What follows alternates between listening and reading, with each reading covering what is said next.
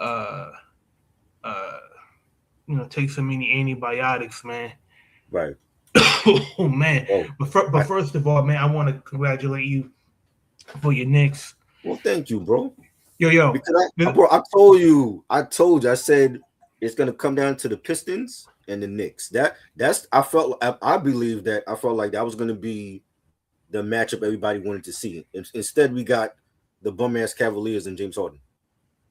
man, man. I want to tell you, I didn't watch the Eastern Conference Finals Uh, only because I felt that the Pistons were the better team between the right, Pistons and the Cavs, and I felt like had the Pistons, we were up 9 points with 2.5 minutes to go in that fourth quarter of Game Five. Had we won that right. game, we would have won Game Six. That would have been 4 wins. And Uh-huh.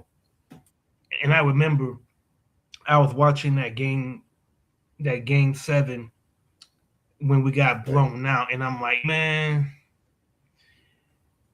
I I had to give it up. As mad as I was with the Cavs, my Uh-huh. my my my real issue was with Jalen Duran, and and and Uh-huh. and and to me, I could not look at the Eastern Conference Finals because I knew the Knicks were a far better team than the Cavs. But for me, I felt like, man, I felt like uh, Jalen Duran. I was more mad at him more than anyone. With Right. Azar Thompson, Azar, he is a defensive. He's on the same tier as Victor Wembanyama in terms of defensive prowess. He's a great Uh-huh. defensive player. The offense will come later with him. Right. Like I wasn't.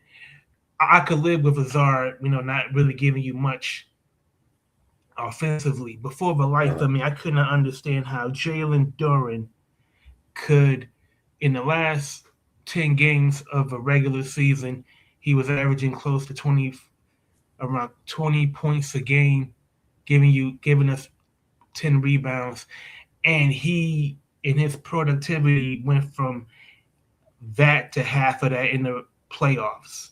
Right. And if you would have seen Jalen Duran play in the playoffs, Uh-huh. it would have shocked you, man. And for one thing, look, for as a Knicks fan, you was following the Knicks, so you Right. didn't see how angry Detroit was. I I You know I what I know he mean? was angry because when I kept seeing the scores, I'm like, I know Rocket is pissed off right now. And and I believe Kay Cunningham, the turnovers he will learn to commit less turnovers, but I believe Kay Cunningham's turnovers was because his usage rate was so high. Besides Tobias Harris, Duncan Robinson was not very good shooting 3 pointers, and the Cavs just kept hounding him. They kept targeting him defensively, and with Tobias Harris, I felt like the pilot light on his Uh-huh. offense it went out. You know what I mean? Right. Because Tobias, he's the third option offensively. He was Right. never meant to score that many points and to guard. Uh, like he had to guard Evan Mobley, Jared Allen, and at times had to guard uh, James Harden. And man, and I was so thrilled that the Cavs lost because James Harden, I cannot He was stand him, terrible. man. Like the way he He was flopped. bad. Yo, I hope in the, like I hope in during the off season, I hope they Uh-huh. make it a point of emphasis to um to Oh, penalize what up? Salute. flopping. Salute. Right. Salute. Yo, Yeah. what up? Salute. Salute, fellas. Yo, Chilling. man, I hope in the off season they penalize flopping that is so blatantly obvious and so to me it was disgusting. Yeah. But enough of my belly aching, man. Like, No, yo, but I yo, and mm, and lastly, man, mm, the Knicks been kicking ass, man. Like the Knicks, yep, the the, the Knicks, they swept the last two rounds, right? right. And in the first round, I think y'all beat the Hawks by in Yeah. 6 games. Yep. So when you do that, you obviously are that good. So as Right. far as I'm concerned, man, I gotta do nothing but salute the Knicks for reaching the finals, and they did it the right way. Yeah. Last season, got to the Eastern Conference Finals, lost to the Pacers. Now made it a round farther, and that's you know Knicks fans deserve this. You know what Oh I yeah. mean? Like Knicks fans, you know, y'all should be. I know New York City is excited, Crazy. Yeah. turned up, and as it should be, man. And it's going to be a good one. Oh yeah. Oh yeah. Oh yeah. Yep. Like I would like like the trade has a great team, you know what I'm saying? And I felt like that should have been the real conference finals because Cleveland didn't give us no type of they didn't put no type of effort in. James Harden to me is not a superstar. I don't see why any team would want to continue to pay him money to be on their roster because every team he's been on he's lost. You know Hmm. what I'm saying? He's like a disruptor. When he comes to your team, he's like he disrupts what's going on over there. And I'm like, yo, he is bad. And this has been like for too long. Like we waited for too long just to get back to the finals and even longer of winning it. And I feel like this is the year. This got to be the year that we win it. Quick question: Yeah, the last time the Knicks was in the finals was in '99. 1999, Yeah, and the lockout season. who was their opponent? The Spurs. Now, I'm They man, who would you rather face? that's the thing people ask me, and I'm like, I don't care because I believe in the Knicks that they could beat the Thunder and they could beat the Spurs. See, like Okay. we beaten the Spurs for the mid-season tournament for that Roddy's trophy. We got that from when we beat them. OKC, we haven't beaten though, and I feel like a 7-game series that's a good matchup for us. But I'm like, why not beat the defending champions? So then there's no haters saying after, oh, but y'all didn't play OKC. Okay, we played OKC and we beat the champions. So now what? You know what I'm saying? Hmm. I see I that. feel like either way, I feel like this team can beat anybody in the West, and they it's a complete turnaround, and we have a better bench this year than we did last year, and we have a better coach this year, and we have a black coach. We have a black coach that's taking us to the finals. We've never had a Yo, black coach take us to the finals. You know what I'm saying? I said this to you before the playoffs started. If the Knicks win the NBA Finals, get ready for every damn rapper from New York to make Yeah. a New York anthem that's going to I, try and stick. You know what I mean? Like I you know saw how I saw Papoose did that. like you remember when the Yankees won Yeah. the World Series in '09 and Empire State of Mind. Uh, You know, no, yeah, Empire State of Mind by Jay Z right. became like the unofficial anthem for that Yes. season. Yes. I could see like every rapper from New York trying to Yeah. make an anthem that would be attached It's to it's happening this already. season. Jay Mills put out like a short anthem. I saw yesterday. Graph he put out something for the Knicks, so it's already starting to happen. I mean, you already had like songs from what do you call them, from Freddie Gibbs and Madlib on the Pinata album. They have a song called Knicks, and they did a Mm. remix with Action Bronson and Joey Badass. So that's out there. I've seen people post that up. You have the Nems, Bing Bong. That's how he got really popular. That's been out there, and we've had our songs in the past, and then of course like the New York anthems, Empire State of Mind, Welcome to New York by Cameron. So I'm loving it. Like I want to be at the Knicks parade in June. You know what I'm saying? There's a couple people I know that's actually flying up if we win and have the parade. So this is gonna be like a monumental moment for Knicks fans and for the New York City. Yeah. Absolutely. Yeah. Yeah. Uncle, you flying up if we win? Nah, I ain't flying, bro. Not I'm gonna flying up? probably no. I'm gonna probably drive. Okay. I'm gonna probably drive to Jersey, and then you know what I'm saying. Then get in the city. Okay. You know what I'm saying? Because you know come on, man, New York. Yeah, man. This it's crazy right Yeah, now. come on, man. The, Flying the into the ticket city. sales, bro. The ticket sales are crazy expensive. They already the mayor Mandani is planning different watch parties around the city. So it's people are excited. Like I feel like I've always felt like the last two times we went we had a chance, but I feel like this time more than 94 and 99. I feel like this is the team that they constructed Ain't the to favorites, be bro. here. Yeah, Yeah, you know what I'm saying? OKC, if they get out of that series with the Spurs, they're gonna be the favorites because they're the defending champions. But they've never played us in the 7 game series. You know what I'm saying? This is gonna be a true test for them as well as us. and they beat us this year. Yeah. And how they beat us is they absolutely got the whistle both times. Mhm. Right. They got it coming down the wire. We couldn't even defend SGA because they kept blowing that whistle, bro.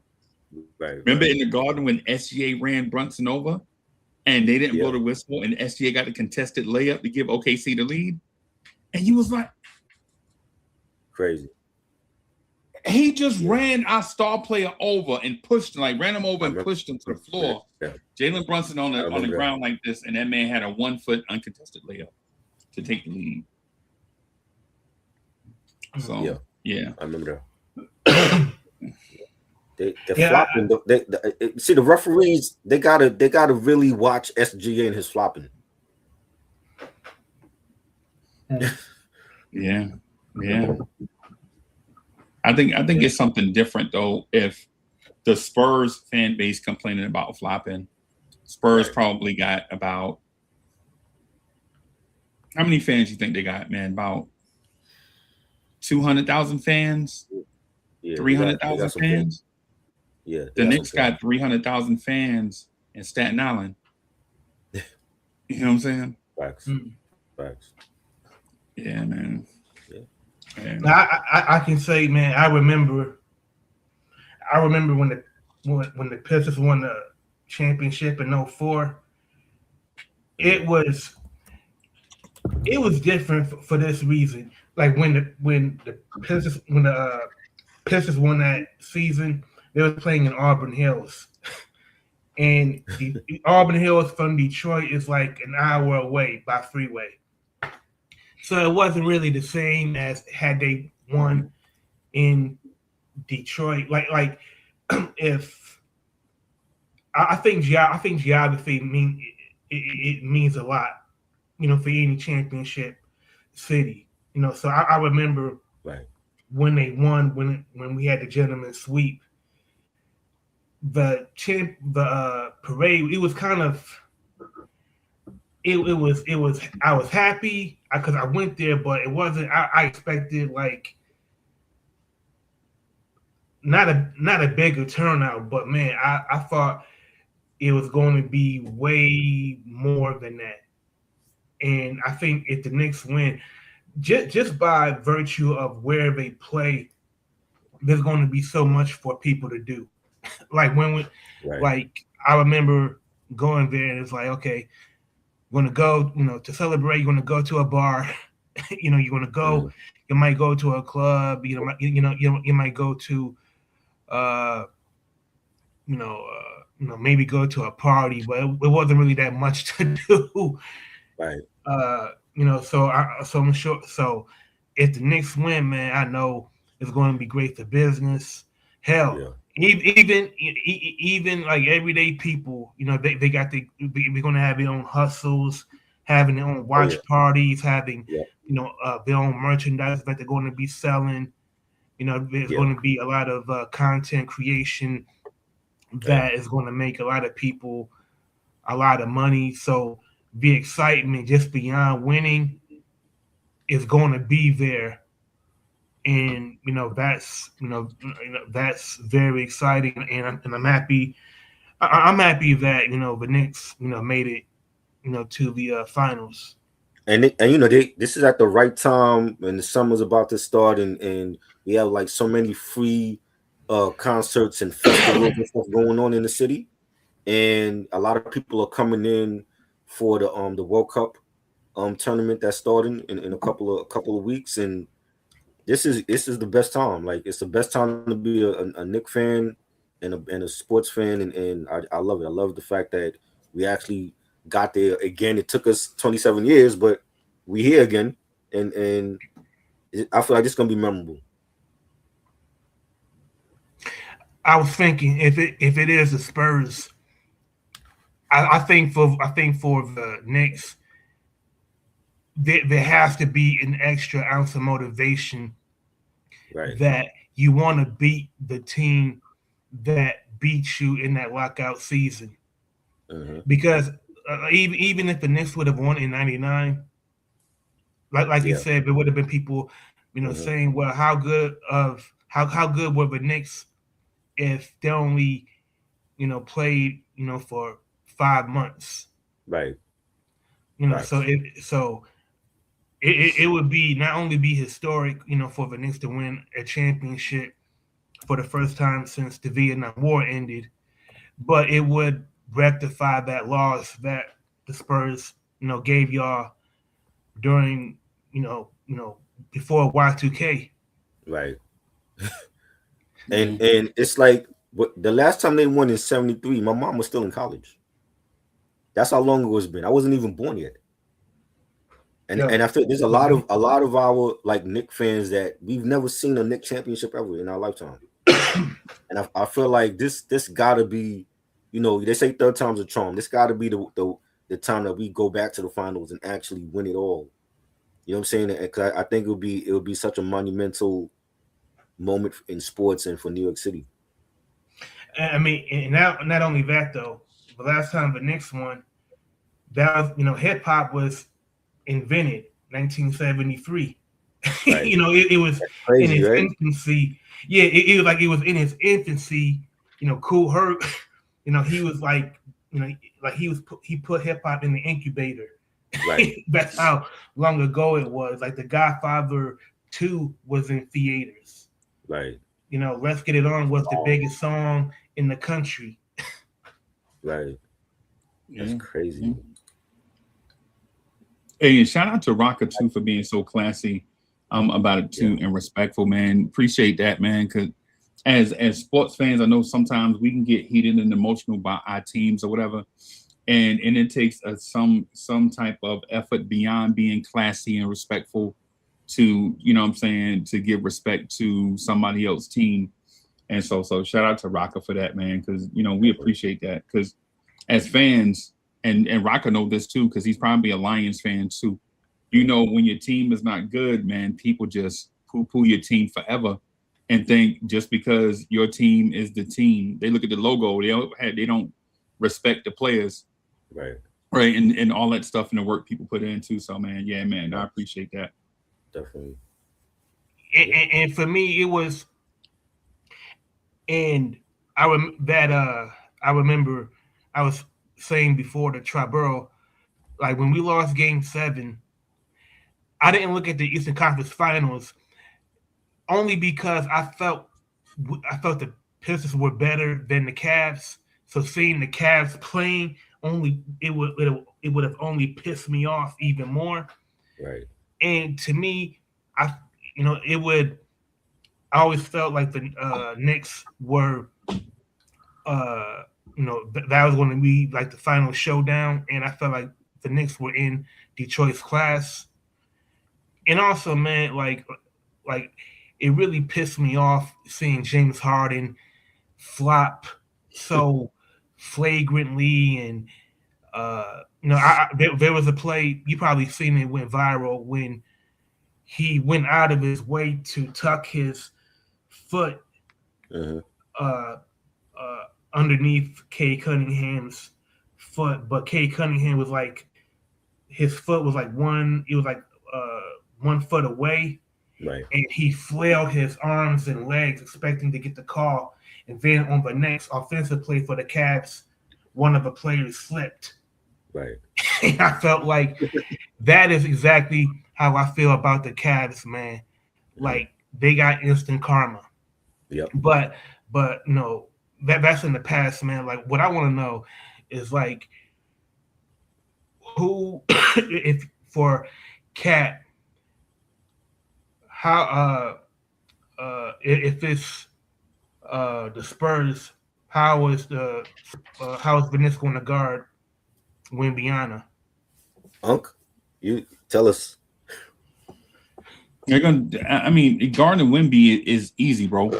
You're not gonna guard him 1-on-1, right? You're gonna basically what you're gonna do is look to double him when he has the ball. Like you're not gonna double him when he don't have it, but when he touch it, you're gonna make him do something with it. He's gonna have to pass it or shoot it, right? We're not gonna let him put the ball on the floor. This tournament, like he's gonna have to be a jump shooter against us, because even though Wemby's tall, he's not stronger than Cat, and he's not stronger than Mitchell Robinson. You know what I'm saying? The Knicks just happen to have right now. The Knicks happen to have two good defensive centers. Cat ain't always been known for that, but his defense in the playoffs has been nothing short of phenomenal. Like I'm not calling him Dwight Howard, but he's at least playing good defense. Right. You know what I'm saying?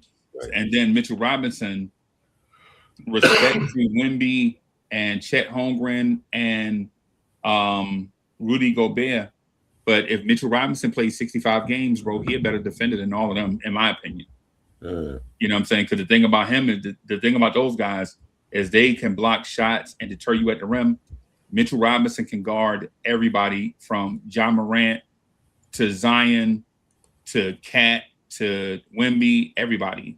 Right. He just one of those alien type dudes on defense that can, you know, kind of like, you know, move his feet. He agile like that. So, right. Not saying we're gonna shut Wemby down because nobody's gonna shut Wemby down, right? But we'll make it difficult for him. We're gonna make them other guys that's along for the ride make them do something. Yeah. So. Castle's gonna be a problem. Yeah. De'Aaron Fox, you know, they got some good pieces around Wemby. But see, we beat them before, so we know how to beat San Antonio. It's OKC. You know, that's the defending champs. That would be the team that caused the matchup problems. You know. Yeah.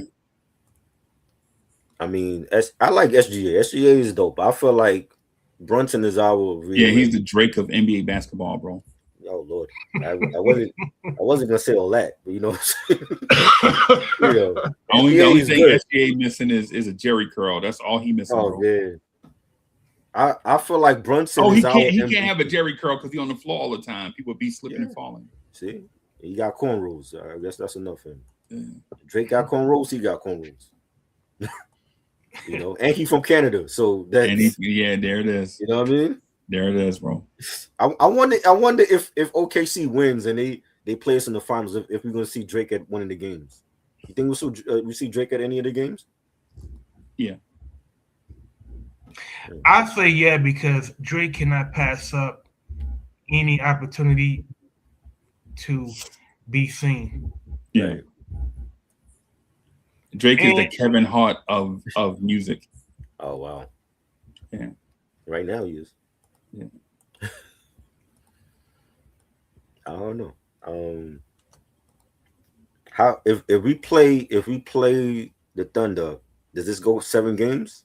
No, it ain't going no 7 games. It might go 5 games. You think the Knicks could beat them in 5? Knicks in 5, yeah. Okay. And it's for basketball strategy reasons. This is not me saying this is not me saying this because I'm a Knicks fan, or I'm a basketball fan too.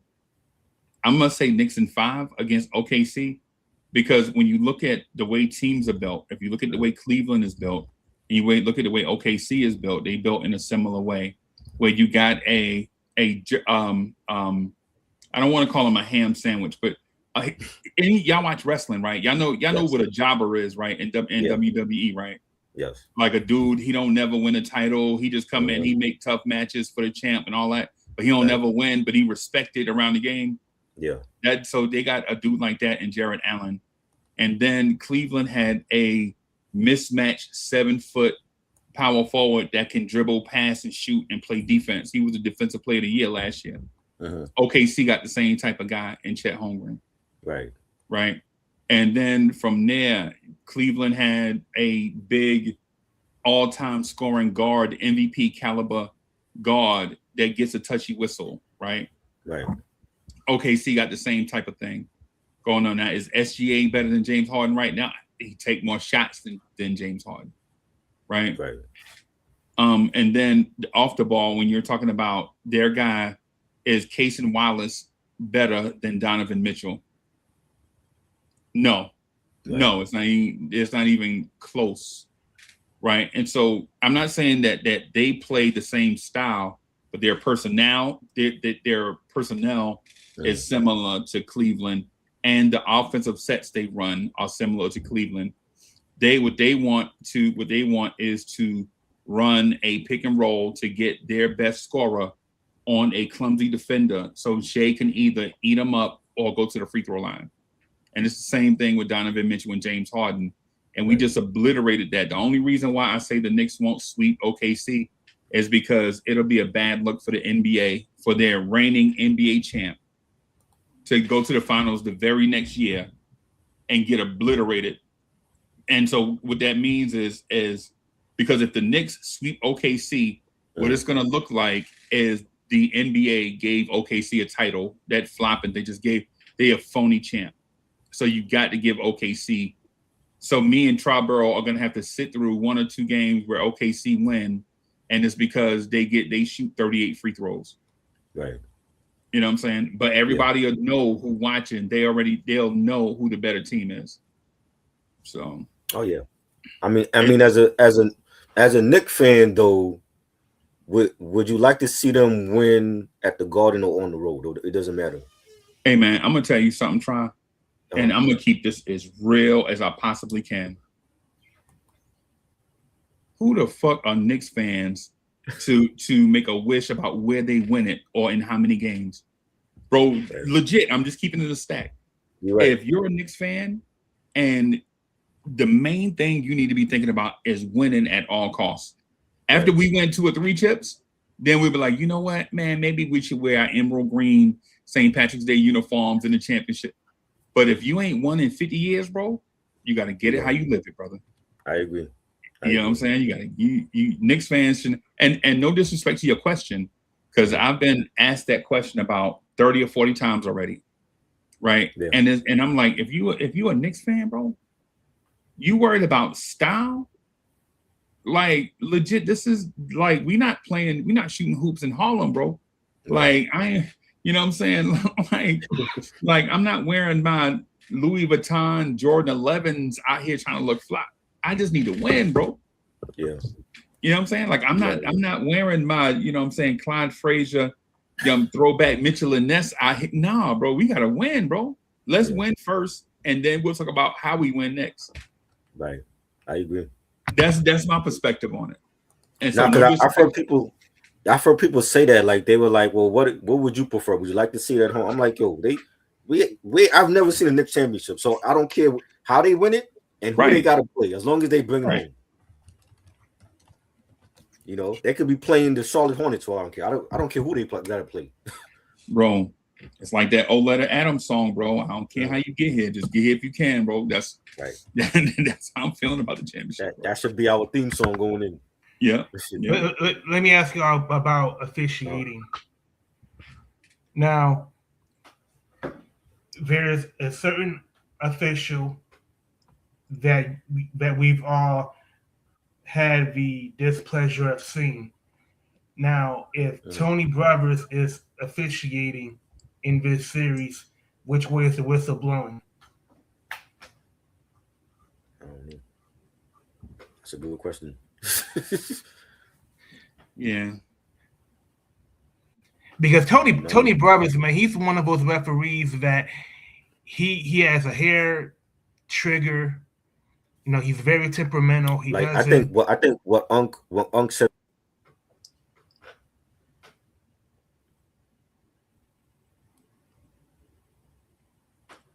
Now go ahead, my bad.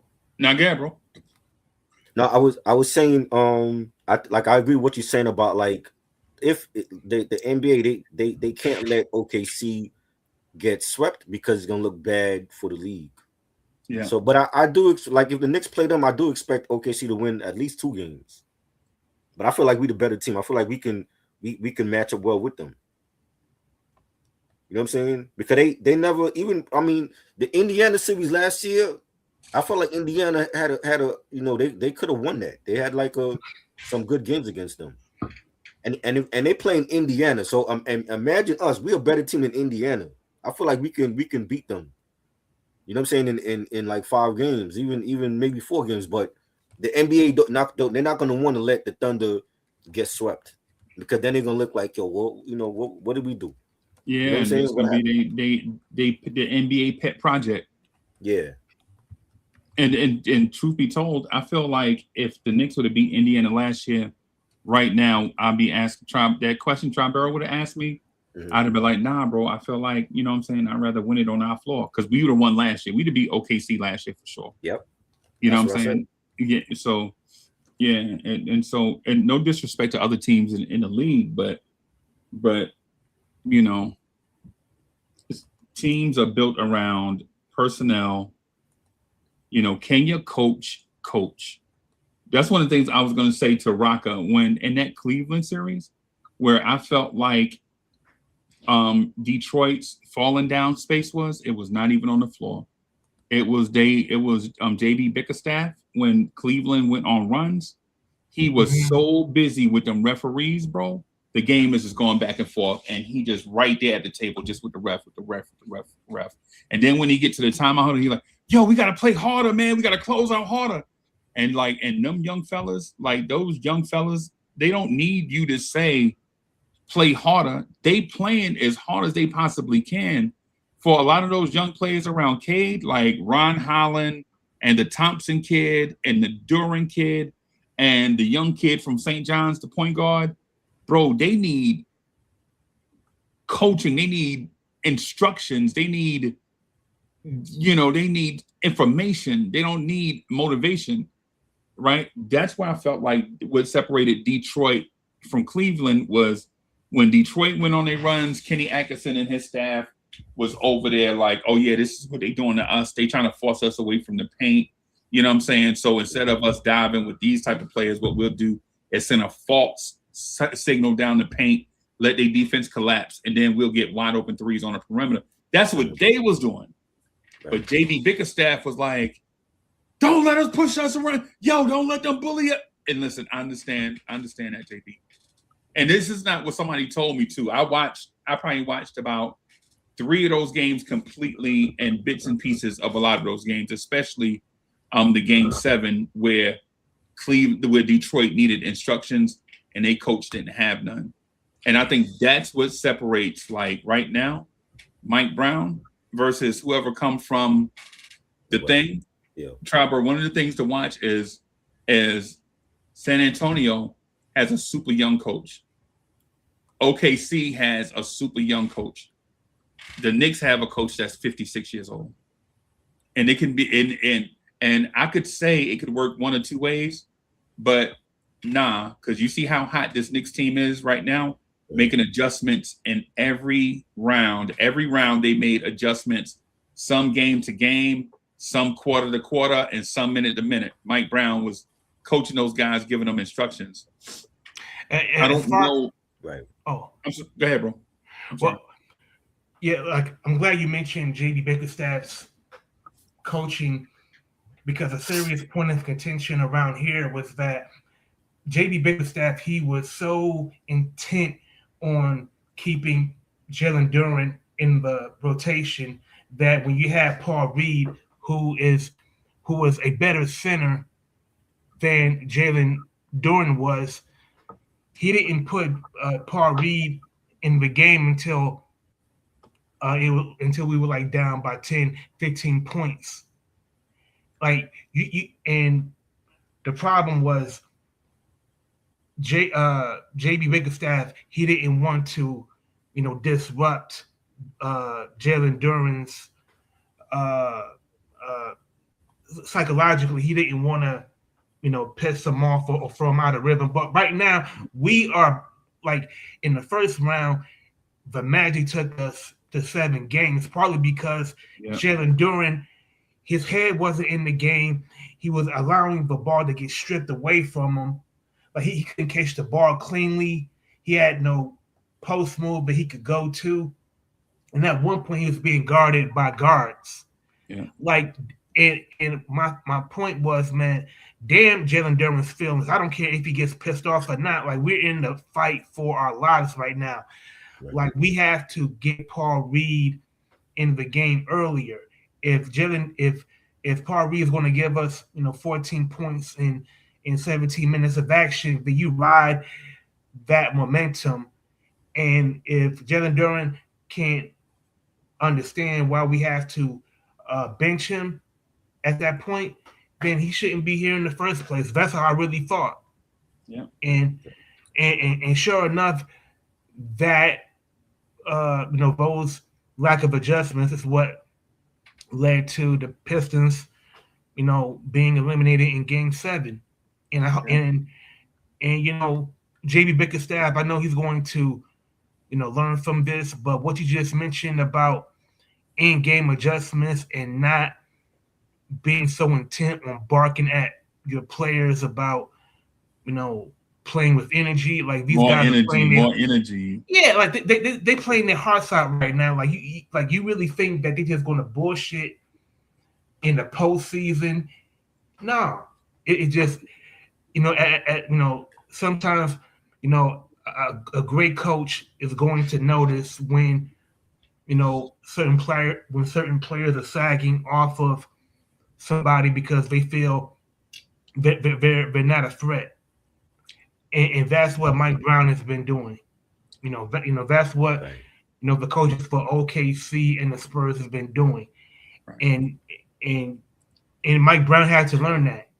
Like I'm sure as Knicks fans, there have been seasons past where you felt like, damn, like those in-game adjustments, you can't make them quicker on the fly than you can. But this is but this season for the Knicks, like everything is there. You got Cat, you got Mitchell and OG really providing great offense and defense, and they grew together. Yeah. But like I think about it, like imagine if the Knicks brass would have been like, you know what, we're not really getting enough from Cat right now. Why don't we just trade him and try to make a bigger splash? Having players grow together, go through those hard times and struggle, and then you learn solidarity, and that's what makes you triumph. Right. Yeah, I agree. Like everybody's clicking all at the right time. Bridges and Cat, OG, Hart. I love it. Like this is how a championship team's supposed to play. Right. You know what I mean? And I had sent Rocker some posts. They're already talking about the offseason for the Pistons. But some of the plays that they have in mind, I'm like, are those plays gonna take them to the finals? Or Lauri Markkanen or Kawhi Leonard? First of all, there's no way that Trag Langdon is going to bite on Kawhi Leonard. Right. Like our problem really came from Duncan Robinson. Like when you don't have when Cade Cunningham, he didn't have a two guard, that could really take some of the pressure off of him once he goes out of the game, and Duncan and somebody can come off the bench that can maintain a lead or at the very least, not be a hindrance to us defensively. To me, like when I saw like when I saw those posts that you sent and the names that they were mentioning, I knew that this was, some ESPN writer that wanted to make a big splash, by proposing, these, quote unquote big names. But man, like big names to me is not what the Pistons need. Like if you look at Tobias Harris, like he's 35, he's going to be close to 35 years old, 15 years in the league. Right. Like I would love to see him come off the bench and then have like a small forward that can kind of, give you like some 18 footers, consistently. It doesn't like that's what I want to see. Like I think this team does not need any of the bullshit, trade proposals that that I saw ESPN and other commentators suggest. Right. And what do you think? Huh? I was just saying ESPN is clickbait. They'll be like trade Cade for Giannis type. You know what I'm saying? ESPN, they out there for clicks, bro. They for casuals. Yeah. I feel like the Pistons need a shooting guard. Would you make a trade for Devin Booker? Absolutely. But it would Devin Booker, I would the salaries would have to match. Like I don't know how many years Devin Booker has left in Phoenix. Right. But man, but as far as I'm concerned, man, Duncan Robinson, he can go. Yeah. I would do the opposite, bro. If I'm Detroit, I'm not going out and getting like trading. I'm not because in order to get Devin Booker, you're gonna have to come off Durant and Asar Thompson for Devin Booker just to start. Just to start, right? They're not gonna take y'all scrap pieces.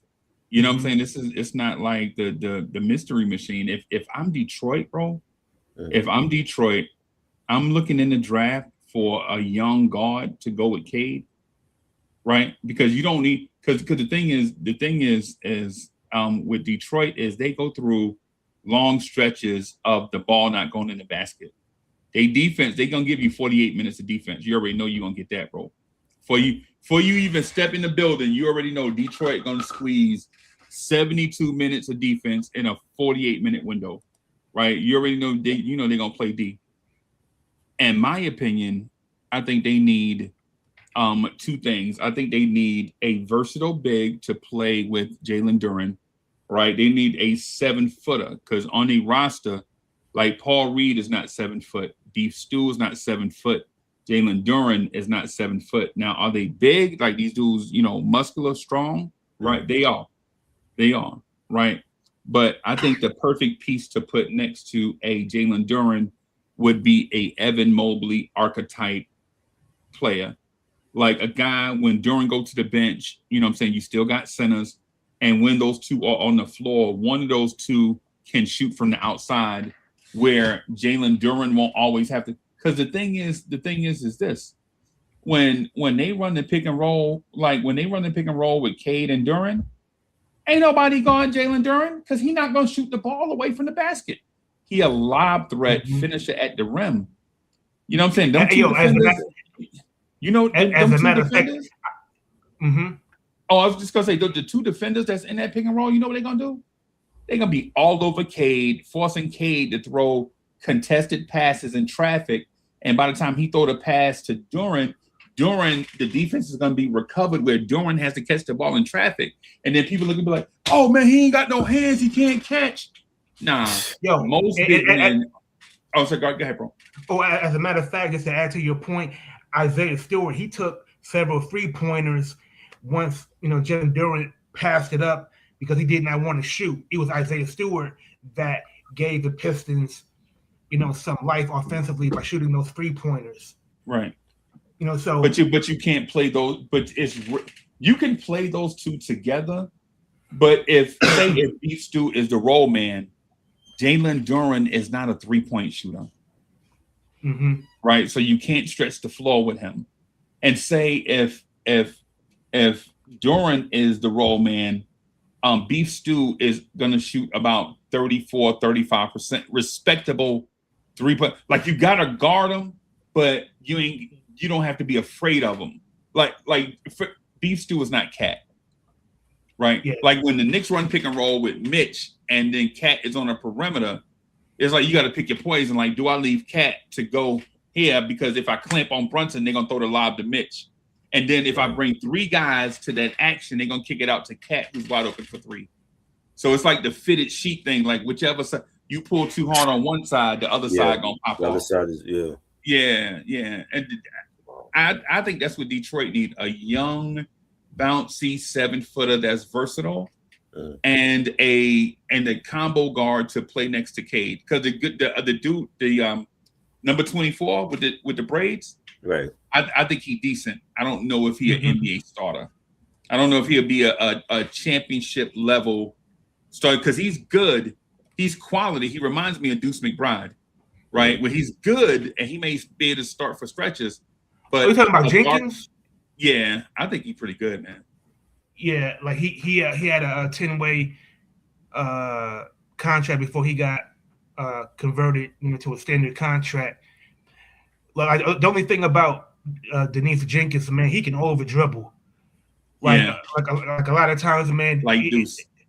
Yeah, like in the first round, man, like Jenkins, man, he would be bringing the ball up and he would take like 15 dribbles before he even, decide to do something. Yeah, it's like, come on, man, we dribbling out the shot clock like Deuce. Yeah, like like a 24-second violation. I'm like, come on, bro. Like, but if y'all had a guy, what I'm saying to if y'all had a guy like, if y'all had a guy that's not as big as Cade, but maybe a 6'6" guard, because Cade is huge. Cade is not just tall; he's huge, right? But if they had a guard that could take pressure off Cade, where Cade could get. When's the last time y'all saw Cade take 10 easy shots in a game? Shit. Probably never, right? Probably never. But the thing is, if you add my fear is if Detroit add Devin Booker, what it's going to do is turn it into your turn, my turn, your turn, my turn, and the other team defense still only have to guard one guy. Right. What you want to do? You know what that made me think of? You know what that immediately made me think of was Kevin Durant and Kyrie when they were on the Nets. And James, yeah. It was your turn, my turn, your turn, my turn. I run this unit, you run that unit. The defense still only have to guard one person. But it's like when the Knicks run a flex offense with Cat at the top of the key, and Cat got the ball and he passing, finding people that's open. You got to guard everybody, and then your big man has to also make sure Cat don't beat them off the dribble and dunk, or make sure Cat don't shoot the 3 in their face, right? So you got to guard everybody, and so what that does is defenders have to turn their back, and then when they turn their back, we can just and you got it's science. It's science. No human being has 2 chests, right? You gotta. You know what I'm saying? You got to turn your body in order to be in position to defend and all that. So, but I think that because Ron Holland and Assault Thompson are on the way. Those were excellent picks, right? You know what I was, because you made me think of something. I remember, it was the first game after the All-Star break. Remember when the Pistons played the Knicks? Yeah. At the Garden. And Cade put up 42 points. Yeah. And Cade, he was like a demon. Like he was his percentage, his field goal shooting percentage was like close to like 45%. But a lot of his like he'll do. You know how he'll take a step back when he's at the 3-point line, and he may juke the defender if the defender is guarding his hip at the left. So he'll just curve to the right, and he'll just shoot that 3-pointer. Right at the top of the key. Right. He didn't do that for the rest of the year. So what started happening was that Cade is a great defender. So in the Cavs series, Cade was guarding James Harden primarily, and sure enough, Cade started. I could see where he was starting to get tired because he was committing so many turnovers, and you have to pick your poison for Cade. Cade, like guarding Donovan Mitchell, we would have needed his defense on Donovan Mitchell more, but you got to do something about James Harden, when he's, when he's going over, pick and rolls, and he's doing all of this flailing and flopping, and you just trying to get a fair whistle. I think, like you said, like if we get a 2 guard that can actually, that can shoot with some efficiency to take some of the load off of him, I think that would do wonders. because Azar Thompson, I think in the offseason, if he can just develop like a consistent shot from the elbow, that would do us so well. Next he on the season. way, bro. That dude got star potential, bro. He just developing slowly, man. But he on the way, right? Him and his brother, bro. That kid Ron Holland, bro. He got a nasty, like he got a you know what, Trabaro? He is what people used to say back in the day is he mean. He mean, bro. Like y'all remember when people used to say Mean Joe Green or somebody got a mean streak? Yeah, Ryan Holland got a mean like he got a. I think Ryan Holland in his heart believed that he's just as good as Cade, but he's not there yet. Like that type of, and you need your guys to have that. Like that belief in themselves. Like when somebody score on them, be mad at yourself. Like you can't believe you let such and such score. The Pistons on the way, bro. But when you when you said about like getting a 7-footer that can take some of the pressure off Durant, so even if I'm trying to think of who's a 7-footer right now that can do that. But I know like Lauri Markkanen can do that because he can shoot. Wouldn't that take some pressure off of Durant if you have him on out off Cade? Yeah, and off of Cade too. Yeah, he can rebound also. Yeah, that's the archetype, bro. You notice the teams that's left in the Final Four. Guess what? All of them have them. OKC got Chet. San Antonio got Wemby. The Knicks have Cat, and Cleveland had Mobley. Right. You know who Detroit have? Nobody. They don't have that archetype, bro. Right. They don't have a dude 7 foot that can shoot threes and be a rim protector. Who would be a great fit, Rocka? If you ask me, if you want a quick fix of what I'm talking about, the Utah Jazz has a dude named Jaren Jackson Jr. The other dude from Utah. Jaren Jackson Jr. Yeah, where he can be your weak side rim protector, stretch the floor, shoot it. Now he ain't gonna rebound because remember when you shoot threes, you're at the same time you're not at the glass. It's science. You can't be in 2 places at one time, right? You know what I'm saying? Hey, Trabro, I throw another name at you of a guy that used to be like that for the Knicks. Kristaps Porzingis. Oh yeah. You remember Porzingis? Porzingis was a mobile big 7'3" that could shoot threes and weak side rim protect. And see, you remember when he dunked on New Jersey? It was a dunk he did on New Jersey. It's like I think he dunked on it was Jared Allen and Blake Griffin at the same time or some weird. Wow. Yeah, that was. Remember, Jared Allen was with Brooklyn. Yeah. And what's the name, was at the end of his career. Yeah. And Porzingis dunked on both of them at the same time, two hand. He dunked, he flushed it on. But anyway, yeah, those guys are out there, right? You could find one in the draft and pay the guy like first round pick money, like $5 million. Or you could trade for a guy that's proven that also wants to win, and Jaren Jackson Jr. You know what I'm saying? A guy like that, like a 7-footer, a defensive monster. He fit their mindset. He probably, no disrespect to Detroit, right? But Jaren Jackson Jr. is probably a better defender than everybody on a roster except Thompson. Your Jaren Jackson Jr. has won Defensive Player of the Year already. You know what I'm saying? On a bad team. Yeah. And I'm saying that respectfully for Detroit. I'm just giving respect also to Jaren Jackson's resume. Right. Like, you know what I'm saying? Like, people already know he good and he can stretch the floor. So you don't see him. Right. Yeah, and also, look, I think that would also keep the defense honest, because I can't tell you how many times I've seen,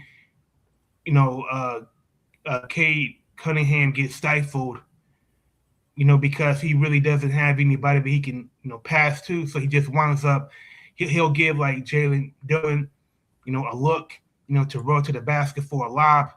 But what started to happen is that the Cavs, they just started looking for the lob. Like if Jalen Dillon is going to roll, roll to the basket, you're going to have Evan Mobley just shadow him and just go over the top and just block it.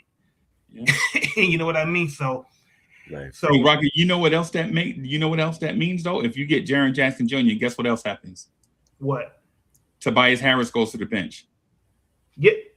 And to me, and that will preserve Tobias Harris's legs. Yeah. It will preserve him. It will keep him from having to do so much, for the team. Because so it's like Hannah Montana. You get the best of both worlds. Yo, and on the Pistons, man, they look at Tobias Harris as Unc.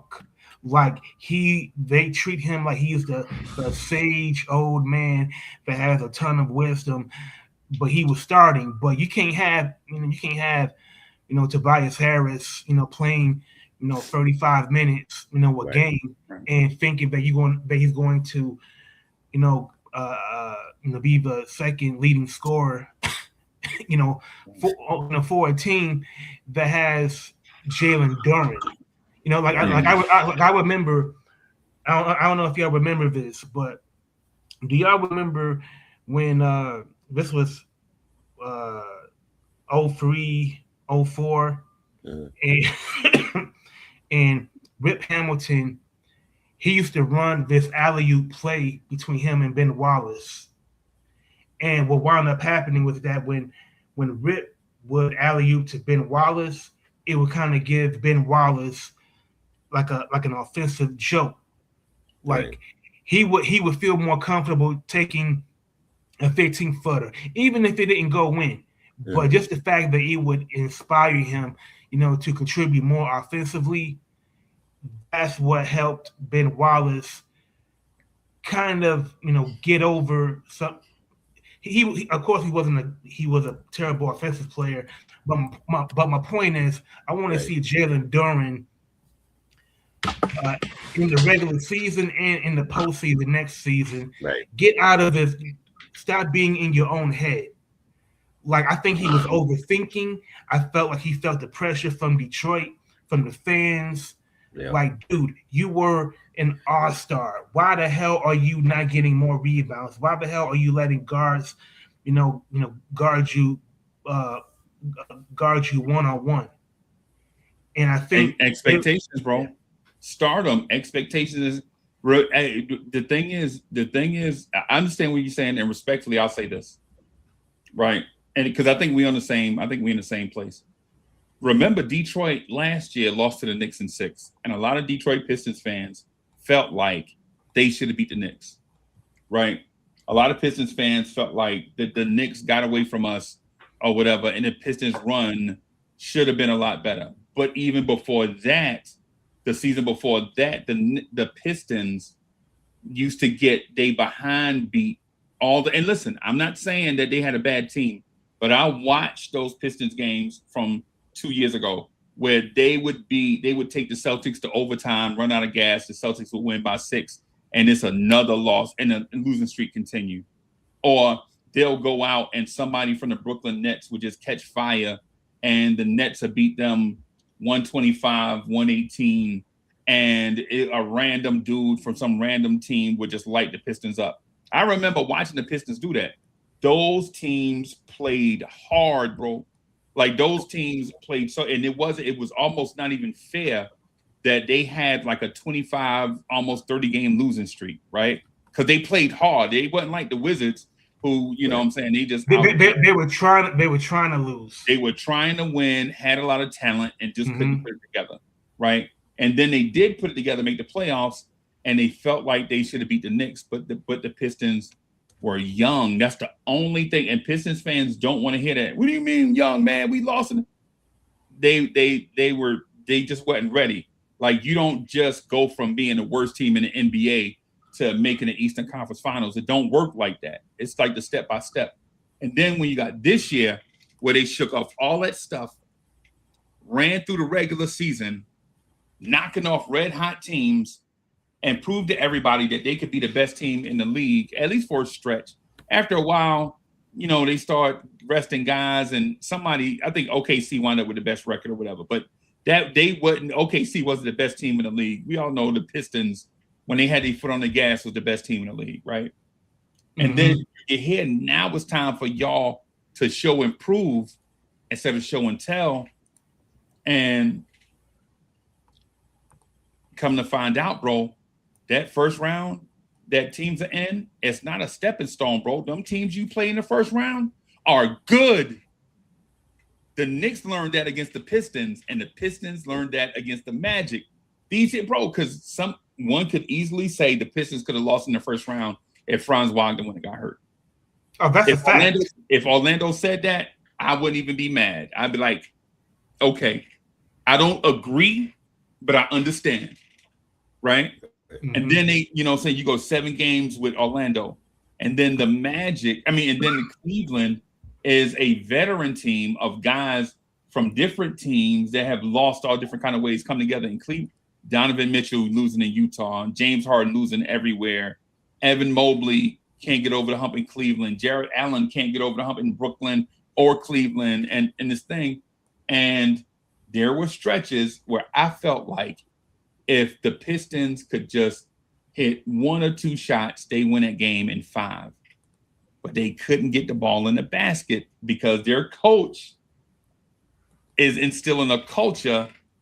And in that moment where it's supposed to be about strategy, my thought was it was about culture. And if I could talk to JB Bickerstaff right now, I'd be like, hey, bro, when your offense is not humming, right? When you have a deficit like a 16, 17 point deficit, instead of going all defense and try to hold the lead to 17 points, bro. Hey man, put some of them offensive guys out there on the floor, bro. See if you could shoot your way back in it. Even if that means sacrificing defense. It's better to win in overtime than to lose in regulation, bro. Yep. Some things just got to be upstairs. Sometimes you got to play the long game. You know, bro. Like in Game 6 of the first round, we were down by as many as 24 points. Yep. And in the third round, we held the in the third quarter we held the Magic to, I think, might have been like 9 points. Yeah. Then for the rest of the quarter, for the rest of the half, we held them to less than 20 points. And that kind of resolve to go to that well, that's great. But when you have to deal with so many times where you have to find that that electrical outlet of energy, to grind and just to get back, just not get back in the game, but to take the lead. Eventually, you're going to have to something's going to give out, something will collapse. And I felt like we were lucky to survive round one, but earlier than that, and I think it was what 2024, we had 14 wins. We lost 28 consecutive games. Yep, I remember that. I And remember y'all took the Celtics to overtime and ran out of gas. Yep, I remember that. yep, and it wasn't like we were trying so hard, like we was throwing everything but the kitchen sink. Yeah, You know what I mean? Like I remember there was one game when Kay Cunningham, he was fighting so hard. yeah. He looked like he was holding back tears. Yeah, the game that wasn't. You know who that game that was against the Knicks. Yeah, The Knicks, Dante DiVincenzo foul Cade at half court, and they didn't call it. The Knicks get the ball, and the Knicks hit a shot late to beat the Pistons, and y'all took another L. Like yeah. legit, I remember that game. I remember that they was pointing at Dante DiVincenzo when he played for the Knicks. They was pointing at Dante like, man, he raked Cade hands, and it went off Dante. The referee didn't even review it. They gave the Knicks the ball. We inbounded it, came back in, hit the game-winning shot. And I think we went up by like 5. I think it wasn't game winner. I think we was up by like 2. And then the Knicks hit a 3, and then we went up by like 5. And then y'all had to shoot threes and couldn't hit them. And I think y'all messed around and lost by like 8 or 10 or something like that.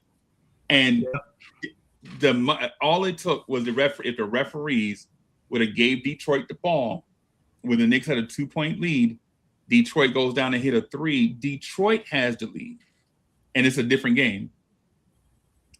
You know what I'm saying? I remember watching y'all, bro. The Pistons came a long way, bro. And you know another thing, if that would have been somebody else, say if that was another number 1 draft pick, you know what they would have done?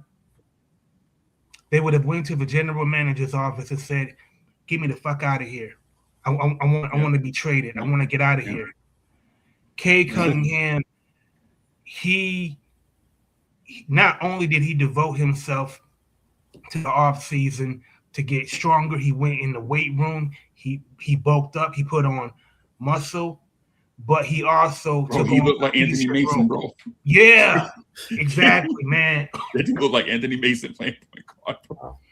Yo, and Kay Cunningham, he invited everybody. He invited his teammates for off-season workouts, and he became a better leader for it. So, to me, that's what really made me. That was more impressive to me. Believe it or not, as much as I love Detroit getting the number 1 seed and having home court advantage, that was the most impressive thing to me to this day. That he did not fold, he did not quit, he didn't pout, he didn't throw players under the bus. Because man, I could name 5 players right now that would have did the same, that would have did the opposite. James Harden would have been one of them. Yeah. Kevin Durant would have been another one. Yeah. And hopefully the Pistons make the necessary, signings during the off season, and we'll see you all next season. We'll see you all in the Eastern Conference Finals again. Yeah, I'm already saying it. I'm like Knicks are gonna be the favorite. Right? Yeah. Moving on, we have other things. I don't know, Rocker. I know it's been a couple of weeks since you've been here. Drake dropped 3 albums simultaneously. We have Iceman, we got Made of Honor, and Habiti, and all 3 of them are number 1, 2, and 3 on the charts. Iceman sold 46.2 mil streams, and Habiti's actually the second. It is the number 2 album, and a lot of people don't even like Habiti, and Made of Honor is 3rd, and he's the first artist to do that. And I know me and Unc have heard the 3 albums. I don't know if you heard it, Rocker. Unc, after a week, how do you feel about these 3 albums? Them other 2, I'm like, you didn't care for it. They all right. A lot of people say that. I think they 2 and 3 because ain't nothing else out, right? But what I will say though is the Iceman one is classic. It is classic. Okay, so full disclosure before I get into like a Drake love affair or whatever. I'm not a Kendrick fan, right? I think Kendrick is the opposite of dope, whatever that is. Wow. Especially the last album I heard. I bought it. No lie, I bought it. I was picking up my son from the airport, and we listen to music together. So he's getting his bag, man. I bought it to play it in the car, and I was like,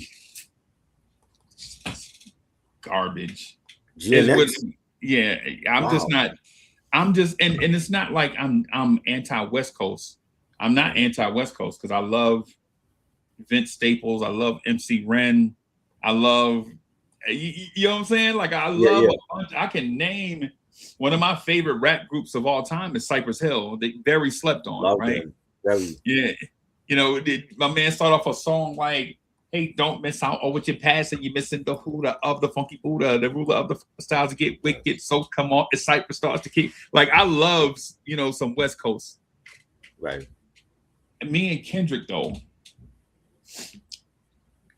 I don't understand it. Now, with that out of the way, with that said, talking about Drake, the Drake album, bro, I think I listened to it at least 7 times a day. I bought it because I bought it. I was like, yo, this is going to be whack.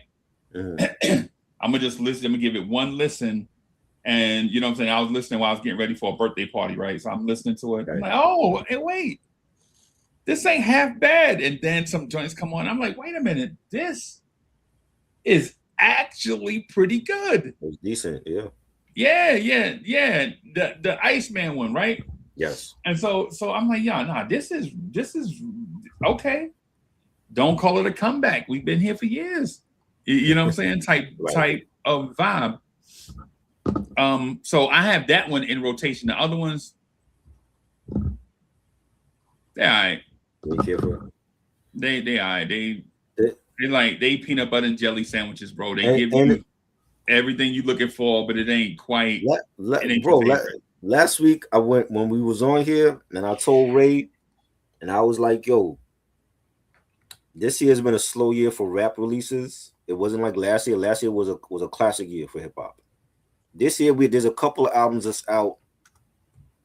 Some were good, some were like mid. But listening to Iceman, I feel like Iceman is the best rap album right now of the year.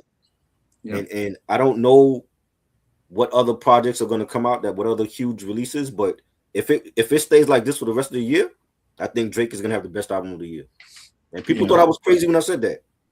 And I'm like, yo, I was curious to hear how he was going to sound and what he was going to say after 2 years in the whole Kendrick battle. And he sounds very angry on this album. He's throwing a lot of shots at different, major artists like Jay-Z and the Clips and Pharrell and J. Cole. He sounds very angry. And when you hear him rap, it sounds like he has to prove himself again. But it sounds like his pen though. Yes. That's the most impressive part. Yes. It sounds like Drake's pen. It doesn't sound like. You know what I'm saying? Well, I would hope it's him writing it. He can't still go on with the ghostwriter after you lost the battle to Kendrick. I would hope it's him that's actually writing everything he says, because like he did mention things like his father had cancer. He's seeing a psychiatrist because the battle affected him. Like he's never gotten that deep, like personally with his music before until now. You know what I'm saying? But the production wise, when you have 40 on production and Conductor Williams, and they gave him some fire. They gave him some heat, bro. Salute, Ray. They gave him some fire, and I was saying, I'm like, I like the AZ album. I don't feel like it's album of the year right now. I think it was some joints on the AZ album again, but I didn't feel like AZ should have gave us a trilogy anyway. I didn't feel like we needed a 2 and 3 for Do or Die. You know what I'm saying? We want the Nas and AZ album. That's the album the fans want. I hate when you do me like that, bro. I'm saying I love AZ. To me, AZ is the most underrated, artist in New York City. He is. AZ is in that category, like just under AZ is in that category just under the all-time greats like Eminem, Nas, and but right before Ghostface Killer, Ice Cube, and all of them. All right, in my mind. Like in my mind, AZ can't do nothing wrong, bro. AZ legit can push an old lady into traffic, and I'll be mad at the old lady, bro. That's how much I love AZ, bro. Got my man AZ out here sweating for no reason. What's wrong with you, old man? Oh man, that's wild. Salute, Ray. Hey, fellas, salute, man. Salute. I was like, ugly time. Like, oh, shit. See if I can catch y'all real quick before I take it in. Yeah, man. Yeah, man. Yo, a question. Just to piggyback off the Drake joint, right? Yeah. Yeah. How can I say this, man? The lyrical credibility still matter, and I don't mean far as like the best lyricists. I mean like far as did you write it yourself? Because I'm gonna say something. When we talk about hip hop passes, right? I mean, I know y'all always say everybody got passed. Not everybody, but yeah, certain people got passes that some people feel like they should have got, right? Now Drake had that last battle with K Dot. Yeah. Like I said before, I commend him going back and forth. And then he got the AI joint. All right, yeah, all right. Question: was all his raps written by some a ghostwriter? That's one. And two, far as battle, like I said, his battle credibility with me is shot. Like, nigga, you went to court, so it's like, nigga, whatever you say from now on don't even count. Sorry.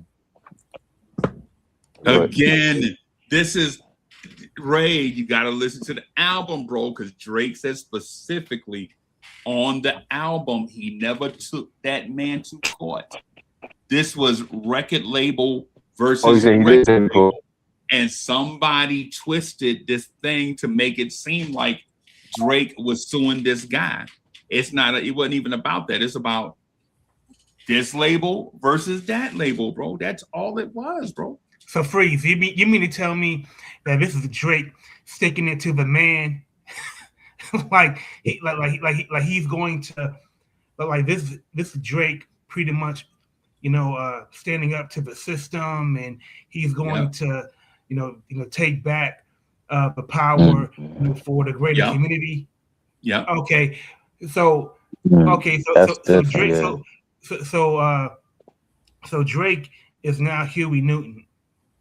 Drake is now, So Drake is now Che Guevara now. No. Hey, the t-shirts be fired. The t-shirts be fired, bro.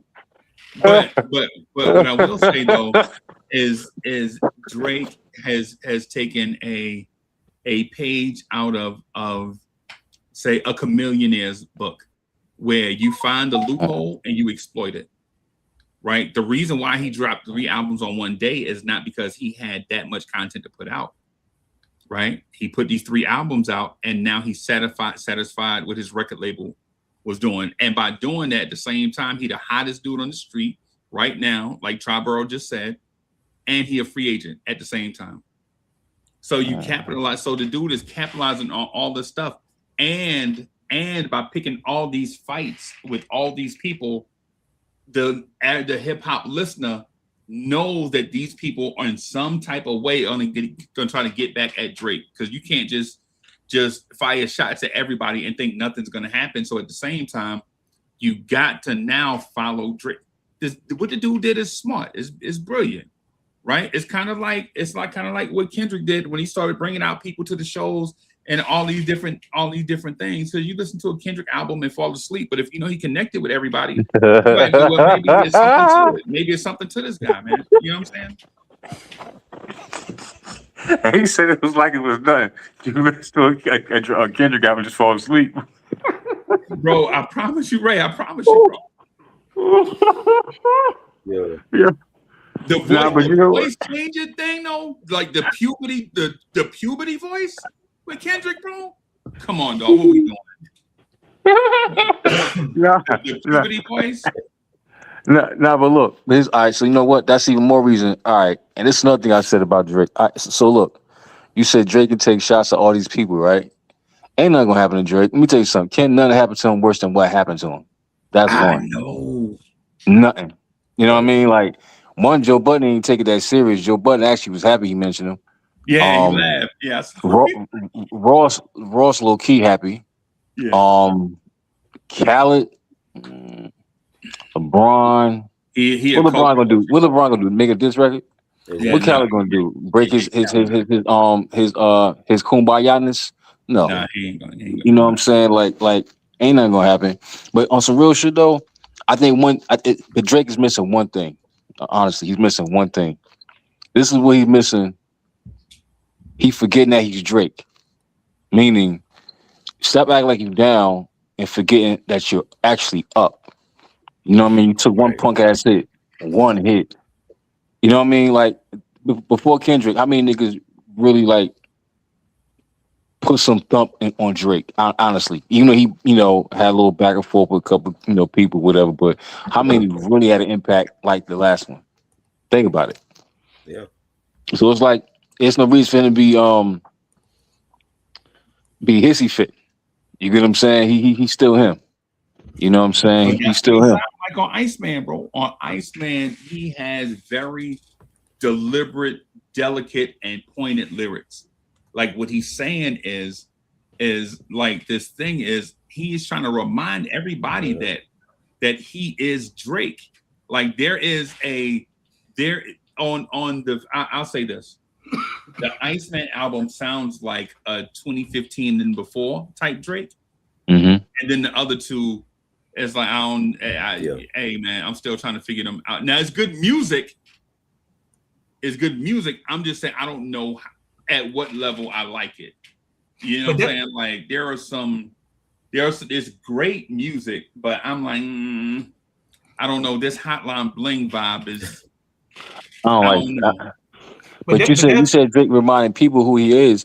First, Drake got to remind himself who he is. You know what I'm saying? Because Right. you still selling out arenas and stadiums and shit. So Yeah. evidently they didn't forget. And he got to keep it pushing. Listen, imagine Hov not getting over either. You know what I'm saying? Imagine Mobb Deep not getting over Hove. You know what I'm saying? Imagine Mobb Deep just put himself in the pit. They just kept going, and after that shit, they still reign supreme. You know what I'm saying? So the Hove after either. You know what I'm saying? But yeah, you know, it just seems like, oh, woe is me. It's like Drake is some poor put upon guy that the whole world wants to do him in, like like nobody has it worse than he does, and for me that was an automatic turn off. It's like, man, On those second two albums. On those second two, yeah. But on the yeah, first album, on the I first bet they album, passed Drake it sounded first. like on the first album, Drake sounded like I can rap better than you, and when I prove it, I'm gonna steal your girl. That Drake is what it sounded like to me on the first one.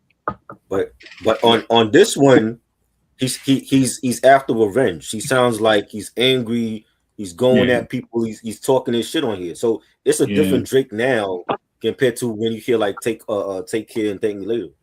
yeah. but to me it just rings hollow after, for more than 18 months you have been soaking that nobody has come to your defense after all the the the songs that I appeared on, favorites I did for other people. How come nobody's coming to my defense? And now on Iceman, now you want to pump up your chest and you want to, you know, uh, browbeat people about how, about how Jay-Z isn't this and how, this person Khaled, isn't that. how Yeah, Khaled is a now, culture vulture. Like Yeah, how you fighting me, and then all that stuff going on in Palestine type. right. Yeah, yeah, yeah. He Well, why you see? Hold on, you said Khaled was fighting Drake. yeah Yeah, trying to and he all that mentioned that stuff on the going on album. over there with your people, and you ain't saying nothing. Yeah, Why? Khaled and Drake had a little beef or something. yeah. He called him out on the album. He dissed him. No, I'm saying, but Cal never had nothing against Drake, right? Or he just Not that I know of. This is like the I first. don't remember. I don't remember that. But what I compare it to is even if you not a fugitive, if you harbor a fugitive, you just as guilty. That's what I compare it to. Like who he harbor though?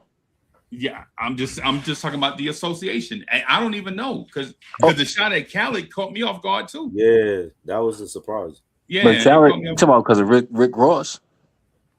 Nah, it's more than Kendrick. that. It has to be something that happened behind the scenes that we don't know about.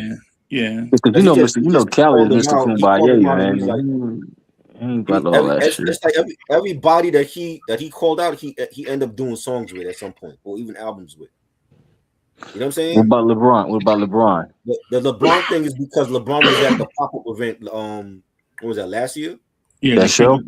Yeah, and that nigga was crip walking on that stage, boy. Yeah, LeBron was out there because he lived out there. He played for the Lakers, and he gonna show support for Kendrick, and Drake didn't like that. Plus, ain't want to stay in the house. Right. Hey, if we just keep it a stack though, if we keep it just more about is this guy talented? Did he produce a good album? Is this originally him? Is this authentic? Then nobody can question the Iceman album, bro. It's a very good album. It's super authentic, and he showcased his skills. Now, Future's on what, song 8? Yeah, Future's on like song 8 or 9, 8 or 9, something like that. He squashed the beef with Future. Yeah. They had beef. Yeah. What that beef? Atlanta brunch. No, they had like a pillow fight beef. It wasn't even. Who knows? Little Atlanta brunch beef. You know what I'm saying? Rock. Little Atlanta brunch beef. Yeah. Niggas beefing over strawberry daiquiris and shit. Yeah, some old. Back in the day, we used to call it hoe shit, but yeah. Right. I ain't gonna hold you though. I'm gonna be honest with y'all. And it's not it's not to discredit anybody. You know what I'm saying? It's just that I wasn't really in that. It wasn't really on my radar. Right. Y'all the reason why I was listening to the Drake shit period, especially Triborough, because it was a conversation with Triborough that made me say, fuck it, let me just play this shit in my car. Yeah. And I couldn't get past the first song for a minute. I ain't gonna hold you. That first song was tough. I got a little turned off when I hear shit like all my hoes and then yeah.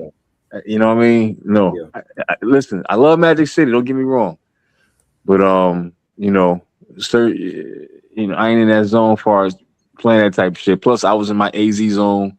And to piggyback off what y'all said about Do or Die 3, I'm gonna say this.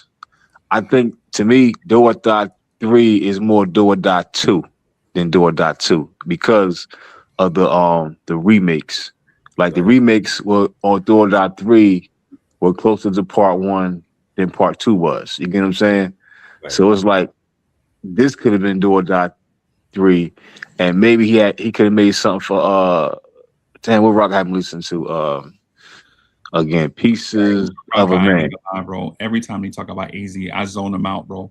Just because of what Triborough said, just because I'm not buying, I was gonna buy Triborough lunch, bro. But just because of what he said about AZ, bro, I ain't buying. No.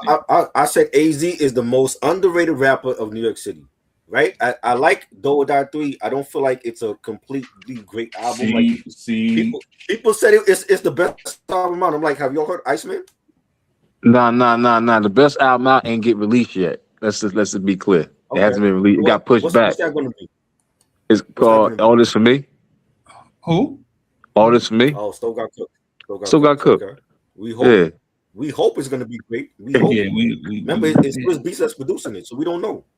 Hey, when it drop, that's gonna have all type of producers on there. Hey, yo, I'm skeptical of Swiss Beats at this point. Hey, listen, first, I'm skeptical if it drop. That's what I want. Please let it drop. Bro, all I'm gonna say is any word that ain't celebrating the greatness of Rock Marcy or AZ, I really don't. If you're not saying that they the GOATs, bro, I really don't even hear anything after that, bro. They dope. You say Rock Marcy? Rock Marcy and AZ, bro. They got an album together, or you talking about? No. I'm talking about them individually. Yeah. Individually, that'd be dope, though. Yeah, because people talk about Ghostface Killer as if he good, bro. And I'm like, yo, like, He is you good. ain't heard AZ or Rock Marcy, bro? Yo, Rock Marcy would be a Don't do good that to producer Ghost. for a Come on, Nas Woo and AZ Wednesday. album, yo. We doing that on Woo Wednesday. We doing that on Woo Wednesday, Unc. We talking shit about the Ghost Killer. Nah, bro, Come on. he We're What? not doing that. he a top 100 lyricists of all time. Ranking where you want. 100. Wow. Ranking where he could be God one or damn. I don't care. Yo. Hold on. Before you hold on, I gotta ask y'all something. Speaking of that, I gotta ask y'all something, right? What's up with I saw the clip, I didn't see the whole video, right? Yeah. And this nigga been kind of bugging lately. He funny with it though. Max B, right? Bugging. Last week, Max B he pulled a freeze Yep. move. Oh, He did. He said Bro. he said came. He said what? Yeah. I said, yo, hold up. So, right. All right. So now he in something an interview about top 50 MCs, and he walked out purposely because he wasn't mentioned. Right. Why would he be though? Here's the thing, top 50. Here's the thing.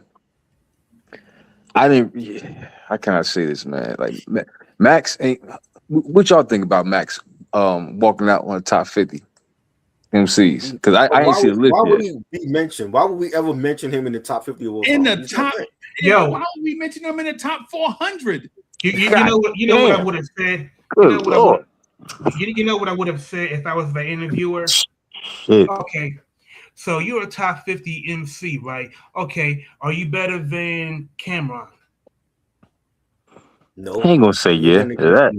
Nope. You know he ain't gonna say yeah to Cameron. Oh, because he called Cameron out the other day. He did? Jim Jones Yeah. called him out too. Hold on. No. He said Max B. No. Not Max B wouldn't say that about Cameron. Jim, yeah. That was Jim. That was Jim said it. Yeah, that was Jim said it. Yeah. That's Jim. But you know what though? I ain't gonna lie, that'll be a good versus. Who? That shit right, MSG. Who? I think Jim Jones and Cameron would be a good versus. I think Cameron would smoke Jim Jones. I'm going with Killer. Yeah, I'm going with Killer. You know what I'm saying? I'm going with Killer because he's slicker. You know what I mean? But what y'all think about Max B? That top 50 though? That's the shit. Like, I mean, Max B isn't even better than the dudes from his hood. You ain't better than Cam. You ain't better than Jim Jones. I mean, really, is he even better than Joe Santana? Oh man. Hell no. I got two for you. Let me because when he say top 50, you get in this weird range I like him better. I like of Joel guys better. that could be 50 through 99. Because I don't think he top 400. Is Max B better than Corrupt? No. Oh no. Whoa. Hell. Corrupt. Oh God. Bro, you about to have a whole LA. Right. Is he better? And Philly. This is what I'm saying. Like now you talking about like top 50. Is he better than Corrupt or Jay Electronica or what's my man name from what's the Dominican cat? I forget his name. Joel Ortiz? No. Joel Ortiz is Puerto Rican. No. Yeah, that's what I thought. Yeah. What's my guy? I'm trying. You know how I'm talking about. He be the Fat? He on Rakim album. The dude that's on Rakim album. Rakim album. Chino the Rakim album that came out. Nah, Chino Puerto Rican. I forget his name, man. But anyway, when you talk about top 50, bro, you start to talk about lyricists like that's underrated. Like, what is he talking about, bro? Yeah, I gotta be honest with y'all. That's our fault. You know why? Because you gotta understand. If I was Max B, nigga, I think the same thing. Look, I'm top 50. You know what? You know why I say that? Because when he came home, right, this nigga got so much praise. So of course, you don't think he in the top 50? I mean, think about it. Think about it. He got mad praise when he came home, right? A lot of praise. I would never put Max in a lyricist category ever. Much as I rock with Max B, I don't, you know what I mean? Like, it's more like music than lyrics. So I Is he definitely better won't than put him in the lyrics Buckshot? category. Huh? Is he better than Buckshot? No. I can't compare him to no Buckshot though. You Well, know what I'm no. saying? But you Buckshot gotta can rap, understand. bro. He's not better than Buckshot. Again, Max B, you can't compare them to because Max B not a lyricist. And at the Right. same time, we had him gas when he came home. All of Right. us. Yo, Max Yeah. B home. Max B, Big Val. You get Right. what I'm saying? Yo, French, put him on. You know what I mean? So we gassed him, bro. So that's Yeah. our fault. That's our fault. I'll even take it a step further. Let's take it out of rappers for a minute. He's not better than certain DJs from New York. He's not more important than Kid Capri, Who? Max B. Max B. Yeah. He's not more important than DJ Clue. Not more Hell Nah, important than no. DJ K No. Slate. nah. So if you just look at it from the non-rappers' point of view, I don't see how Max B could even be. I I don't see how he would be influential or as influential as the people that I just mentioned, as far as being top 50 New York anything. But them niggas that was giving him praise though, like if K Slade was alive, yo, K Slade would have like had a crazy Welcome Home Max on Hot 97. Try, bro, am I right? Am I lying? You know what I'm saying? All them Yeah. niggas you name will have Welcome Home Max B energy. All them niggas. Yeah. That's what I'm saying. All these niggas we naming.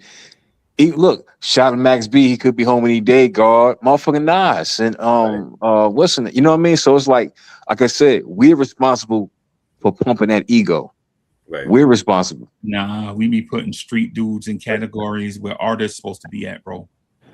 Again, But we're responsible. But even if that was the case, at the same time, just him going on a platform and saying, "Oh, my catalog is better than anything Kane got." Like what? What are you talking about? You have no album that's better than Kane. But you gotta understand this too. Who was he dressed like in an interview? Not Kane. Kane. Hell, Kane why he don't wear the wasn't? shit that he's wearing. Listen, Kane don't wear the shit that he's wearing. no. Kane with exactly what he had on. But here's the thing. Fuck no. He forget. He's not wearing the shit that he's wearing right now. Max B didn't have no bullfighter suit on, bro. No. Oh shit. Oh shit. Shots But fired. what I'm saying, what I'm saying is this though. And I know what Wilder was saying from the rip when he said Kane. He don't mean run, because your run don't mean you got to make an album in between. You know how many niggas took breaks on albums and set a strong run? You know what I'm saying? But coming from Kane era and it's still, you know what I mean, constantly tour around the world, nigga, that's a real serious deal. You know what I'm saying? Especially when hip hop wasn't that big. But again, but when Max B says something that niggas ain't catch, that shows you where his mindset at. Kane tour around the world.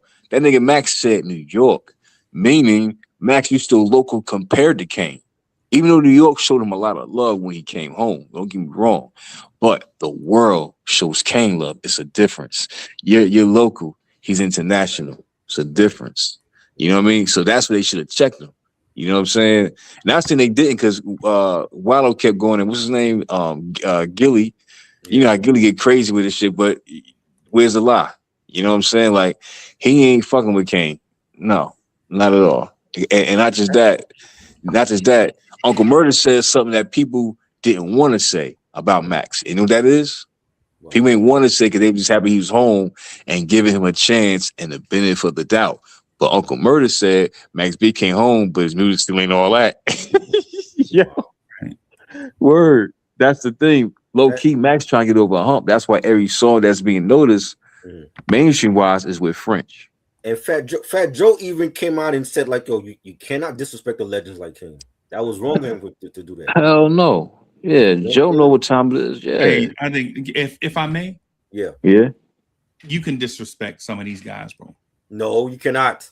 We're not disrespecting Kane. He's a top 10 all time. You can't disrespect the legend. No. I'm not speaking to disrespecting Kane. I'm talking about to the point that Fat Joe made. Like I'm saying that you can. You can. No one. That's in the life that we live. Sometimes I think because somebody's older means regardless of what they do, right or wrong, we don't say anything else to them. We can't hold them accountable for what they did. And I believe that you can. Right. Now, and I'm not saying that Kane did anything wrong or any of the legends. What I'm saying, just in general, just saying a guy from back in the day that's legendary we can't say anything about. That's like us in the African Bambaataa conversation that we had, right? Like, oh man, he a legend, bro. You can't say nothing about him. Yeah, yes, we can. Now, I will say that I did think it was fair game for Max B to point out that Kane did some questionable things in his career, like a certain photo shoot he did with a pop star. Nah, hell no. He ain't got to say so for that. That's No, Madonna. but it did happen. But it did happen. That's part of your legacy. It's a part of your legacy, bro. So what? What does that mean? So yeah, what so that you mean mean though? tell me? So because he was in the Madonna sex book that he got written off by the hip hop community because he was in that book. No, I think what Max B was pointing out is that Kane's legacy it's not just about lyricism and his place among hip hop pantheon, but at the height of Big Daddy Kane's career, he did a photo spread for Madonna's erotica book, and he thought that was a great move. So if you're going to talk about Kane's legacy, you have to include the good, bad, and the ugly. Bro, And to me, I thought that was fair game. But his status, but guess what? Max B status can't fuck with his ugly. You know what I mean? His worst day, his best day can't fuck with Kane's worst day. That's the facts. So I'm with like y'all pardon me for being on both sides of the argument at the same time, right? Because I want to say Kane made a mistake, right? At the same time, I understand the dude was 20 years old, right? The dude was 20. The dude 57 now, bro. Right? So he made him. He experimented. He thought this would be a direction to take, whatever. And as soon as he stepped out of that lane, Father MC took over and took that lane and held it for like 2 or 3 years, right? Like, it's these things that we have to understand. The thing that Max B can't say though is that at his peak, he was ever Big Daddy Kane. He can't ever say what bro. These dudes that talk about Kane, like with me, I'm not a rapper, right? I'm a critic, right? I know hip hop. I listen to hip hop, and I use what I know to explain it to other people about hip hop, right? So I'm like Torre in a sense, except I got common sense, right? my thing is with people like Max B. You can't ever, bro. You shouldn't even be saying that man's name. That's what when Try said what Fat Joe said. I agree and I disagree, right? Because if you're a rapper, bro, you can't say nothing about Run DMC, bro. You can't say nothing about Melly Mel, right? But if you critics, if you help keeping the culture, this is our job to do this in order to maintain the culture. Or unless it'll be a whole bunch of DJ Khaled like trying to push it in all these different directions where it ain't meant to go, right? So if you Max B, no disrespect to Max B or whatever, but I ain't never bought nothing with Max B name on it ever. Kane, with Kane, I still might have Kane records and tapes and CDs. Right, same. Still got it. That's all. That's all I'm saying. Like I'm not trying to stop your point. About the same. But bro, him trying to throw shade at Kane and what we consider, Kane's bad moment. The sex book it sold 1.5 million copies worldwide. It remains the best and fastest selling coffee table book in history. It also remains as one of the most in demand out of print publications of all time. The sex book is out of print, and it's one of the most in demand coffee table books of all time. Max B can never do nothing like that. Right now, he can never do nothing like that. You know what I'm saying? So let's put that in perspective when we throwing shade at Kane. Okay, yeah, he might have been young, but he knew what he was doing. It's not like somebody put a gun to his head and told him be in that sex book. And he's still touring off that popularity, bro. No, this is Madonna we talking about. This is like the queen of pop of all time. That requested him. She requested him. Yes, and he didn't just jump on it, bro. Yeah, but she also requested Naomi Campbell's in the book, Vanilla Ice is in the book, and he went platinum off of that one single for his album. You know what I'm saying? It was a lot of different people in that book. The most requested book of all time is still that book from 1992. Max B can never do that. But you know what too? One thing I always say, when Kane one of them dudes that when he dropped, they already put him at a number one spot. Like Right. he was like let's just say it's summer not 89, right? And we say who the top rappers are. Kane built that list, and Kane wasn't even out a year. And we were saying Big Daddy Kane, Slick Rick. Back then the list was like Kane, Rick, motherfucking KRS One, Rakim. You know what I'm saying? Like if we a summer '89 conversation up top. Yeah, but my point is, he stepped out as on top. Right. You know what I'm saying? Not everybody can say that. You know what I'm saying? Some people got to work their way up. He stepped out, just like what's his name with Nas. You know what I'm saying? Like when Nas and Illmatic, motherfucking hip hop was putting him already back then as the hip hop golden child. You know what I'm saying? Real shit. It's Nas, it's Nas. Max had to work that. You know what I'm saying? We no disrespect. We said free Max more than we said, way longer than we said we rocking with Max. Just for the record, Nas is the GOAT, right? We just want to establish that. Oh yeah. Oh, of course. Of course. But what I'm saying is this though. These are like, and then on top of that, both of the names stood the test of time. You know, Max still got work to do because again, none of us say, yo, hey, Triborough, man. Yo, Triborough, why you didn't put that Max B review, man? That's messed up. Triborough and put that Max B review. Who's saying that? No. Who's saying that? No. Who's saying I ain't doing that. Fuck that. After what he said about Kane, I ain't doing that. It's something in the water in Harlem because last year Jim Jones said he was better than Nas, and now you got Max B, saying that he's more influential than Kane. Who's next? Rock. No, that's what they do. Oh no, Rock. That's what Harlem do, bro. It's that shit been in their water. Yeah, Harlem talk more shit than any of the boroughs, yo. That's what they do, and they stay clean too, bro. They get every day, bro. Ain't no bummy day for them, bro. Every day, niggas got 100,000 in the ear. Told some niggas sit down somewhere, nigga, you broke. Right. Every day. That's what Rock and Monster said. Hand to the man, bro. I ain't never seen a dude in my life, bro. I'm in my 50s. I'm about Kane age, right? I ain't never seen a dude from Harlem with dirty sneakers on. Ever. Ever, bro. That's real shit. Yo. That's real, yo. Real up. I'm telling you, bro. Like, that's their thing, bro. Them motherfuckers move real quick over there. I'm telling you. You know what I'm saying? Like, listen. Yep.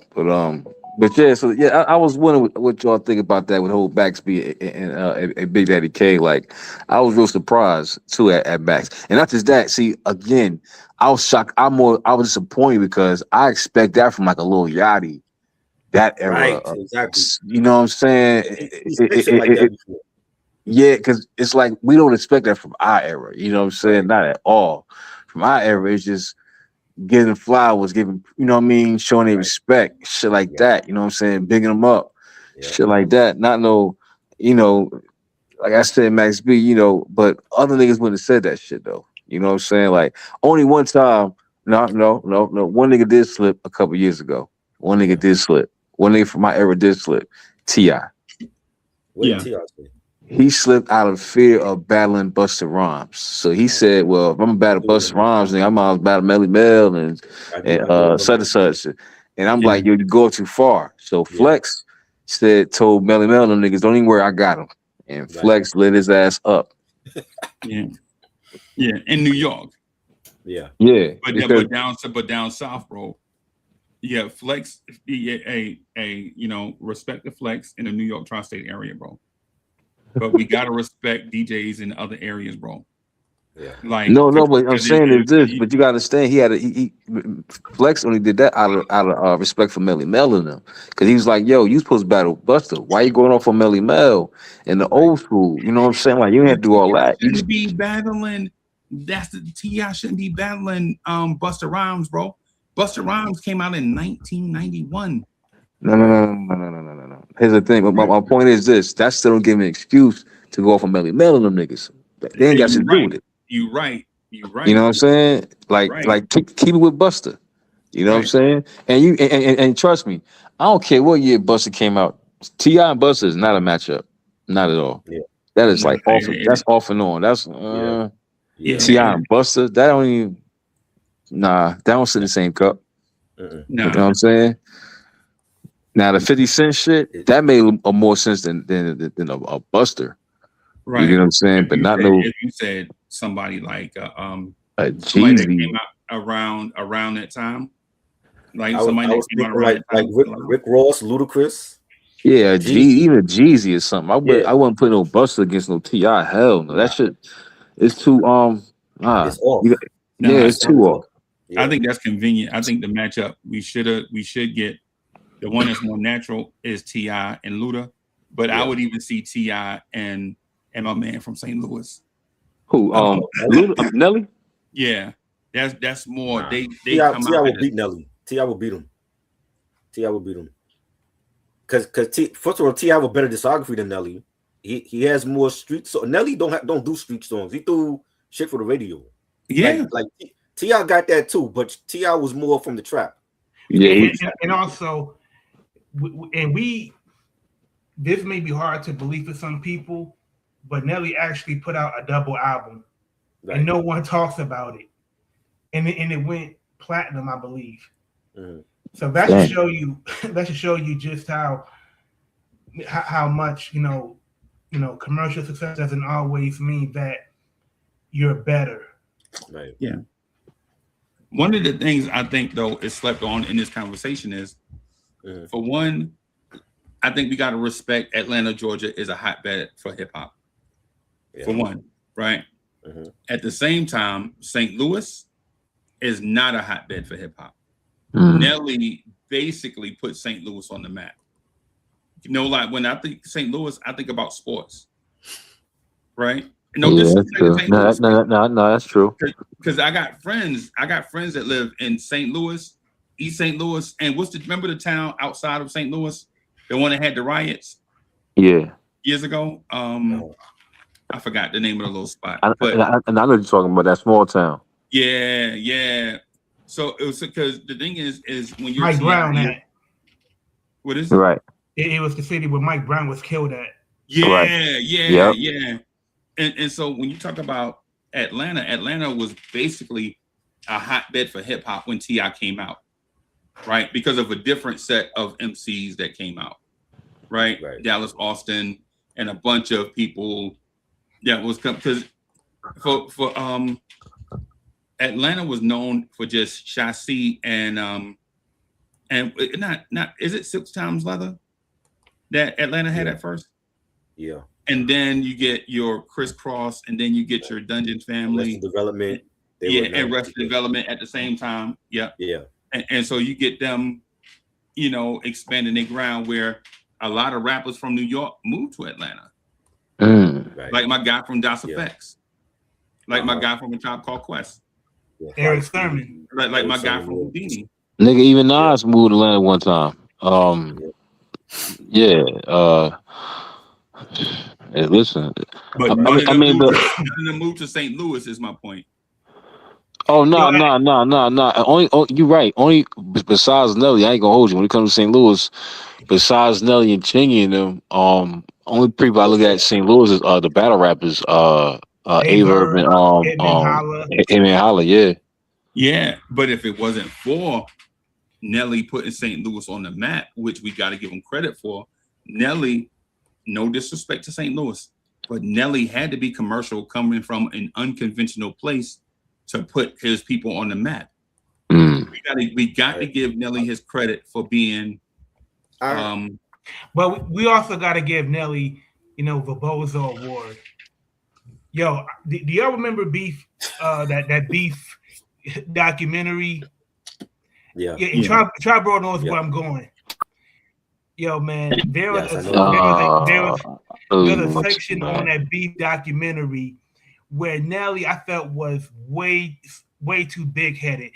Nelly and Chingy were beefing over who started the word dirty in St. Louis. I thought you was going the other route. My bad. He went there. I thought he was going the other route. I thought you were talking about the KRS-One beat. Yeah, I think it's about the KRS-One joint at first. Yes.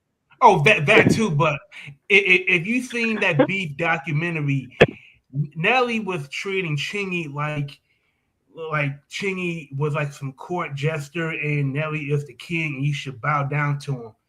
And Chingy responded on the remix of Right Third, and Right. and he did his own version of what a diss would be, in their own style. But I felt like Chingy, low key lit Nelly's ass up. And to Damn. me, I think when you talk about Nelly, Nelly should be praised, for putting St. Louis on the map, but he should be criticized for acting like a diva to other artists that came after him, especially when, dude, just like like you, how many props do you want, for putting St. Louis on the map, man? Like, do you want, the whole town to build a castle for you? Like, do you Yes. want the entire town, Yes. to give up all of their earthly He deserved it, possessions bro. to you? He deserved it. Give him his. It's like when New York rappers was fighting over who the king of New York is.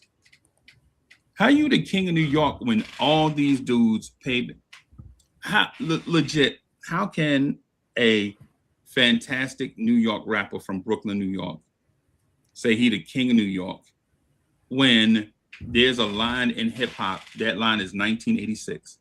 In 1986, the first time you heard my melody or I Ain't No Joke, on the spot, hip hop was changed forever. Right. Everybody that was saying yes, yes, y'all, to the beat, y'all, heard I Ain't No Joke and my melody and Eric B is president, and changed the way that they started writing rhymes, Run DMC included. Right. People legitimately, everybody that was yelling in a microphone, like, everybody that was doing that, heard Eric B and Rakim and was like, you know what? We got to change what we doing because this dude right here, the future. Because if it wasn't for that, and listen, I'm gonna always give props to Grandmaster Caz because he did it first, but he didn't do it the best, right? He was an legit. Grandmaster Caz wrote rhymes as if he was Burt Bacharach or Barry Manilow. Like, his rhymes were so eloquent and put together in such a dynamic way that once Grandmaster Caz came out, you stop listening to Eddie Chiba and DJ Hollywood and start listening to Grandmaster Caz. Right. But he didn't do it. Hip hop didn't explode like when Rakim came out, bro. Cats was like, as a matter of fact, I'll give you an example. Two of my favorite albums of all time, Radio and Bigger and Deffer. Right? Got joints on there like Candy, like I feel good about Candy, all that on there, right? The next LL album that came out after Eric B and Rakim, LL was talking into a microphone, bro. Right? Like, LL's style legit changed. Right? Right. You know what I'm saying? And so it went to a point that at one point, when you hear pink cookies in a plastic bag getting crushed by buildings, you're like, that don't sound like radio, bro. Yeah. I don't know what the hell that was. Yeah. Drugs. Yeah. Yeah, he did change it. He did switch it up though. But again, like he said, Rakim made niggas want to be more lyrical and that they lyrics his game up. That's what I'm saying. You can't say you the king of New York when the people that actually revolutionized the game is still putting out music. Yeah, but that King of New York title ain't starting until Biggie was out. You know what I mean? That's when that shit started. Like, and real talk, the soul started that shit because Biggie was number one. This was during the One More Chance era, like 95, like Junior Mafia, because Summer '94 is when they first dropped Juicy and all that shit. That's like the real birth of Bad Boy. Yeah. But '95, that what's that? One More Chance and Immortal Technique is the one I was trying to remember.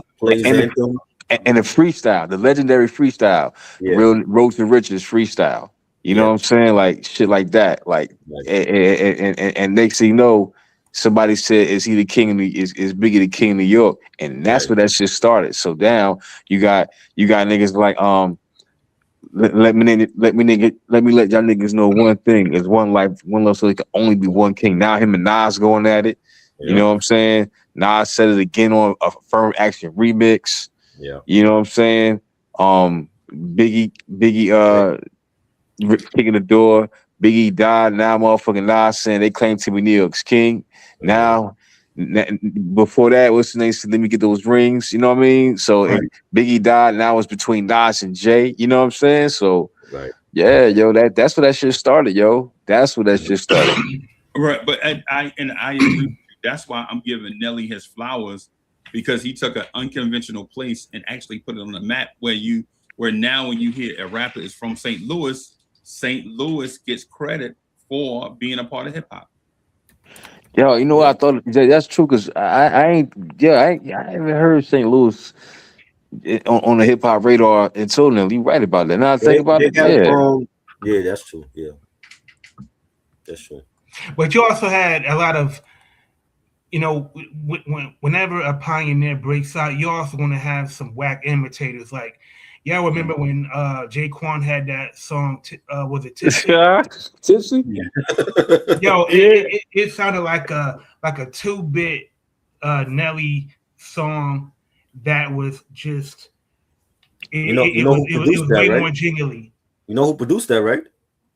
Jermaine Dupri. Daz from the Dog. That was Daz? Yeah, Daz produced that.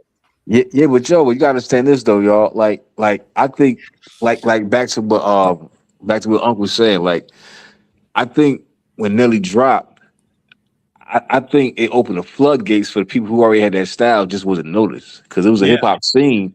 Yeah. It is that it didn't hit the map until Nelly got there. You know what I'm saying? So everybody probably, so Jaquan probably was already Jaquan before we knew who Jaquan was. You know what I'm saying? Because his shit, it might sound similar to Nelly, but that could be the style of their music.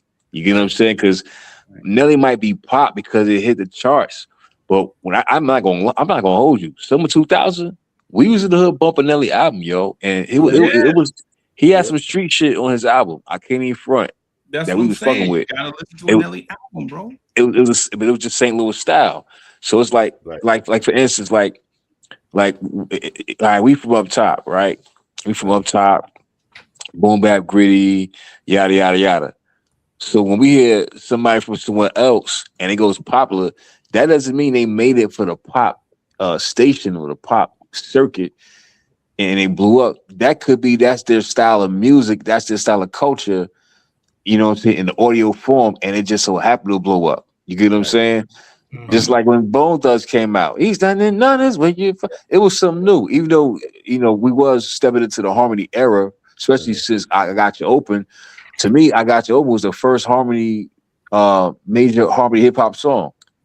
You know what I'm saying? Because it was harmonized. I Got You Open remix. You know what I'm saying? People, like everybody, all these kids doing that shit now. Buck was doing that shit back then. You get what I'm saying? And then when Bone Thugs came out, they was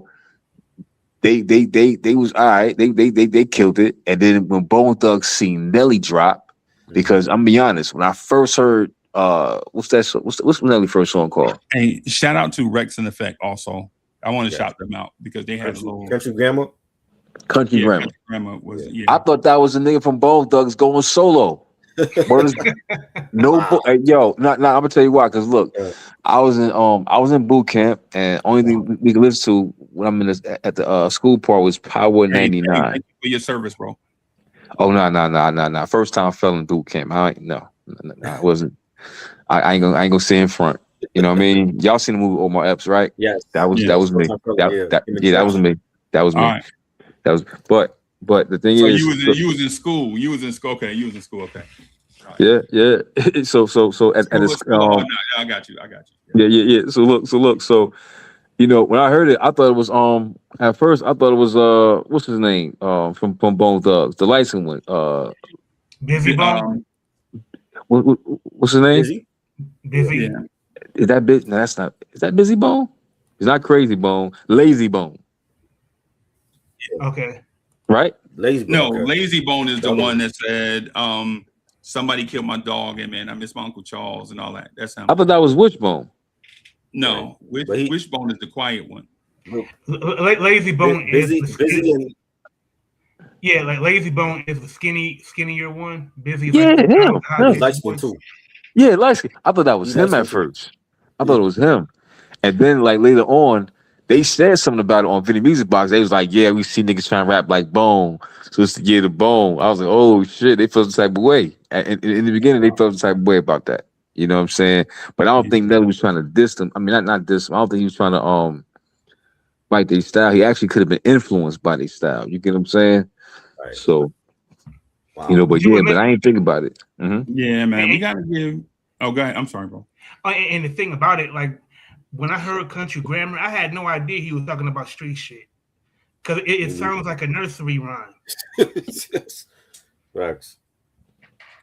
Yeah, and you got to give them credit too, because at the time, like when R&B chicks was doing joints with like a rap and an R&B chick together, and you heard the Douglas Ruggers Bone, and you heard that chick singing, and to me, no disrespect to Bone Thugs and Harmony, but without that chick singing on Douglas Ruggers Bone, I don't know if I'm actually checking for them like that. Right? They man, they had the perfect joint to put on the radio because they made a sing along. Like you know how like the hook would be like a sing along hook. It'd be stuck in your mind. It's the Douglas Ruggers. You know what I'm saying? Like and I challenge y'all right now to spit lyrics from Douglas Ruggers Bone from anybody that rapped on it. Like say one verse from Douglas Ruggers Bone. They rhyme too fast for me. Right, that double time style was fire. Yep. Yeah, that's why nobody listens to on Notorious Thugs. Everybody stop at the Biggie's verse. Everybody just stop. You know what I'm saying? And that's why they put Biggie first. I personally think that's big. I think that's the best song that Big ever made. What is Douglas Ruggers Bone? In my opinion. Wow. I don't know. I ain't with you on that one, Uncle.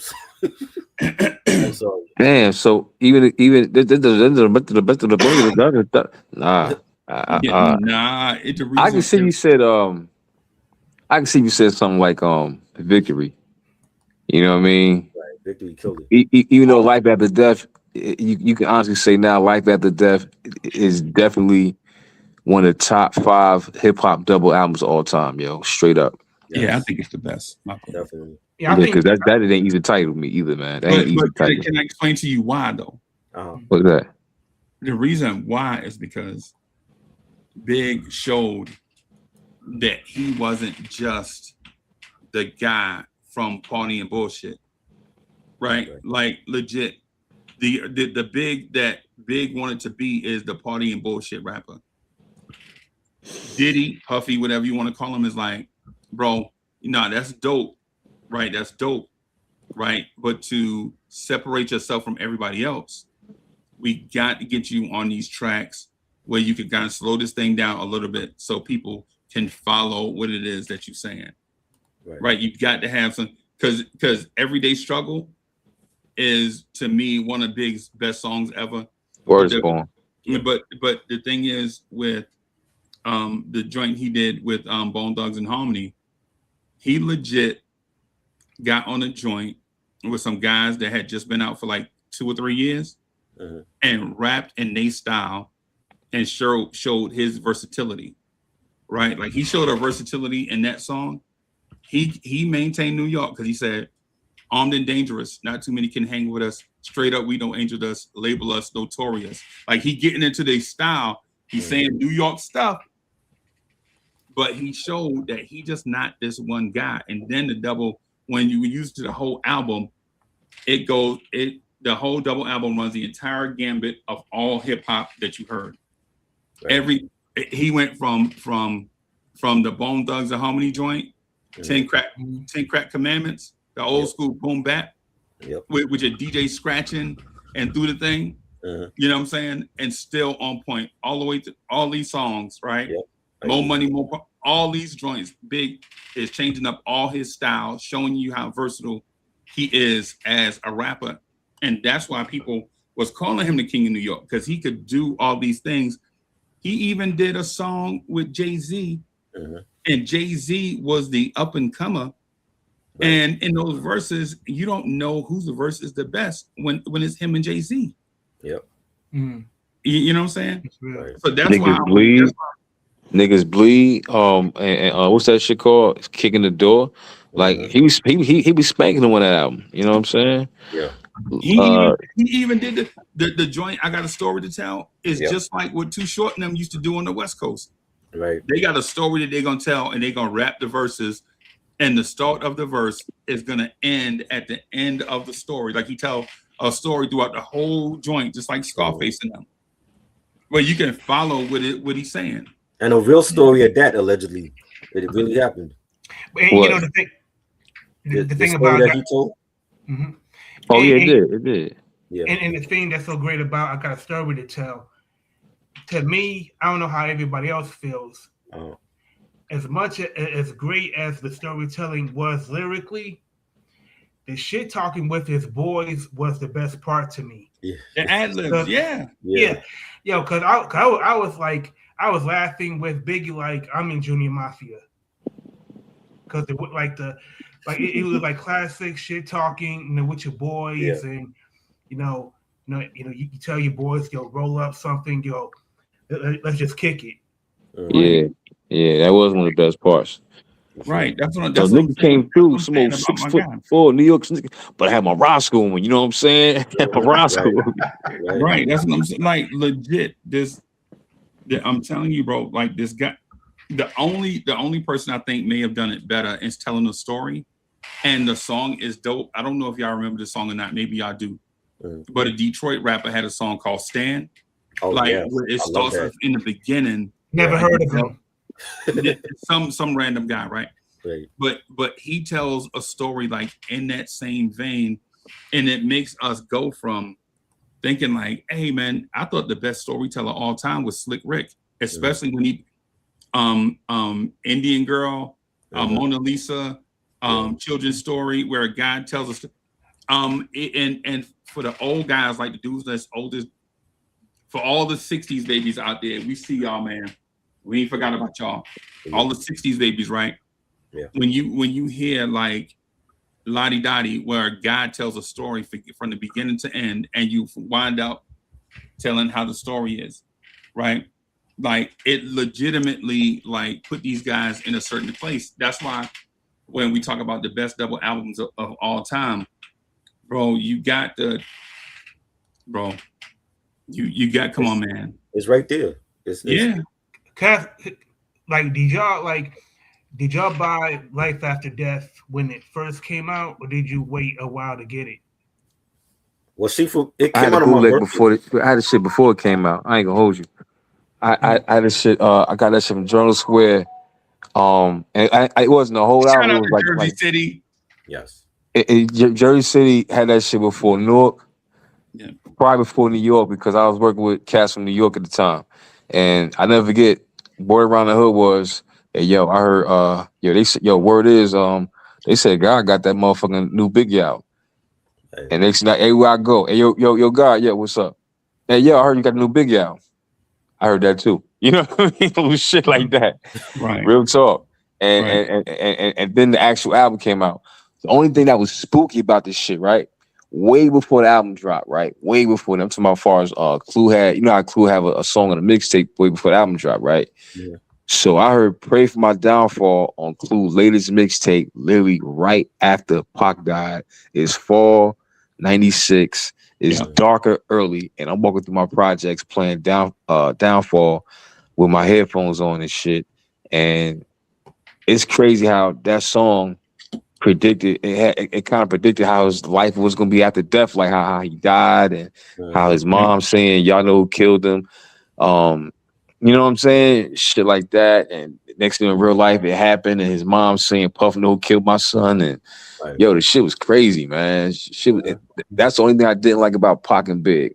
They used to talk about their death too damn much. And it bothers me because nigga, I don't want you to die, nigga. I want you to live and keep making this dope ass music. You get what I'm saying? So, but you know what though, Ray? Yo, shout out to Miss, rest in peace to Lavetta Wallace. But in one of those documentaries, what was it? No, not the documentary, but it was in that Biggie movie, and it was right when Biggie had went to his house he had went to his mom's house with his manager, and Biggie is explaining to his mom that this guy named Puffy is going to help him out. And Miss Wallace was like, "What kind of name is Puffy?" Right. Yeah. Like that's something only a mother could say. You know what I Right. mean? A lot of us had names like that, though. You know what I'm saying? Right. I ain't gonna say my name up here, but a lot of us had names like that back in the day, bro. Like now, dudes have names, and they like go through or whatever, and they get hood checked or whatever. Like nah, that ain't like Jadakiss name, like Busta Rhymes' name, like how they got their name is not Right. based in like how they grew up. It's based on how it sound in the industry. You know what I'm saying? Like what did it look like on an album or whatever. Right. But a lot of us have them names, like you get them names from how you used to behave when you was little. Mm-hmm. You know what I'm saying? So See, Life After Death came out on my birthday, March 25th. That's my birthday. I'm an Aries. That came out. I saw Biggie 6 months before he passed away, because they did a show here called Hoodstock. It was like only one time, and back when we had Rudy Giuliani as our mayor, and it was like through word of mouth, and they had so many different hip hop legends perform in Harlem. And Biggie performed with the Bad Boy roster. That's the only time I've seen Big perform live with the Bad Boy roster. Junior Mafia was out there, and Total 112. And then 6 months later, he dies. You know what I'm Yeah, saying? that was before the accident. He that show was right before the accident. That was before the accident, right? That was that show he had before the that accident. was during, because he was walking with the King. he was walking Oh with shit! King. Yeah. Oh You know shit! what I'm Damn. saying? Yeah.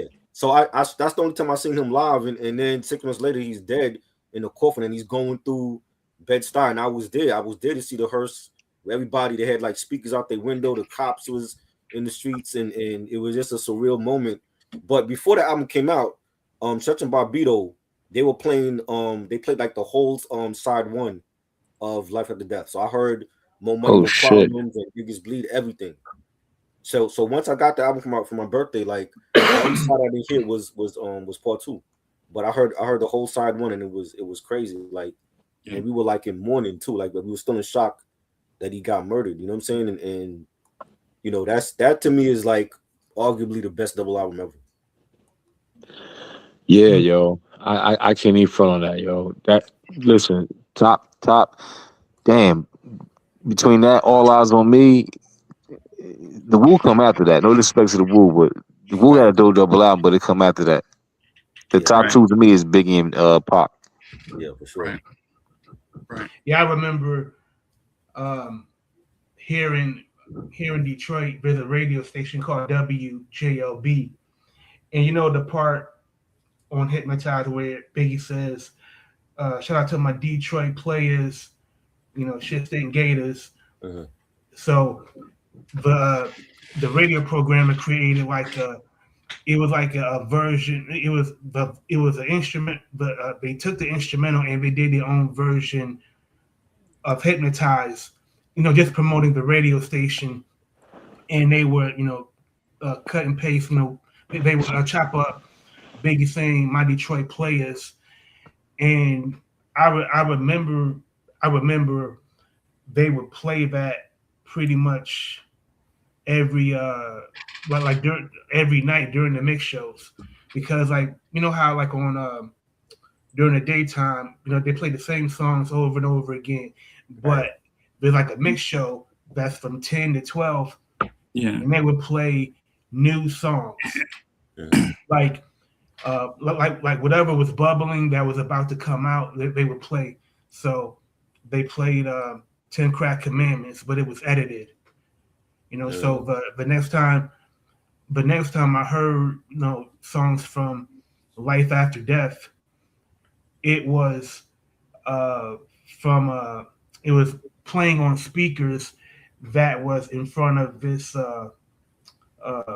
YMCA that I used to go to, and they had like they were selling bootleg tapes. You know how, you know, so the guy had his, you know, his bootleg cassette tapes. Damn, Detroit hood as fuck, bro. Detroit. Yeah. Y'all playing Biggie in front of the YMCA, bro. Y'all don't give a damn, bro. Yo, man, because I used to go to because I used to play ball up there, and he was just talking his wares, man. Like you can go to the liquor store and you will see somebody selling bootlegs. Go to the laundry spot, somebody selling bootlegs. That's how commonplace music bootleggers were. Yeah. So I bought it. I bought like 3 tapes for like $5. And do you know that when I played it? Hey, yo, you know Fife Dog gonna fight you whenever we get to that golden place. Fife Dog gonna hunt you out, bro. Fife Dog hated bootleggers, bro. Yeah, he would have murdered all of Detroit, for bootlegging. Right. But when I played, believe it or not, when I played the first side of Life After Death, the shit ate the cassette player. It ate the tape. Wow.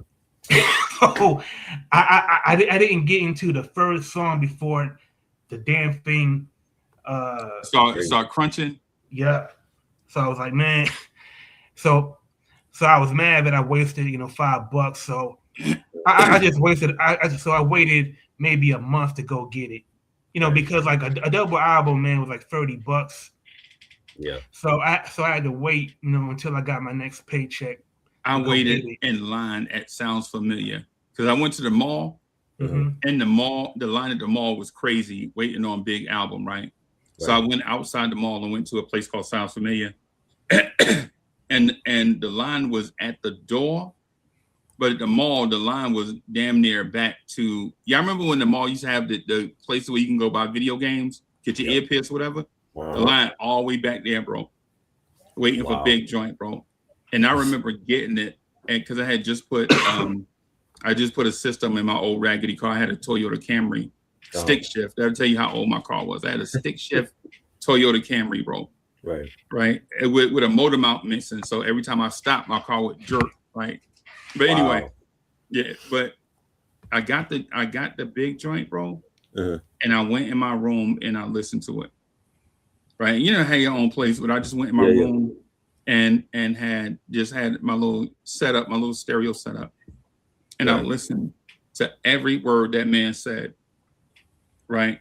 And I was like, this got to be the greatest Brooklyn rapper I've ever heard. Oh, yeah. Right? Because when somebody come out with one album, you're like, okay, he did it once, can he do it again? How many rappers y'all heard? Well, how many rappers y'all know you say, yeah, he did it one time, can he do it again? Right. That's probably every rapper, all the great rappers, we like, but can he do it again? Snoop Dogg can't say that. Mace can't say that. Chiali, you know what I mean? Yeah. Yeah. But remember coming off of before Big's album came out, there were a bunch of hip hop classics that came out. Right? Like a bunch of classics came out before Big Joint. And so I'm like, out in my mind, I'm thinking like, is this going to be better than Nas 2 albums? Is this going to be better than Raekwon album? You said Nas 2 albums? Yeah, first 2 albums. I'm saying. I think they can't. I think it's my Right After Death or Ready to Die. Huh? You talking about double album? Okay. The double album. The double. All right. Yeah. Because remember, one album came out in '94 and the other one came out in '97. Yeah. 94, 95, 96. It was some great albums that came out. Yeah. Now I ain't gonna lie. I ain't gonna hold you. It did. It was a good album after it was written in reasonable doubt.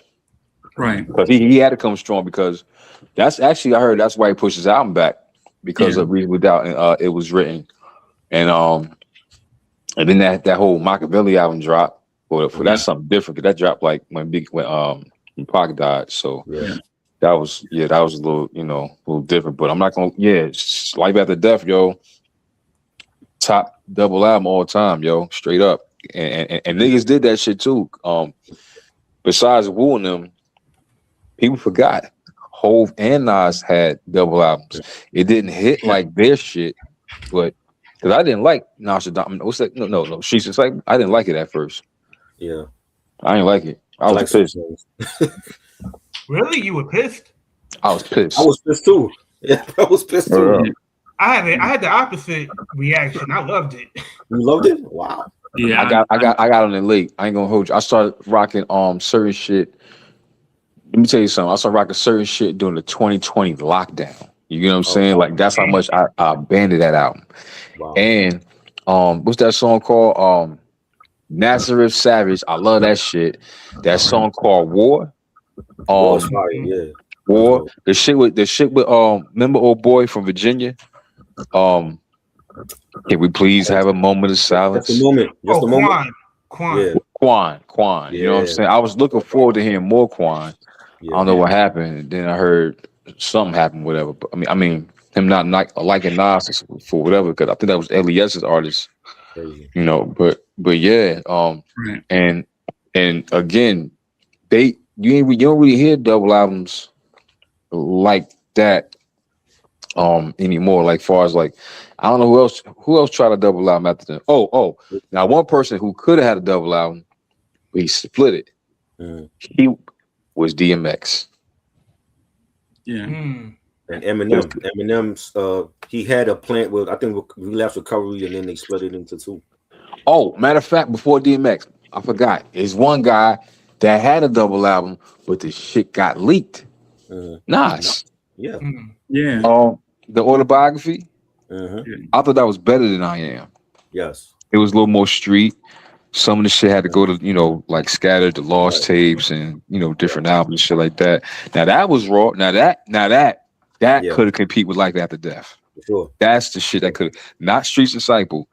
That's the album that could have competed with Life After Death, because this shit was so in depth, especially shit like in storytelling, Blazing 50s. Niggas couldn't fuck with that. Right. I agree. Right. Yeah. Yeah. Man, I'm not gonna lie to you. To keep it a stack, when Big album came out, I was still bumping Rakim album, the one that came out in '90s. The seventh letter.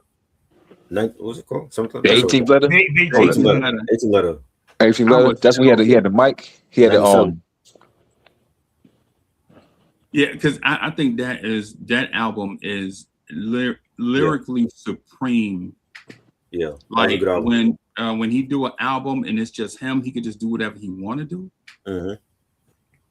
There's some there's some songs on there, bro, where I love Nas, right? But there are times where I think an artist will come out and they just have stuff better than Nas, right? I'm not saying that Nas is not the GOAT. What I'm saying, but if we go by content, like the way you craft songs, like that Rakim album, bro. Yeah, yo, that Rakim album came out on my birthday. Oh, did it? Yeah. Wow. And I remember they used to play there was a mix show called Mark the Spark. He was an underground DJ. Yes, underground producer. Yep, and he used to have a radio show, and he played The Saga Continues. Yeah, and I was like, wow, like that's my dream. When I heard The Saga Continues, I'm like, okay, it's like that 5 years that he took a break, he recalibrated because he was talking about metaphysics and talking about Eastern philosophy and world history, and I'm like. He still has something to say, and that really impressed me because when I heard that Rakim was returning to rap, my first thought was, okay, how is he going to sound like after his lyrical sons have picked up what he put down and they carved out their own identities. Yeah. And when I heard the 18th letter, I thought, man, he made an album that is not only contemporary, but it's better than it's better than some of the albums that came out this year. Right. Yep. I agree. Hey, Rocky, you know why it was impressive to me? The reason why it was impressive to me is because at that time, I had adopted a new favorite rapper, and the dude was probably 18 years old.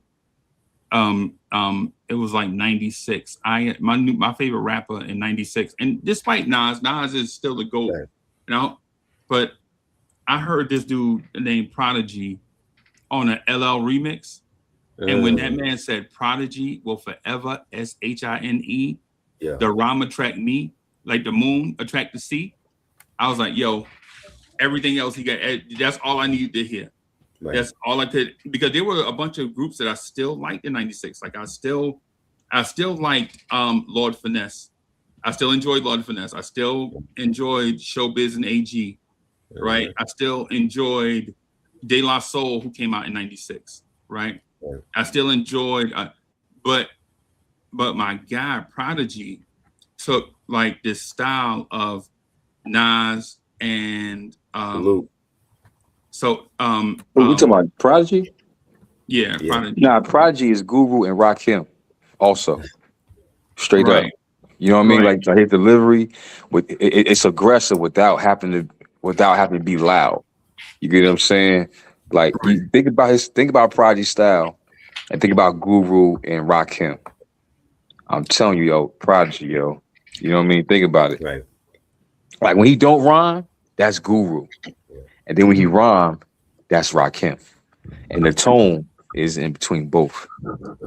No disrespect, because I know it's a lot of Gangstar fans here, but Guru's on. Guru, he said Guru what? Yo. He Masamenos, bro. He what? Oh man. No. He what? He's okay. Listen. Again. No. Listen. And you know what? In your opinion, he might be. But guess what? That okay added to greatness to Prodigy. His okay added greatness to Prodigy. Yeah, no disrespect. Because listen, the smart thing to do is when your producer is giving you heat for every track, the best thing to do is not mess it up. That's his style, though, bro. You gotta understand that's his style. Like Guru's gonna be Guru. You gotta understand he's the jazz background. Think about the background of his style. You know what I'm saying? Before we critique it to being less than what it is. Yeah, think about it. You can't expect a jazz background musician to be, you know what I mean, extra and to be like extra energy combined with lyricism to the ones we enjoy. You know what I'm saying? So he's naturally laid back. You know what I'm saying? And it fits him. You get what I'm saying? So it's not like I can't call. I mean, like I said, that's your opinion. I can't call him mediocre because that's his style, and we still fuck with it. You know what I'm saying? Like on Dwick, who verse y'all remember the most? Lemonade was a popular drink and still is. Come on, bro. They got that on t-shirts and mugs. I've been real shit. Come on, real shit. Real shit. And guess what? Even your soul, you said you have mass appeal. Real shit. Yeah. You get what I'm saying? And we still say mass appeal to this day. That shit influenced people to name their shit after that. Record label. Yeah. Guru is absolutely okay. Again, that's your opinion. But nah, ain't no facts. Nah, that's where you get it wrong. That's where you got it wrong. Guru in they top 50. You're doing what Max B did to Game, bro. You're doing what Max B did. Max B, Guru, they all the same. Yeah, I love Uncle, man. Uncle Kim. Yo, hold on. How you say Max B Guru, bro? How do you say Jim Jones, Guru, Max B? Guru is better than both of them you just mentioned. Guru is better than Jim Jones and Max B. You know what, man? I think Freddie Fox should pay Uncle Freeze a personal visit for this disrespect. Yo, Freddie Fox, man. yo, Freddie Fox, man. Yo, hold on. What's this supposed to be? Legend Royal Rumble or some shit? Y'all just throwing rappers in the ring. No, I know. I'm saying like Freddie Fox was personal friends with Guru. Right. I just think that Freddie Fox might want to pay Uncle Freeze a personal visit. Yo. Hey, I welcome it, bro. Mr. Fox, bro. If you want to come see me, come on. Oh my God. Why we Oh, getting him? oh, I meant to ask you. This is what I meant to ask Reese, yo. Yo, I meant to ask you this a minute ago. What you from Jersey, being from Jersey City, right? What do you think about Al, bro? I don't know. Now, do you know his? Do you know his father? I know you know his father. I know you know No, his father. no, You- I don't know. His father's Al. He's from Dougie Fresh in them. Okay, okay. You know what I'm saying? And I heard he had a reputation as well in Jersey City Right. coming up. You know what I'm saying? And he died when Al Hey, was a respect kid. that. Respect, yeah. Yeah, as a kid. You know what I'm saying? And he's the top as far as like this era of hip hop in Jersey. He's number one. You know what I'm saying? Besides Fetty Wap, you know what I'm saying? But And he's respectfully, you stole my thunder. I was gonna say, just respectfully, I was gonna say there are some rappers out there that was out during the Guru era that to me are hands down better than Guru. Right? Mark Nash agrees with you. You know what he said? To be fair, I never heard anyone out Guru in their top 10. Right. Or top 20 or top 40. But that don't Right. mean he's not great though. It just Nah, better but MCs than him. they now they don't put. See, here's the thing. Here's one of the reasons why people don't put Guru as their top anything.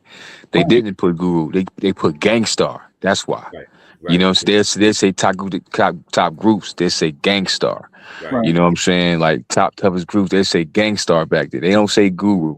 You know what I mean? People just look at, when they say Guru, they think about Gangstar. Now Premier had more reputation outside of Gangstar than Guru did, respectfully. You know what I'm saying? That's just what it was. You know, him being a dope producer, especially after producing on Illmatic. You know what I mean? Right. That's the point. The point that I'm getting at is this. I'm saying Guru is all right. Y'all saying he's better than all right, right? That's all I'm saying. I have Guru in a place with PMD and Eric Sermon. That's what I have him. Or like dudes that legit make dope music and just rhyme on the music so the song will be dope. Right. But then there are guys, y'all know who I hold in esteem, and I swear if somebody say something about this man, bro, I promise you I'm a fight. Who? There's a dude from New Jersey that was out in the same era who was also in a group named the Treacherous MC. And every time we talk about great dudes, we never mention the Treacherous MC. Who don't mention Who? You ain't talking about me. Who the don't? Treacherous MC? Bruh, how many times I done hit y'all with a Treach verse?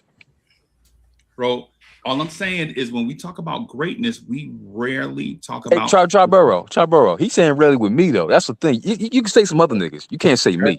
Treach has always been underrated in our book. No, not on my nigga, not in my voice. Not in your book? Okay. Not in my voice. He's always been underrated though. But Ray, No. What I'm saying is this. He say that we never talk about greatness with Treach. No, y'all niggas ain't never talk about greatness with Treach. I have. Don't include me with the no disrespect to y'all. Okay. Yeah, So listen. Hey Rock. I'll move that back a little bit. Since when I didn't give Treach his flowers? I'll wait. Hey Rock, tell me. Come on. He's in the documentary. Besides the documentary. I'm not even besides the documentary. In conversations, nigga, I done gave y'all like so many Treach verses and Treach this and nigga. Since I met y'all, I've been representing Treach. Right. I remember me and Aztec Tenero, right? Peace to Aztec Tenero, right? Me and him had a debate about Treach and Twister from the rip. Right. From the rip. The point that I'm getting at though, dog, is in this Gangstar era, Naughty by Nature is in that Gangstar era. Yeah, but I don't want. Come on, hey, come on. I don't want to put. Come on, man. Like, see, y'all making me take the shot. Y'all making me take the shot on Drink Champ. No. We know you a supporter. What I'm saying is during this era, there was a stretch where those two groups were on the charts at the same time, and I would say that Naughty by Nature over that same stretch of time put out bigger hits and better music than Gangstar. And it's nothing against Primo. I love Primo. I don't think hip hop is hip hop without Primo, right? What I'm saying though is there were groups that were out same time as Gangstar that was putting out dope stuff. But the argument is always made that, man, you ever heard Guru verse on Dwick? Yes, he was on a track with 2 whack rappers. Oh, Wow. We're not slandering Nice and Smooth. Yo, you know what? You dope. can't go to Hackensack Brewery now. That's done. That's done. I love Nice and Smooth. I got all day. But yo, even the ones that wasn't so good. I love Nice and Smooth. But what I'm saying is lyrically, these dudes are not Rakim or Jay-Z, right? But the thing is, I'm saying what I'm saying is just real quick. Smooth B said, I know a fat girl that broke the scale. You won't tell. I won't tell. What the fuck? What are you doing, bro? Yo. Hey, look, but Naughty, when you talk about Naughty by Nature, they was on top more than everybody. So saying they're better than Guru ain't nothing. Because Naughty was number one. I'm not saying that Nice and Smooth. I rewind that. They're not 2 whack rappers. They party rappers. I like lyricists. They are party rappers. I like lyricists, right? They had some serious songs too, though. Sometimes I rhyme slow. That was a serious song. Where's boy? That man said, sometimes I rhyme slow. Sometimes I rhyme quick. I'm sweeter and thicker than a Chico stick. Come on. Don't do that to Nice. No static, got it automatic, too much of anything, makes you an addict. Come on, man. Doing that to Nice. Yeah, but what I'm saying is like in our level of lyricism, we're talking about guys like Jay-Z saying, while y'all spit that Wonderama shit, me and my conglomerate will remain anonymous, caught up in the finest shit. And this dude is saying, I know a fat girl that broke the scale. How you gonna compare? I mean, Nice and Smooth, they were never bars. What the fuck? Wow, yo, come on, yo. Come on. But the appeal of Nice and Smooth is that they weren't bar heavy. Like you didn't listen to them to hear dense verses. Like you listened to them because Greg Nice, like Greg Nice to me, he was like the '90s version of what Busy B was, as far as hyping up the crowd. Word is born. Performing at a club, he did that well. To me, that doesn't make him whack. That just makes him unique. It just makes him not for lyricists. If you love lyricists, then you would enjoy a lyricist spitting on a dope beat. And that's the thing I'm saying. But not every rapper is a lyricist, though. That's the thing, and not every lyricist is a great a song maker. Yeah, so we need both, yo. Because I ain't gonna hold you. You know what's been on my playlist lately? Kid and Play ain't gonna hurt nobody. Yeah. Yeah. Mm-hmm. You know what I'm saying? You know what I mean? And I'm driving. Listen to him when he said, swing to the girl and say hi until I'm the PLAY. You know what I'm saying? Like, it ain't like, oh, that shit hard, but that was a dope feeling. It is what it is, though. Is what I'm saying, and that's what I'm saying about Gangstar. They are what they are. Oh, you bugging? Yeah, no. Listen, go ahead. They make good music. No. So they make good music. You know what I mean? Can't deny that. What's wrong with making good music, bro? Yeah, I will say though, if you look at, do you remember when the brand New Heavies had the Heavy Rhyme Experience? Yes. To me, in my opinion, I think what the brand New Heavies did with Heavy Rhyme Experience, I think they executed that better than Google did with Jazzmatazz. Because Heavy Rhyme Experience, it had Master Ace, it had Kool G Rap, it had Grand Poobah. There was more variety.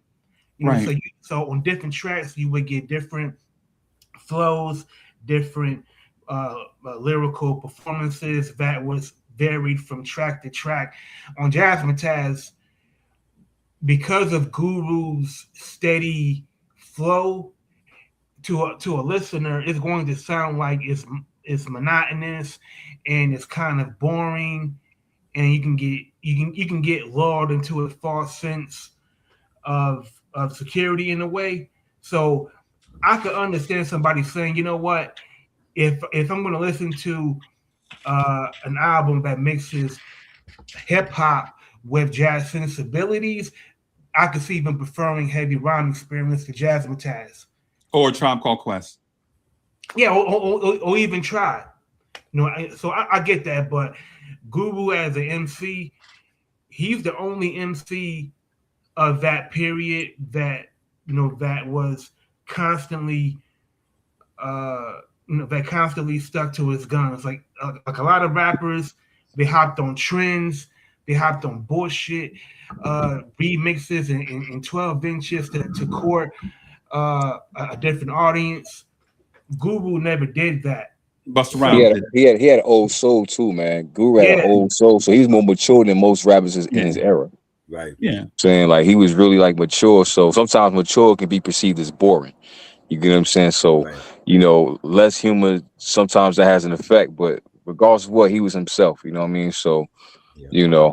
And but God rest the dead too. I'm not trying to disrespect that man like that. What I'm saying is like when I speak to hip hop experts like y'all are hip hop experts. Y'all know hip hop. And so y'all understand where I'm coming from when I say that when I check for lyrics, if you only had one line that's memorable, then I He have more can't than really. one line though. He have more than one line. boy, that's to you. To you Oh, is yeah. one line. To you is one line. I only say the lines from Dwick because that's one of my favorite gangster songs of all He time. was But rapping with he had many Nice and more. Smooth, bro. The Nice ball and was Smooth so low. no, The ball no, was Nice so and low. Smooth. Nah, Nice Smooth was on top back then though. That's the They thing. got They hit songs. he ain't had Nice and Smooth after they retired in the big three. Nah, he had Nice and Smooth when they was in the playoffs. You know what I mean? So Right. you know, so you know what I mean, and they was the shit. But Almost because Nice and Smooth was out at the same time as NWA. And I can't say that Nice and Smooth please don't was compare better them in rapper every way, bro. than Cube Please, or Ren. please, They like, not better than Ice Cube and MC Ren. I'm sorry. No, NWA man. had a First big of all, hold impact. up. They had a big impact. Hold on. Hey, y'all. You see what he said, right? He said something real slick, low key. I don't know if y'all caught what he just did. I'm gonna tell you what he just did. He did some shit. yo, Oh man. check what he just did, yo. Mhm. Check what he just did. He said they're not nicer than who you say again? Ice Cube, MC Ren, right? Yeah. Right. You know why he said Ice Cube? Hold. Y'all know why he said Ice Cube, MC Ren? Why? Because they're the only nigga that actually wrote the fucking rhymes. That's why he said them to be on the safe side. He ain't say Dre, and the nigga ain't say E. He said Ice Cube and MC Ren because they wrote the rhymes for NWA. Am I right? Yeah. Yeah, either way, bro. I'm saying I don't think they better. They not better than the Tribe Called Quest.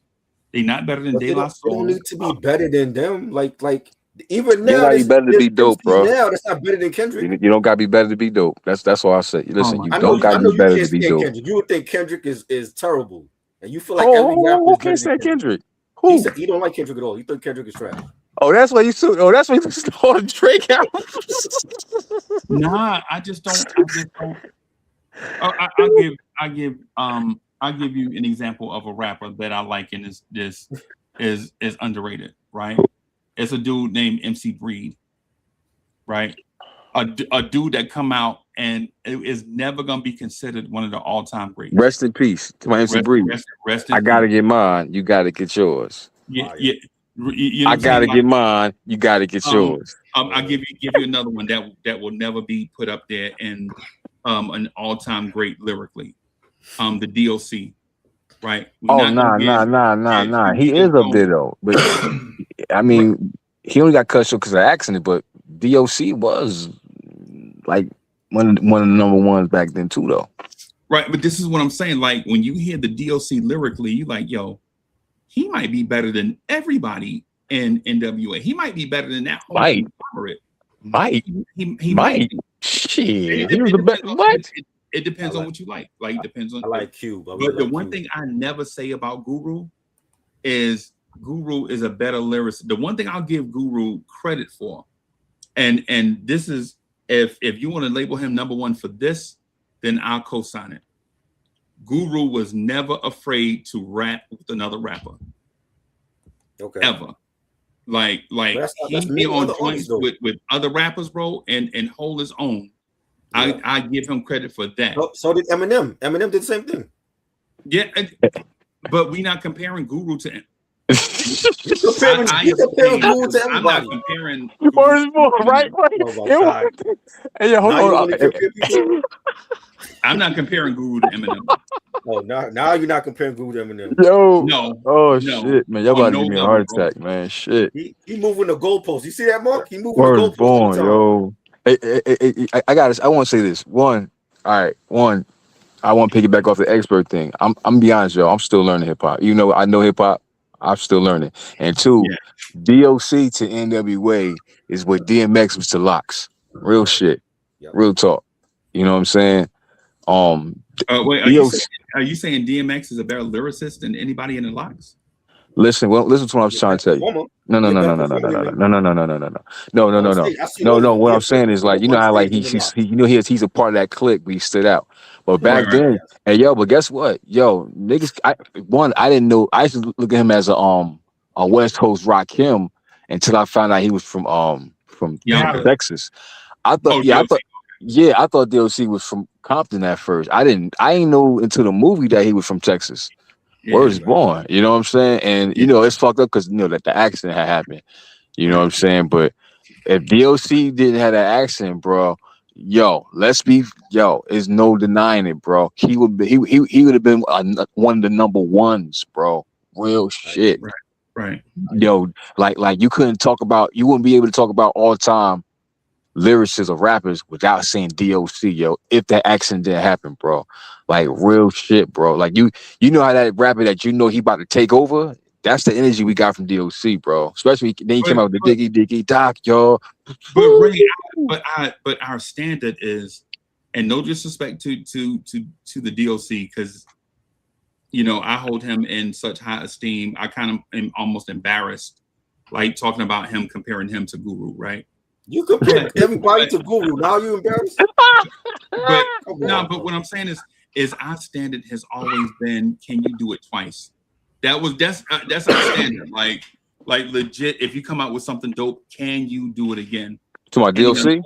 I think DOC would have did it way more than twice. I think DOC would have been strong. Now, here's the catch, though. Would have been interesting. Would have been interesting if the DOC had his voice during the Death Row era. Yeah. You know what I'm saying? I'm talking about from the Dog Pound to the All Eyes on Me, the Chronic, of course. That's when, you know what I mean? So I mean, you know what I mean? Like, how strong he would have been then, and then. See, the thing is, he's a transcendent talent. I'm not denying that, right? I'm not denying that. What I'm saying is the standard that we go by, like, and y'all know it because we talk about it with Nas and Jay-Z and AZ and others, is you did it one time, can you do it over and over and over again? And what I'm saying is the unfortunate part is he never got the chance. I'm not disagreeing with you. I'm saying it's unfortunate that we never got album 2, 3, 4, and 5. Yeah, I do believe he's the DMX version of the West Coast, but back in the day, I do think he had star talent. He had everything you need to be a star. Like, he was good looking, he tall, he had presence in the videos, he could rap, he can help others get better. Like, he had all those things. Like, he had the gift. The unfortunate thing is it's taken away from us. So we don't have a body of work to compare. He has 2 albums though. He has no one can do it better and Helter Skelter. He had 2 albums. I mean, if DOC had his voice, if you are Suge Knight, whose album do you put out after the Chronic? DOC or Snoop? Snoop. I'm putting Snoop out. You got to. Of course,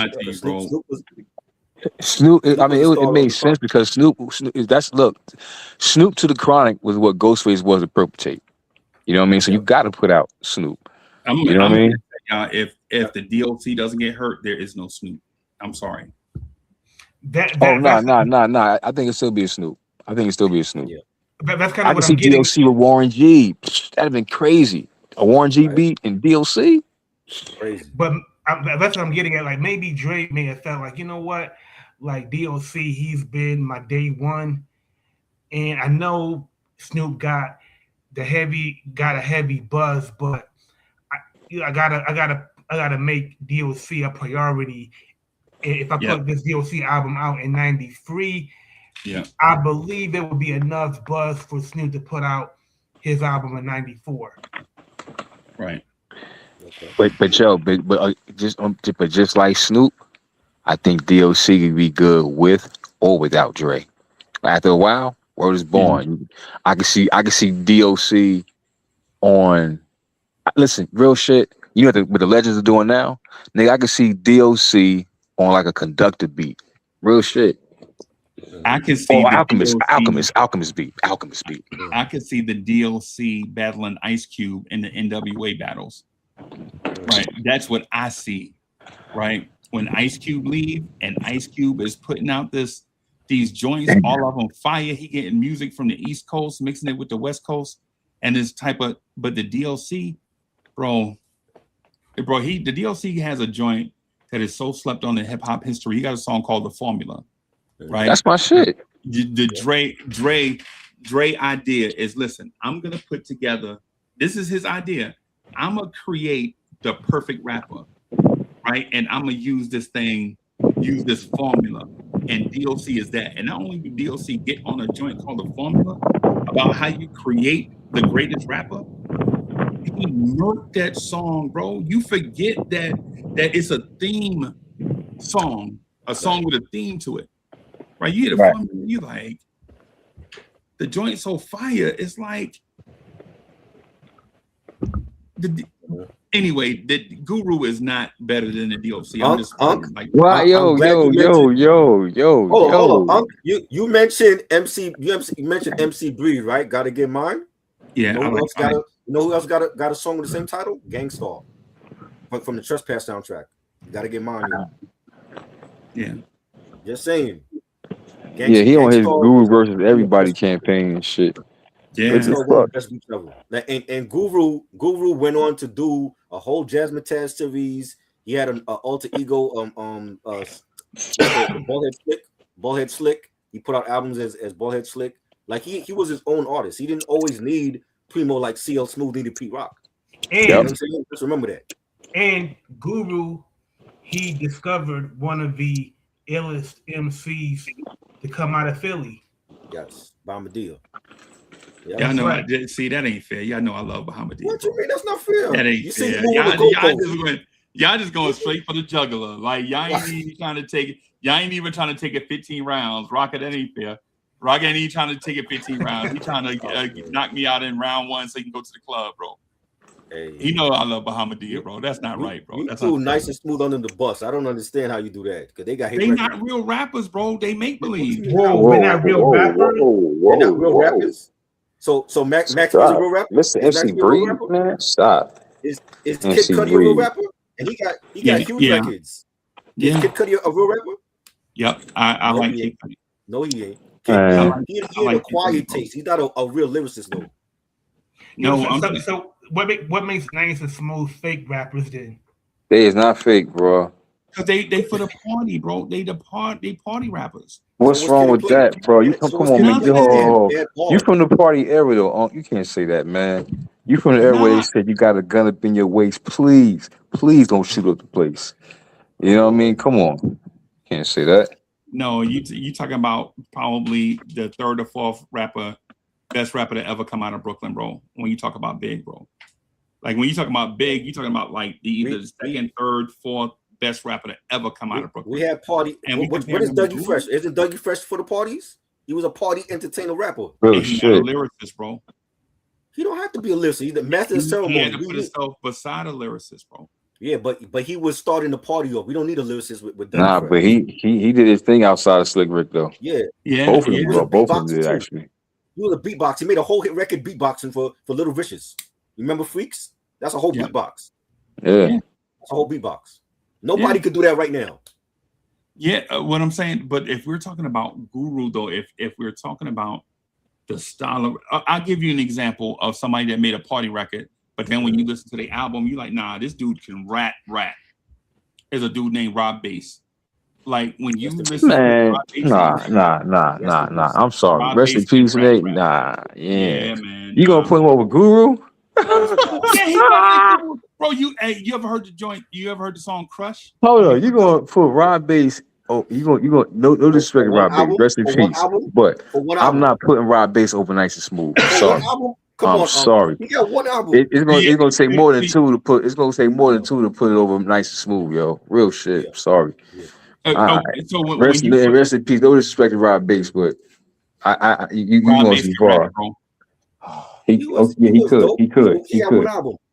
Nice and Smooth Rob got Bass like can- 4 or 5 albums. Real shit, man. Like Hey, you talking about Nice and Smooth like they Gangstar, like they the Dalmatian from Gangsta Brown had a Sugar or whole something. discography. They got a great hits. I have Gangstar in that category with EPMD, bro. Like Oh. they good, but lyrically, you're not going to pick. They were great. You ain't Eric ready to Sherman put is Eric a Sermon and legend. EPMD next to no. Eric Sherman is a legend.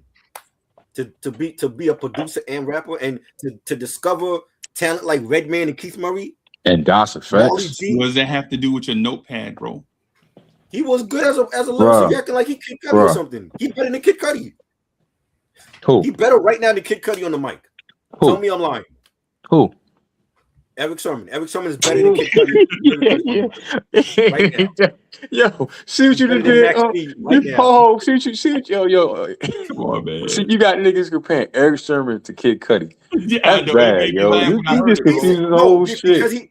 he said Kid Cudi is a great lyricist. You might as well vouch for T.I. versus Busta Rhymes, man. No, Damn. No, Like shit. no, we are not doing Hey, that. Look, T.I. I like can Kid rap, Cudi too. He is not no lyricist. Nah, he ain't a lyricist, man. No lyricist. He more just for the music, man. Yeah. You know what I'm saying? He more for more the just for the vibe. music. Yeah, for the vibe. Yeah. Yeah. Hey, T.I. can rap, bro. T.I. can rap. He's dope. Yeah, We I not know. talking about Eric Sherman though. Eric Sherman versus Eric some damn Sherman Kid Cudi. and T.I.? You said Gangsta on EPMD. I'm like, yo, Eric Sherman was great on the mic and he was great on the boards. Yeah, he was in that party rap lane. Yeah. They didn't just do party raps though. Yeah. Who, EPMD? EPMD they didn't just do party raps. Who Killed Jane? That's Nah, a whole EPMD was more than partying. series, Nah, storytelling. yeah. Equals for that. All right. So EPMD comes out in 1986, 87, right? What rappers that came out in that same era are they better than Eric B. Didn't they Rakim? come out in 88? Wasn't Strictly Business 88? Are they better? Nah, they was out in 87. Yeah, but look what you're saying though. Look what you're saying. Bro, You saying are they better than Eric B. and Rakim? Like, think about what you're saying. You're talking about the top of the top. You see what I got to do with Uncle? You talking about the top of the top though. You ain't just saying it's anybody. You know what I'm saying? So they still good. Like, listen, again, you don't got to be better to be dope. They don't got to just because they're not better than Rakim don't mean they're not dope. You know? Yeah. They don't gotta be better, but they were dope. That's what I said. That's why y'all punted my point. The point I was making is Gangsta is I. No, you saying it like they're okay, like they're you downplay Nice and Smooth and Nice and Smooth make great music, bro. Oh my god. You said they made what? They made great music. They made great music, but you said they were all right. They all right. I know damn well you was the main one talking about something. I left my Philly at home. Do you have another? I want to get blunted, my brother. I would never say that. And I would never say no shit like that. I like my reputation, bro. And I'll never say no weird shit like that. The thing about Gangstar, like if you want to look at, well, if there's an MC in the Gangstar Foundation that you could kind of. Now we talking. I feel like Big Sugar is just all right. Right. Group Home was just okay. They wasn't lyrical miracle. They were okay. Who Big Sugar? Big Sugar from Boston. Yeah. He's like, man. Yeah, like the only member of Gangstar Foundation that was dope as far as like pure lyrical greatness, is J. Ruba Damager. And Bahamadia. And He's one of the Oh best. man, Bahamadia.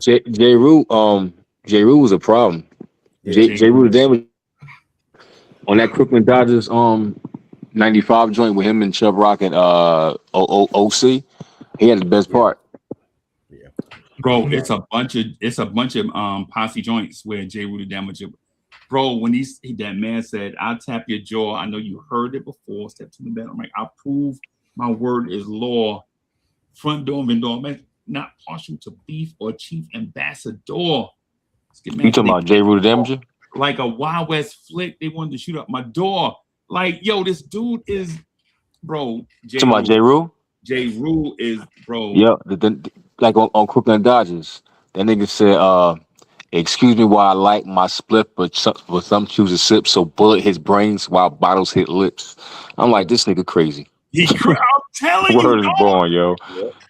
we talk about if we Now he's a verse guy, yo. About Guru when J. Rue the Damager on the low, J. Rue the Damager might have a top 3 album from '94. We talk about Illmatic, and we talk about Big album in '94. We talk about, bro. I like his second album too, though, bro. That one when he was going about the hip hop shit.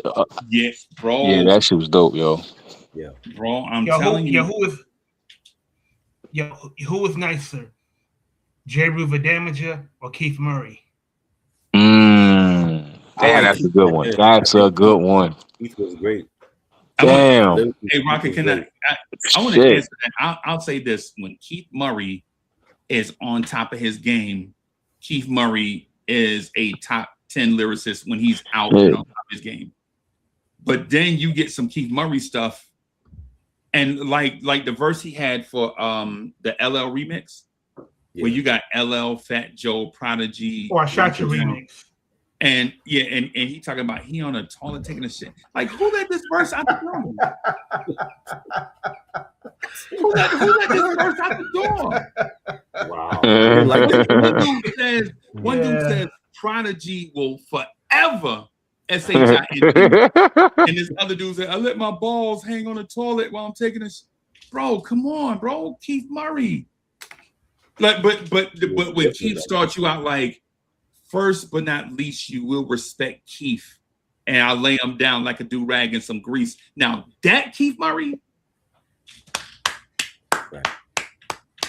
But when Keith Murray to me is wildly inconsistent. There are days where he's just as good as the best rapper out, and then there are other songs where I have ranked him like with Fredro Starr and Sticky Fingers. And it's not because of light, it's just because of because in '94 Keith Murray dissed J. Rue on shit. List. I didn't even know that.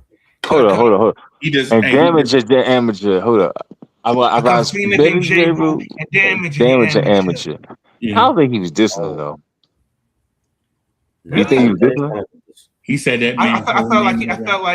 I feel like Keith Murray was putting J. Rue on notice because maybe it's just me, but like in '94, I felt like between those two, they were the most lyrical MCs as far as like to me they both have they could be their styles like battle rappers, like the way they rhyme on record, they sound like rappers. So to me, I could see like Keith Murray taking a shot, J. Rue, and J. Rue just I don't know, like maybe it's just me. But see, but you had Sticky Fingers also. He was very aggressive on the mic. But see, like I always looked at Sticky Fingers as being more. This might sound wild, but I felt like Sticky Fingers was too hardcore and too gritty to be a battle MC like that. Like Keith Murray and J. Rue, they were going to be at the ciphers. They was going to be at the lyricist lounges, and they were in both circles. I never looked at Sticky Fingers as, matter of fact, Sticky Fingers would have been the type of person that would have robbed everybody in the cipher. Facts.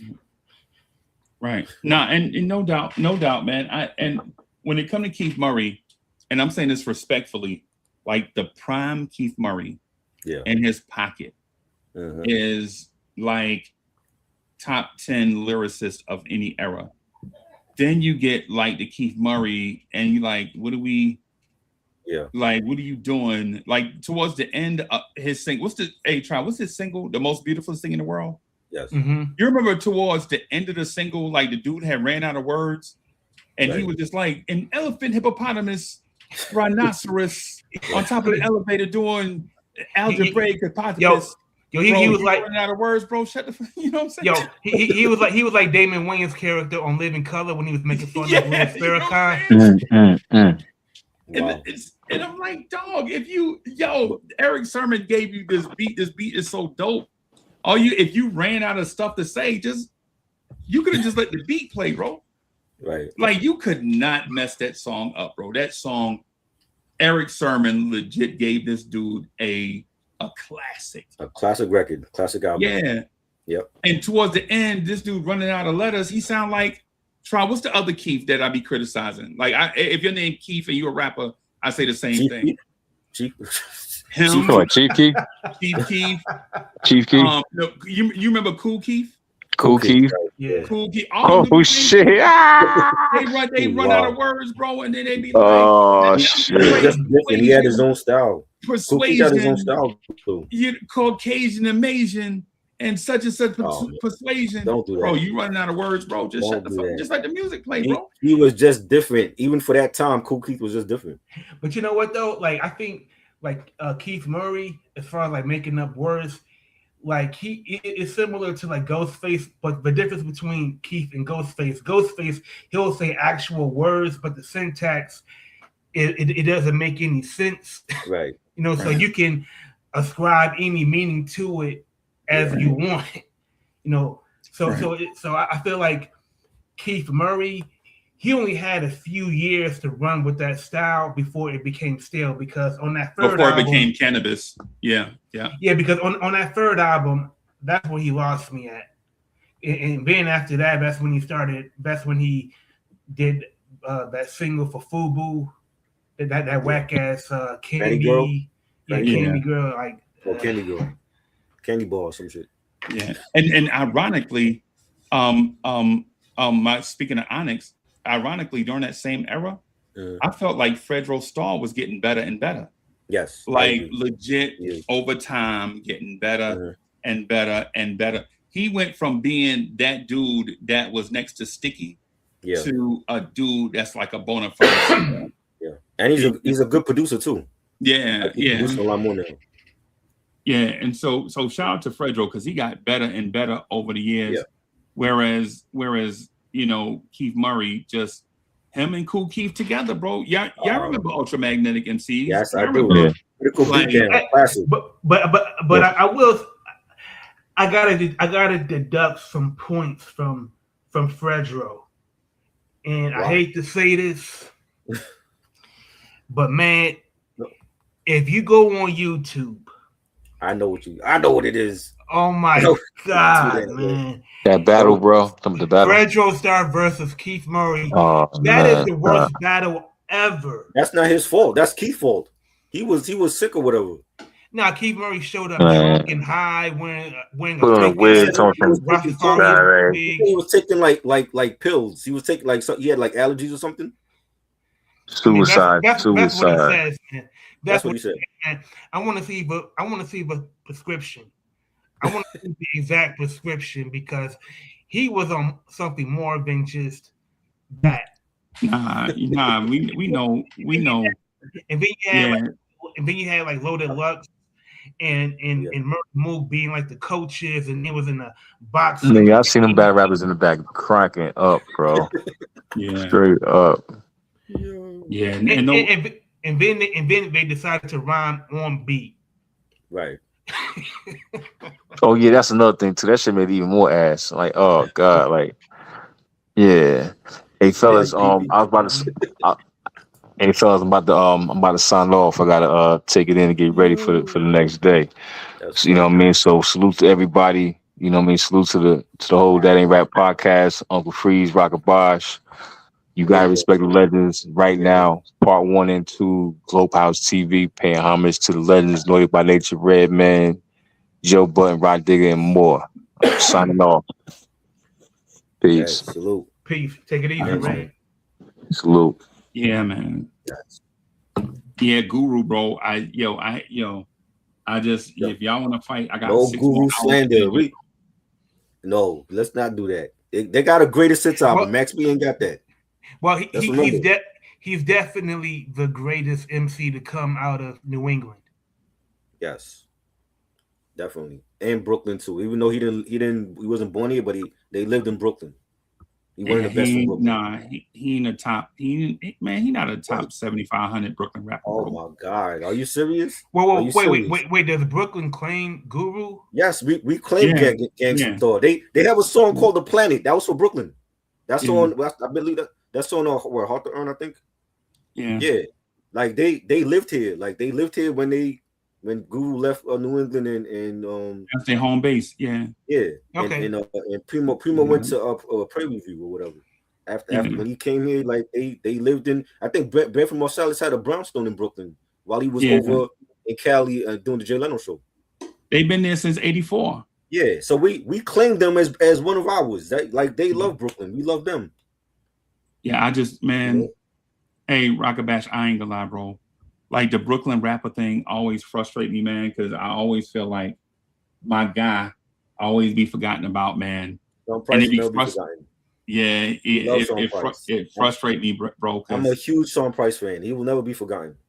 bro, and I say this, and sometimes I have to recalibrate, right? But at times, I do believe Sean Price is the greatest rapper to come out of Brooklyn. At times, right? Like I listen to his joints, and I be like, nah, ain't nobody skilled like this, right? I think him and Biggie would have gave us a great collab. I would have loved to see that.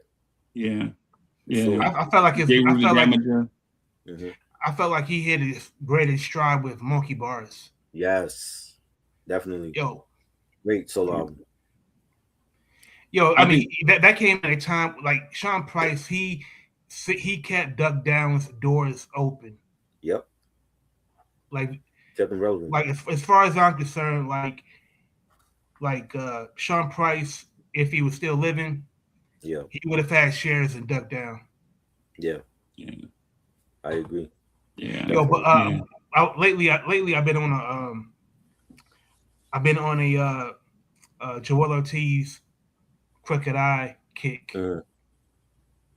and I know Free said that AZ might be the most underrated rapper from Brooklyn, but are we overlooking Joel Ortiz? I am. He underrated. I said AZ was the most underrated from New York City, like the whole New York City. Okay. Like I know people say call Mega. I love Mega, but Mega's albums were not always great. Mega albums. Yeah, it went up and down. It was not always great, and people don't come out and say that because of who he is, but because of respect, right? We gotta be honest. Like his discography is not great. Sean Price has a better discography than him, and he's dead. Like his 2020 album, I really enjoyed, bro. That Mega Philosophy, I didn't like the beats on there. I liked it. I didn't think the what do you call it after your album finished and you send it somewhere to get polished? Oh, mastered. Master, yeah, I think the mastering of it was weird because you can hear the volume up and down of his voice in a thing like, and I'm like, what he's saying is dope, but he's always had a production problem with his albums though. Yeah, but I feel like when he was on, maybe it might have something to do with who he handled, who he gave that responsibility to. Because when he was on Land Speed, yeah, none of those problems existed. Right. I think Lance Speed did great by him. So maybe since maybe since Lance Speed went under, maybe he's been doing it himself. Right. I want to read this comment.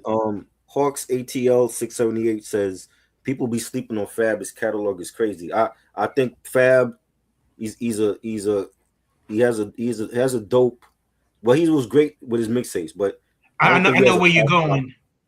Yeah, I don't think it's a classic album. Yeah. I've been saying that, and I've seen Fab live, and even his live set wasn't great. I think Fab, he can sometimes be too cool for school.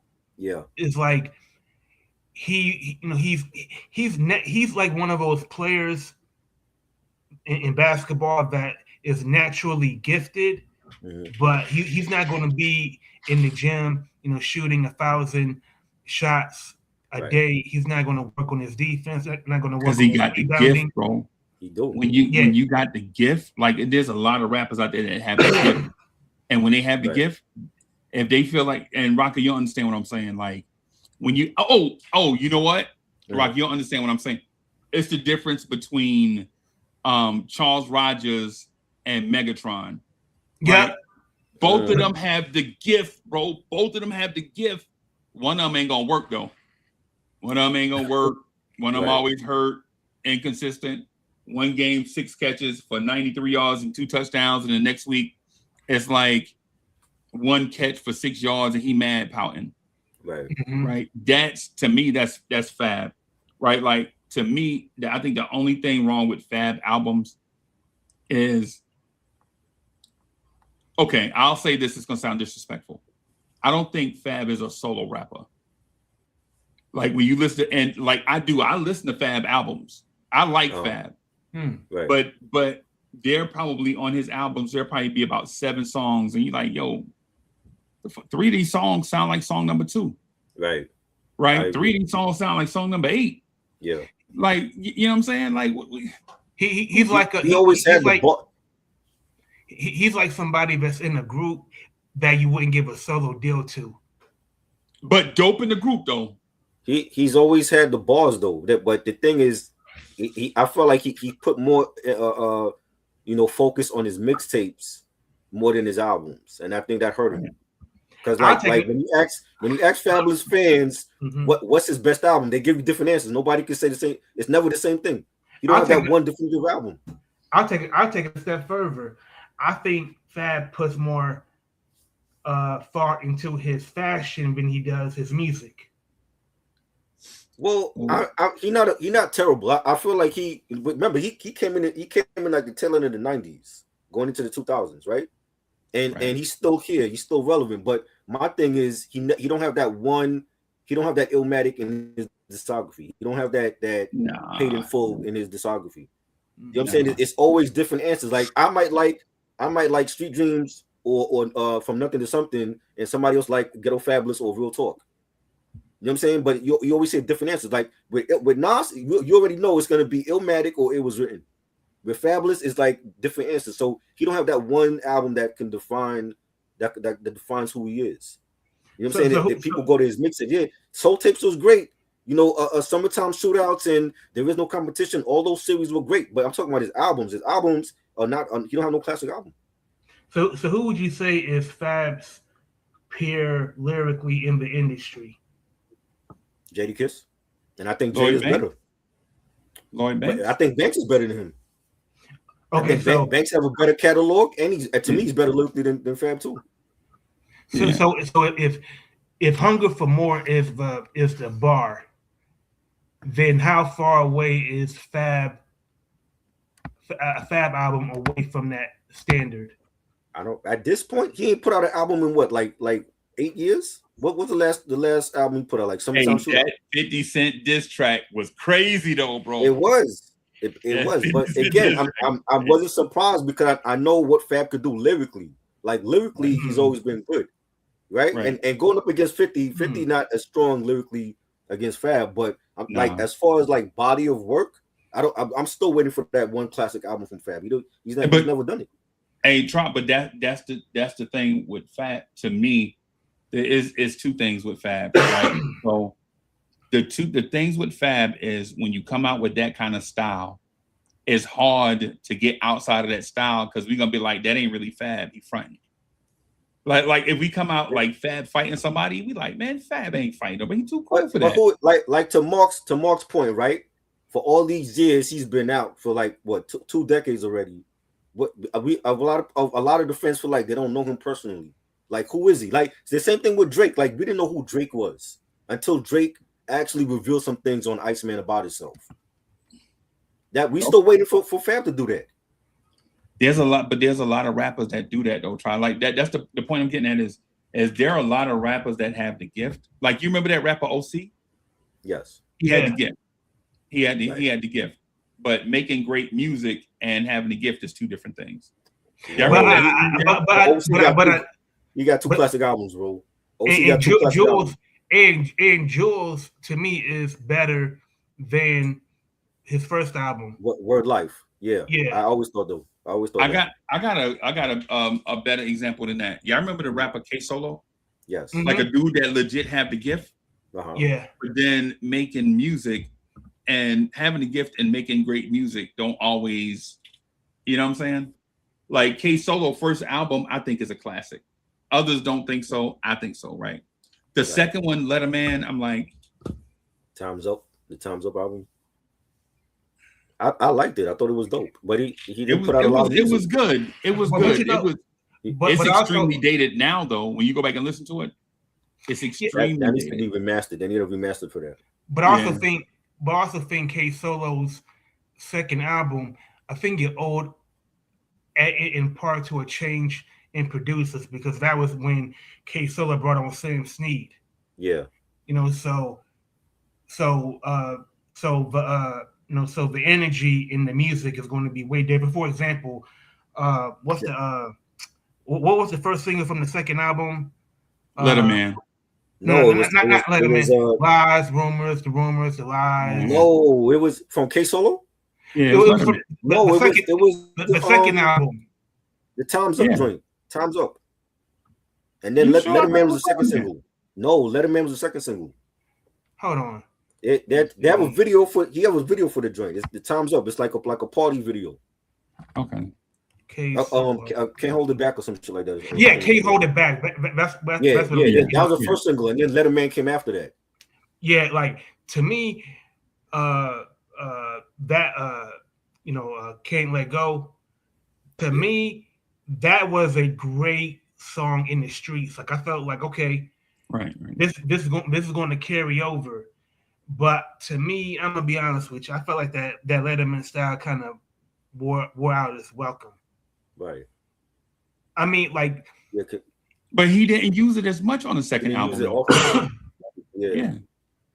But I think I think people at that point had kind of grown weary of it. I mean, because other rappers started hopping on that style, and to me, I think one song from that album that I wish was a single, it was a song about his baby mama.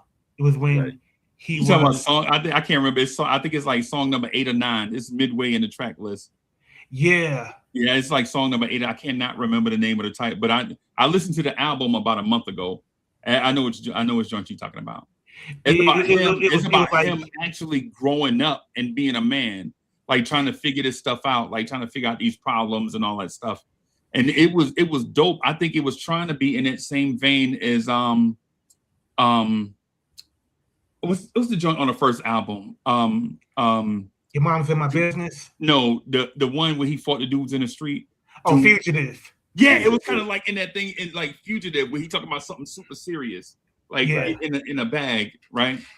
But I like it. I think it's a good song.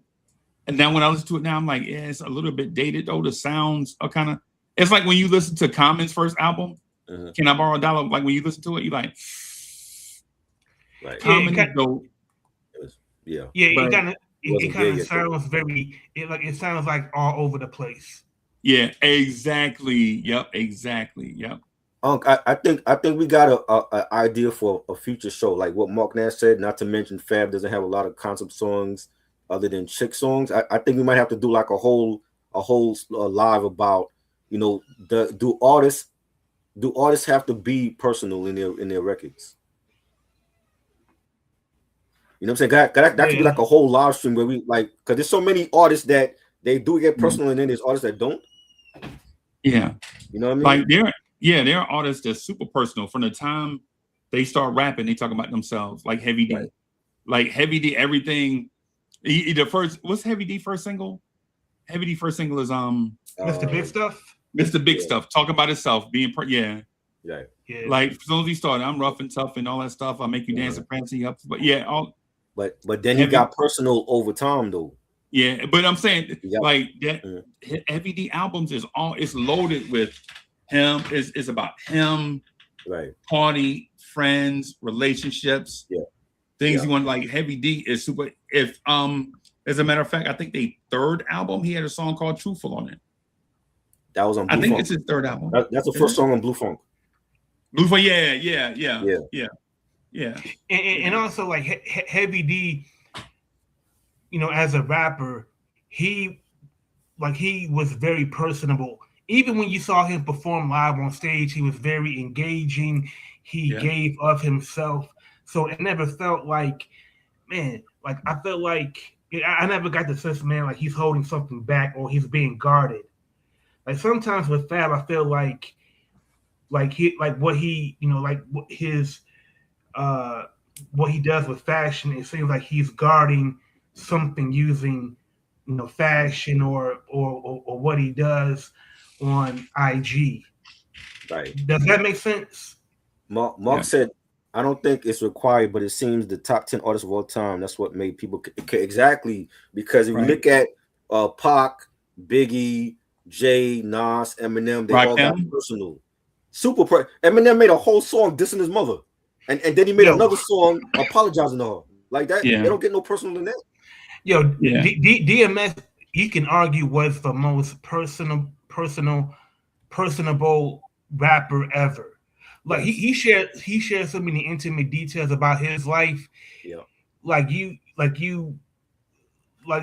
thought, like, how much more can he share, especially when he would start talking about his demons openly and him being openly spiritual, and him talking about, you know, his him including the prayers. And that was pretty risky, because I know like when some people introduce anything spiritual, it will turn off some people. Right. But the people that love him though, they love him for life, bro. I agree. Yeah. Right. What I was gonna say about Fab is this though. Of the people that you see, like the ones that ascend to all-time greatness, they do stuff outside of what's on these stuff. Like when there was the struggle with Nas when Nas was dope and wasn't selling records. Yeah. All of a sudden his relationship with Khalees is out there, and all of a sudden more people gravitate to Jay-Z and Beyonce. Run DMC made a movie. Yeah. Right. Fabulous got his life together, bro. Ain't no drama outside of that. DMX was getting arrested like every month. He's had drama in his personal life.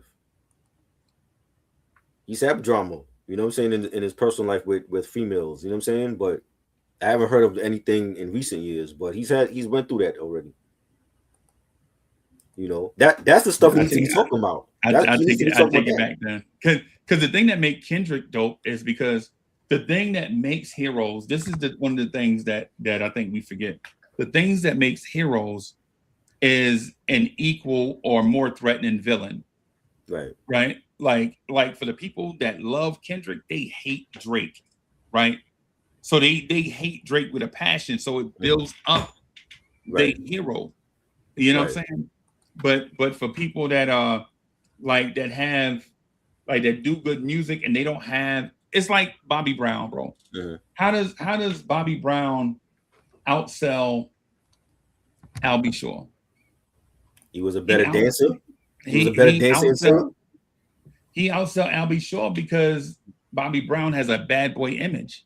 Well, that too. But Bobby Brown was a far better live performer. Yeah, he was a better dancer and singer than Al B. Shaw. Look up look up Al B. Shore at the Apollo in 1988. Yo, that is some of the worst singing and Rock, I ain't got to dancing. look, bro. I bought tickets. I took my lady friend to see Albie Shore live, 1995 for 2 tickets. And for people don't know how much for people that don't know how much $20 was back in 1980, I think it was 89. I think it was 89. For people that don't know how much $20 was for 2 people, bro, my check was $118. I spent 40 of it to take this chick to see Albie Shore, and it was. Did you end up marrying her though? That's your wife now, right? Shout out to Albie Shore. Right. Shout out to Albie Shore, because it's the same thing. I know some people say the same thing about Nicole, where the live performance may not have been quite what they expected at times. I mean, but if you look at the tour that Albie Shore did with Bobby Brown and New Edition, Albie Shore was the headliner. Midway through the tour, Bobby Brown was the headliner and Albie Shore was opening. Yeah. So that's the crowd responding to what they're seeing. That wasn't Bobby Brown's fault. That was Albie Shore, his limitations coming to bite him where it hurt. Yeah. But Albie, I'm sorry. No, I was gonna say Hawk said the chaos I remember with Fab back then was with him and Sebastian Telfair. I don't even remember that. I do remember. I remember that. He had an altercation, a physical altercation with his baby mama Emily, and Emily used to be on Love and Hip Hop, and her father got involved. I think her father threatened to kill him or something like that. That happened like years ago, but he's over that. But that was a thing that was on the news, that he had a physical altercation with his baby mama, and he didn't talk about it. He needs to be talking about that in his songs. That's just saying. Yo, I remember like in 01, this was when Can't Deny It was a big hit. And I remember, do y'all remember Billy Bathgate? Yes. He was down with Clue. I felt like for a couple of years, I felt like there were so many rappers that was trying to either sound like Fab or sound like Hov. And the carbon copies got worse and worse and worse. And I think Fab kind of fell victim to that for a minute. Yeah. Yeah. I agree. I like Fab though. I think lyrically, I don't think there are many MCs, rappers out there that can rap that are better than Fab. Right? Yeah, I think I disagree. I think like right now, I think Conway and Benny is better than him lyrically, I think. To me. Probably. And they're not too much. Oh, Fab is not too much older than them, right? Like them dudes in their 40s, right? Right, yeah. Because they came out late. They came out late in their career. Yeah. So, but I think Fabulous definitely has a footprint in hip hop. Right? There's a stretch where Ransom where Fabulous and Lil Wayne controlled a lot of stuff. You know what I'm saying? Yeah. 50 Cent, Fabulous, Lil Mm-hmm. Wayne, like there was an era, a stretch. That was a thing. They used to have mixtapes where they would have like Fabulous versus Mace and who had the better verses on different songs and stuff. Right. Quick question. Did y'all feel like y'all remember when Mace, dissed Fab on I think it was on some G Unit mixtape? And I'll be honest, was that man. The mixtape we did? That the was it like 10 Years of Hate? Yeah, Crucify for the Hood. Yes, I remember that. And I'll be honest, man. Like when I heard it, I had to double back and think twice, because I mean what Mace was saying had some validity to it, but the thing is though, by 2004 or 5, like Fab, he had outpaced Mace, where he had gotten far better than he was in 01. So as far as I was concerned, even was Fab influenced by Mace? Yeah, but by 04, Fab was far better. He was a better rapper.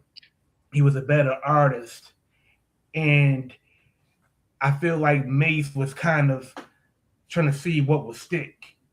Mace is dope still lyrically. It's just that he had one great album and then he had the terrible sophomore, and then he leaves Bad Boy for whatever reason, became a pastor, and then he comes back years later with the Welcome Back, and that wasn't great. But I can see why people compare Mace to Fab, but Fab had a better career than Mace. Let's be honest about that. So I would never take that away from him.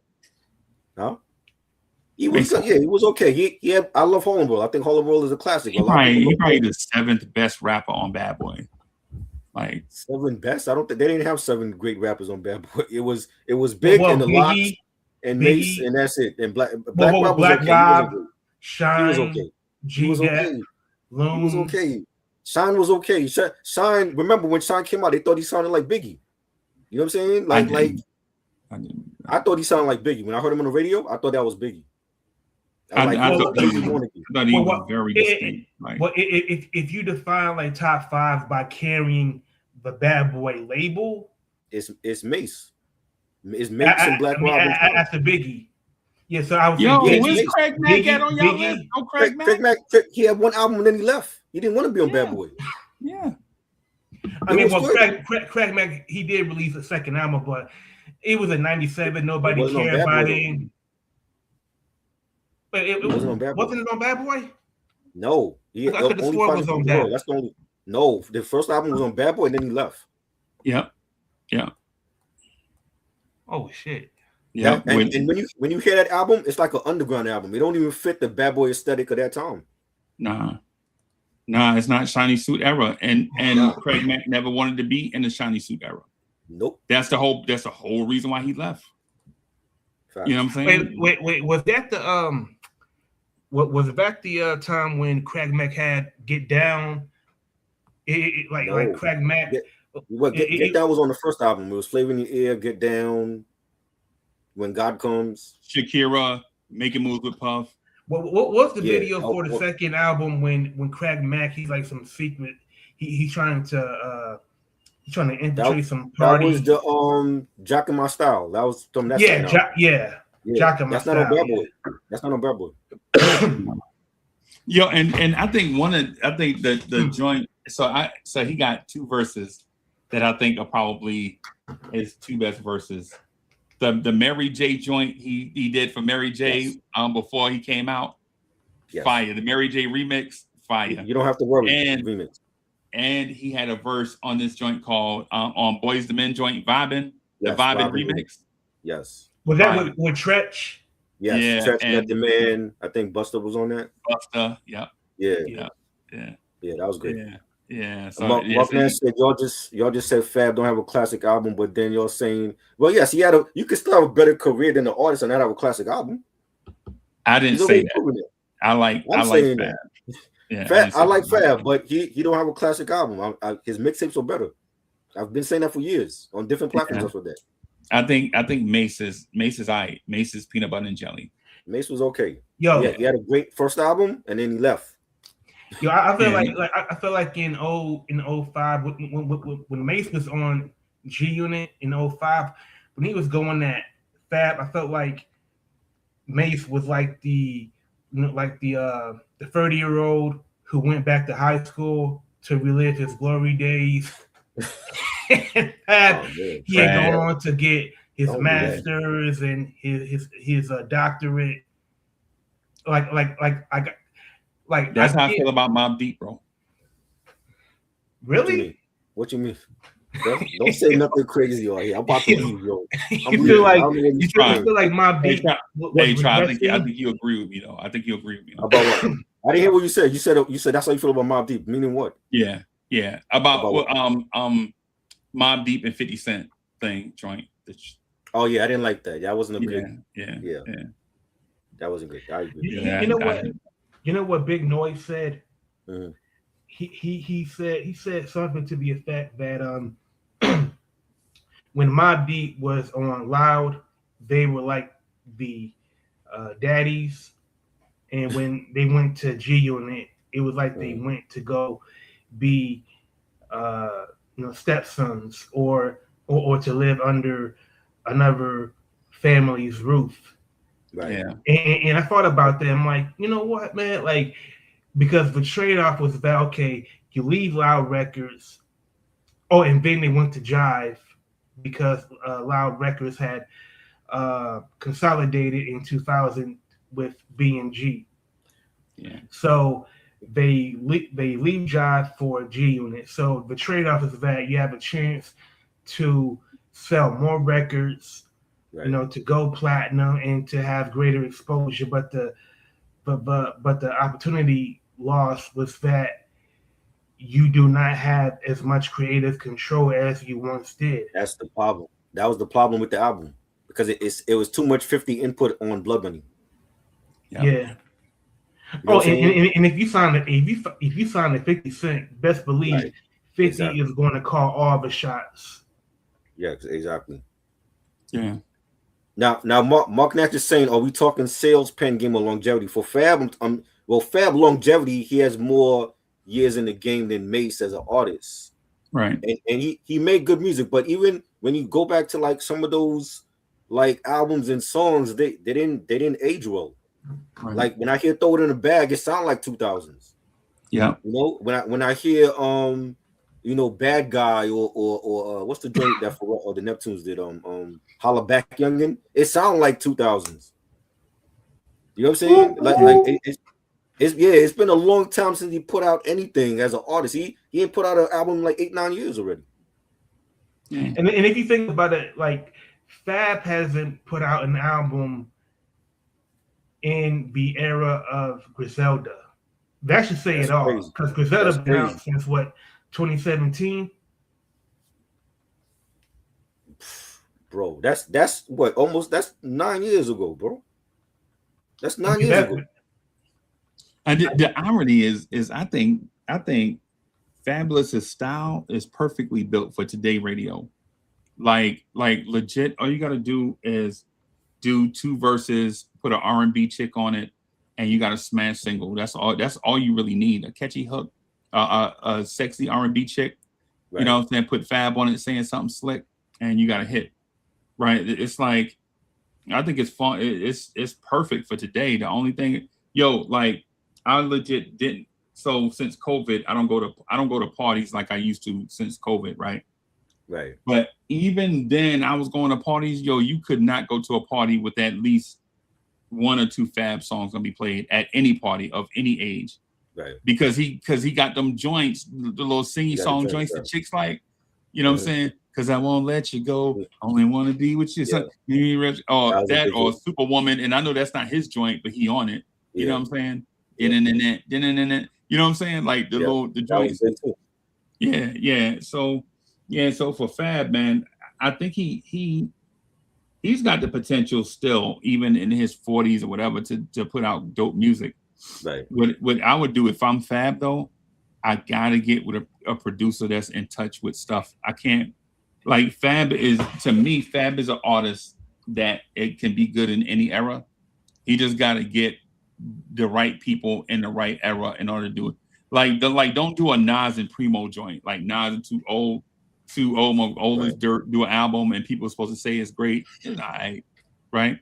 Do you get you a new producer, man? Somebody, I don't know, somebody from this era. You can Conductor Williams, Hit Boy, Marco Polo, Alchemist. He worked with Alchemist on Loso's Way. Them dudes, them dudes been out for. Conductor Williams gave Drake heat on Iceman. What you talk about? Yeah, I know what I'm saying. Conductor Williams been out for what, 12 years? No, he has not been out that long. He started work with Griselda, but he's still a newer producer. Bro, it's 2026, dog. I hear you, but Conductor Williams right now is hot. He did a whole album with Rome Streets. He did a whole album last year with Ransom. You know what I'm saying? Like if I was Fab, I'm going to Conductor, Alchemist. He worked with Alchemist on Loso's Way. I'm going to Alchemist.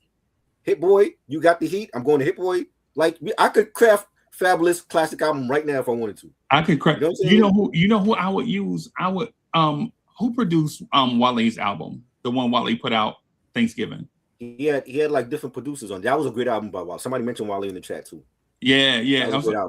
That's the lane I would be if I'm Fab. Right. 38 Special, V-Don. Like, come on, there's producers that he could use. He ain't got to go to Swiss Beats and Timberland. Yeah, they washed up anyway. That's what I'm saying. So Timberland washed. I think Swiss Beats is washed too. That's why I want to hear that Stove Got Cooks album. I want to hear what he got. That's what I'm saying. Like Swiss Beats, DJ Premier, all them dudes washed, bro. Dre's washed too now. Yeah, that's what I'm saying. I think didn't Primo put out an album last year? He put out with Nas. It was great. That was mid. I know you don't like it. I already know. I already know you don't like it. I loved it. I thought it was a great album. I don't know what people expected. They wanted to hear New York State of Mind for the whole album. What's wrong with New York State of Mind, bro? Because Nas is not in that mind state anymore. He's a mogul now. You can't do that. Him talking about grimy shit and he's a mogul. That's not gonna work. That's like Jay-Z doing In My Lifetime Volume 4. It's not gonna work for Jay-Z. You're not selling bricks in multi projects anymore. You know what I'm saying? He had to grow, and he grew with his music. That's why he had the 6-album run with Hit Boy. That was important, an important thing for Nas to do in his career as an artist. Nas stuff has been. I'm a Nas fan. His stuff has been. It's been good. It's been good. He's like he got his second win at 50 years old, coming out with some of the best music of his career.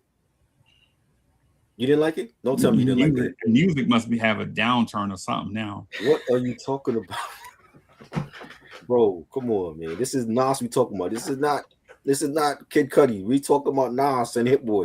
Bro, we like Pat Ewing, but Pat Ewing ain't getting out there to play no more, bro. I get it, but Nas is not. Who else at 50 years old in rap is doing it like Nas? Nobody.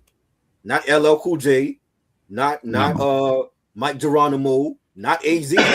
AZ put out a dope album, but it wasn't great though. Nas is the only one at 50 years old giving us near classic material. Like how could you all not love the Primo album? I don't get it. What do they want? I listened to the album like 10 times, bro. I'm still playing it. It's all right, bro. I got my favorite songs on it. I'm still playing it. You didn't like Writers? You didn't like Madman? Bouquet?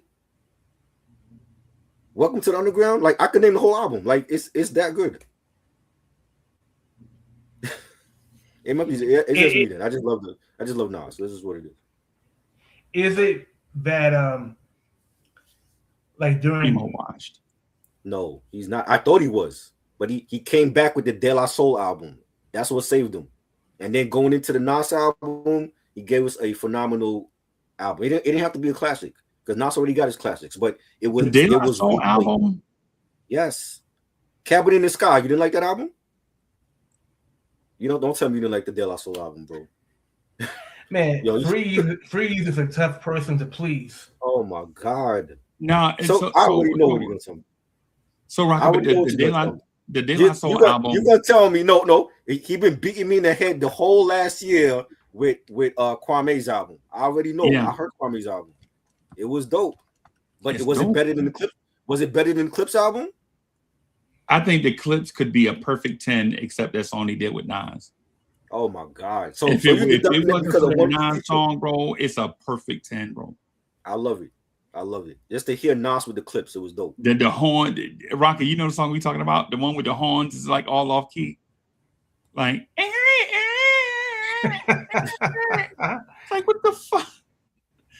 Where y'all quality control at, bro? Crazy, who put that? Y'all was that desperate for a Nas verse? Y'all was like, just fucking bro, Nas. Unc is crazy. You see what I got to put up with Uncle? No. There's some. Bro, the Kwame album was so refreshing, bro. The De La Soul album was refreshing. The only thing is, when you get old rappers doing new music, bro, it's like, what you mean? Some of those songs they had in the stats, they were doing an album with Primo and with Pete Rock, and they combined both. They combined the songs from those albums and they put it on Cabin in the Sky. That's what it sound like it. I mean, it sounded fire though. I mean, I liked it. I mean, Nas' verse on "Let God Sort Them Out." The only thing about that, like Nas is rhyming excellent. It may be that maybe it sounds like Nas just added his verse to that song. Like he didn't want to be there. Yeah, like he doesn't really have any. But like it seemed like remember back in school when we had group projects and everybody did the heavy lifting. They researched, they wrote, they went over grammatical errors, and they did the presentation. Everybody contributed except the one person that maybe stapled the papers together. That's I mean that's what Nas's verse. It sounded like really period, bro. Bro, I just listened to Do or Die 3, and there's a song on there that AZ goes back to Give Me Yours, and he has Jadakiss just on the hook. There's no verse from Jadakiss. Are we really gonna sit there and say y'all are complaining about a Nas verse on the clips and Jadakiss ain't even have a verse on that song with AZ? I'm complaining. But the only thing about you said you didn't like the song. Let me just say this though. On the original, on the Do or Die album from '95, Give Me Yours, Nas only does the chorus. So Jadakiss, he's only singing the chorus. So AZ just wanted to do an updated version of Give Me Yours. So, but it wasn't really good because first of all, you didn't need to do that. It was great the way it was. And then you have Jadakiss on there, and there's no verse. You barely. I don't even remember a time when he worked with anybody from the Lox. You ain't never do nothing with Jadakiss. The first time you have him on your album, you only have him on the hook, and he's trying to sing. He's not a good singer. Agreed. You know what I'm saying? We don't disagree that. We don't disagree. No, I mean, Nas. But then again, Nas in '95, we had never heard Nas only sing the hook on a song up to that point. Yeah, but Nas did it better. He did it better on Give Me Yours than Jadakiss do. He did it better. Yeah, agreed. Yeah, but I guess what I'm saying is that AZ pretty much wanted to do Do or Die 3 and just do it top to bottom and do it like he did 30 years ago, more or less. So he pretty much copied every ingredient and didn't. And just he didn't make any changes. I agree. I'm gonna say this to Triborough, and I think he'll understand where I'm coming from. These dudes need A&Rs, bro. They need quality control, bro. That too. You know what I'm saying? They need A&Rs, bro. You got to play these songs in front of people that's not in your circle to see if it's hot. You need because nobody asked for no Do or Die 3.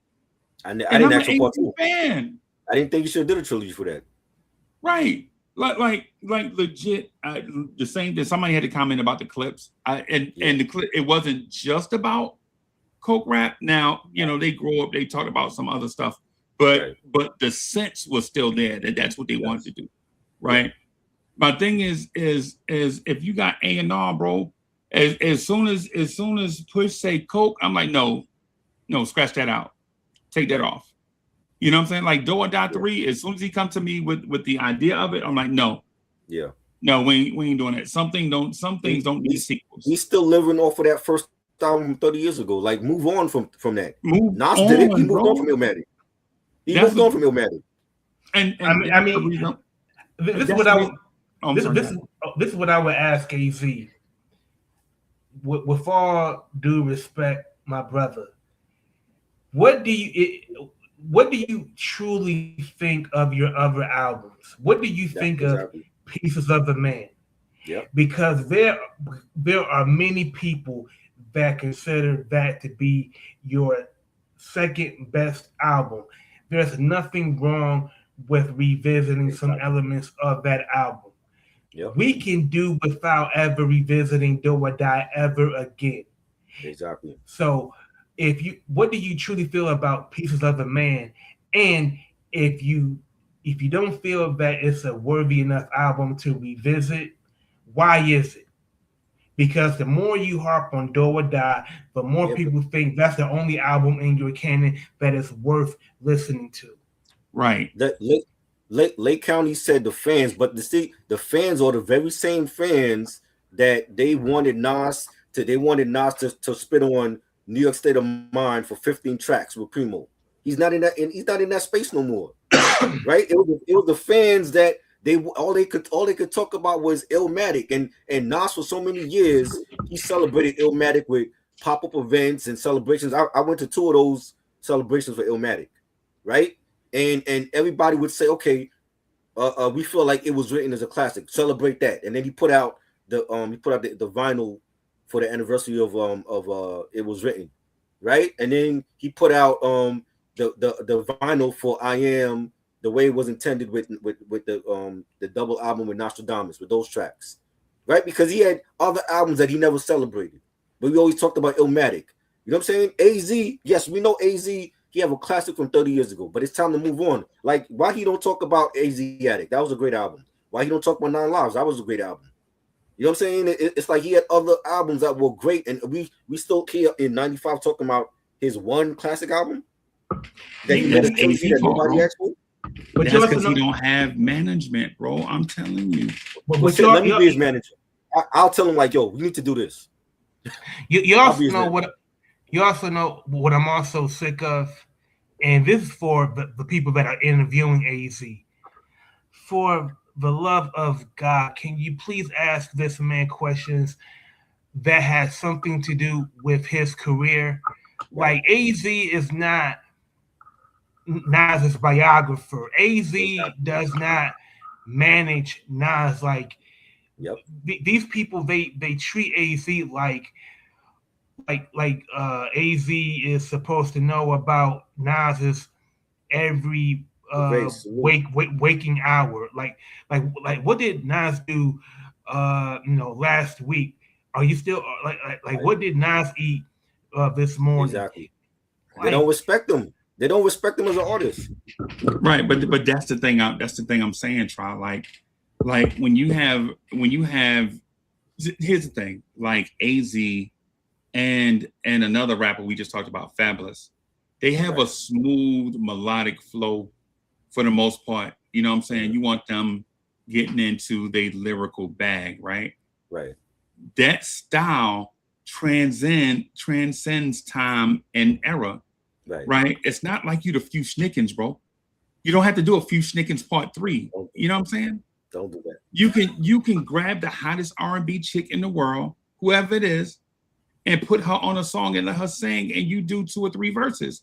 You can grab the hottest rapper out right now and put him on the joint. There's no harm in you trying to make music for another generation.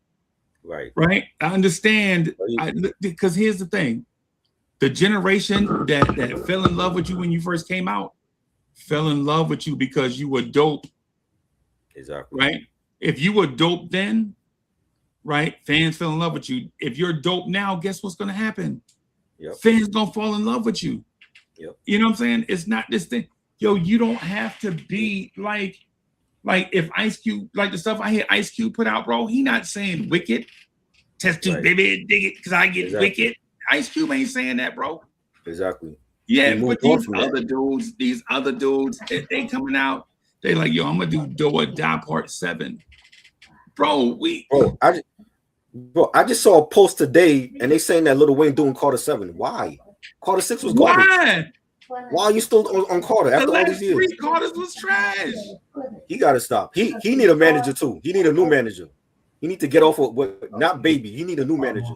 Bro, this is what I'm saying. Like clearly there's a lane out here for AZ, right? Because a record label wouldn't have gave him the runway to put out a joint if there wasn't a lane for him.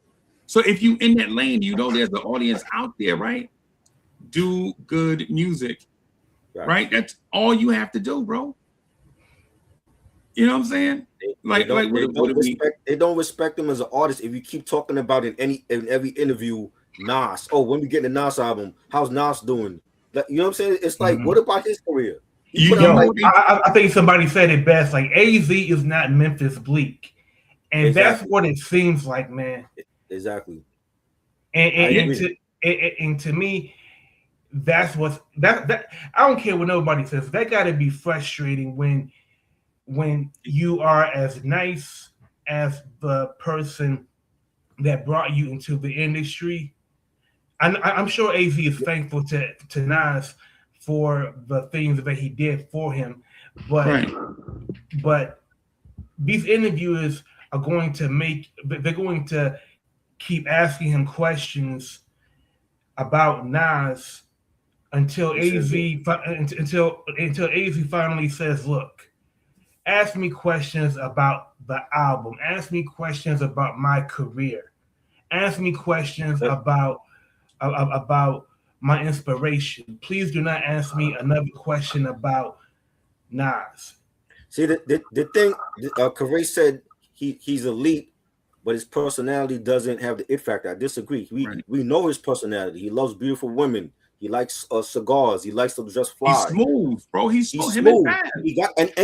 He got Master Appeal backing him now. You know what I'm saying? It's like so. Like when you're doing these interviews, you should immediately tell them, "Don't ask me no questions about Nas. This is about me and my career." Hey, I think he missing the whole point, bro. They keep asking about him and Nas because the public is demanding a Nas and AZ joint, whether it's them two together or whether it's the firm. And instead of them saying, "Hey, they've been asking me this question for 20 years," you know what I'm saying? Why they should be like, "Yo, the fans didn't ask me for Do or Die 3. They've been asking me about the firm." Right. You know what I'm saying? Right. So why are we not working on this? I understand you're a solo artist, and I get that, right? But some people need to go back to the well and refresh, and then step out on, you know what I'm saying, the joint or whatever. Yeah, but what happened? Okay, they wanted the Nas and Primo album for 30 years. They finally got it. People shitted on it, right? What happens if we come out with this Nas and AZ album it's a peanut butter sandwich or from reunion album, and then people don't like it? Then what? What happens then? You know what they're going to say? They're going to say too little, too late. They should have did it 30 years ago. And they said that about Nas and Primo. But the whole point to it is you gave the people what they want. You got to, that's the thing in sales, bro. You want to sell something, you got to be selling something people want. Right. That's just the key to it. You know what I'm saying? Like my thing with AZ is just AZ is a great lyricist. Mm-hmm. Is he a great artist? No, he is not a great artist. Right? As far as what though? What do we when you say that he's not a great artist? As far as what though? Where do you see AZ at? When AZ don't have an album out, where do you see AZ at? We don't see him. But I mean, when Nas don't have an album out though, when just real quick, when Nas don't have an album out, you know, you still hear, yo, Nas is back in the Slick Rick joint. Nas is doing this. His name is buzzing in the streets, but this other guy, like, you just coming out like ice cold, bro. See, he used to do features. He stopped doing it for whatever reason, though. So I don't know. Like maybe the demand ain't there. But I think the challenge for AZ as an artist, he has to make an album that is totally divorced from his past. He did it with Asiatic. He did it with 9 Lives. In 2026, make an album that does not rehash any idea from Do or Die. I agree. And as an artist, he has so much to draw from. But as long as he's going to remake songs like "Ho Happy Jackie" and make "Still Happy Jackie," people are just going to look at AZ as, you know, as AZ's man. I mean, as Nas's man, that, you know, he comes out every now and then, and I'm gonna check it out if it's dope. But if it ain't, I'll just keep it moving. Like, AZ has to, as an artist, he has to make albums that progress one after the other. Amen. Yep. It has to be over time. That's the only way AZ can finally get his respect. Yeah, if I'm AZ, bro, and I know it's gonna sound crazy, but if I'm AZ, I'm like getting like the hottest, most proven artists out there. Like, and I know some of these rappers are old, but I wouldn't cross out AZ and 21 Savage Like I listened to Do It. I listened to. Did you listen to Do or Die too? I listened to it. It wasn't great. You know who was on it there? had Lil Wayne. It had Lil You know Wayne who was on on it. there, right? Yeah, but that's Weezy. Weezy could rap. You talking about 21 Savage? You want to? No, I'm not talking about that one because what's his name was on there too. Auto Tune guy. What's Auto Tune guy? Who's that? Auto Tune. T-Pain. T-Pain, yeah. So he had T-Pain on there too. So it's like I don't want to hear AZ do nothing with Lil Yachty or nobody like that. That's I'm talking about rappers, bro. I'm not talking about like 21 Savage, Lil Yachty. No, if AZ need to do that, then he need to retire. I get what Freeze is saying. Freeze is saying that he has to collaborate with modern artists that is of his ilk that can put a new light on him, like Griselda, like Ransom, like Rock Marcy, not 21 Savage. Bro, the first time you heard AZ, it was a collab, right? Yeah, it was with Nas. That's his ilk. Yeah, that's what I'm saying. Yeah, you said 21 Savage. I'm like, no, not 21 Savage. No, but it's not just Nas, bro. Nas was one of the hottest young dudes out at the time that AZ collabed with him. I get it. That's what I'm saying. I get it. Why not? He could do something with Earl Sweatshirt. He's hot. Why not?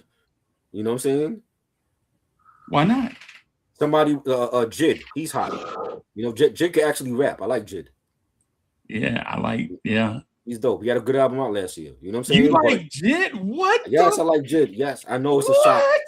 Yes. This is a new top girl we talking to. Don't do that. Don't do that.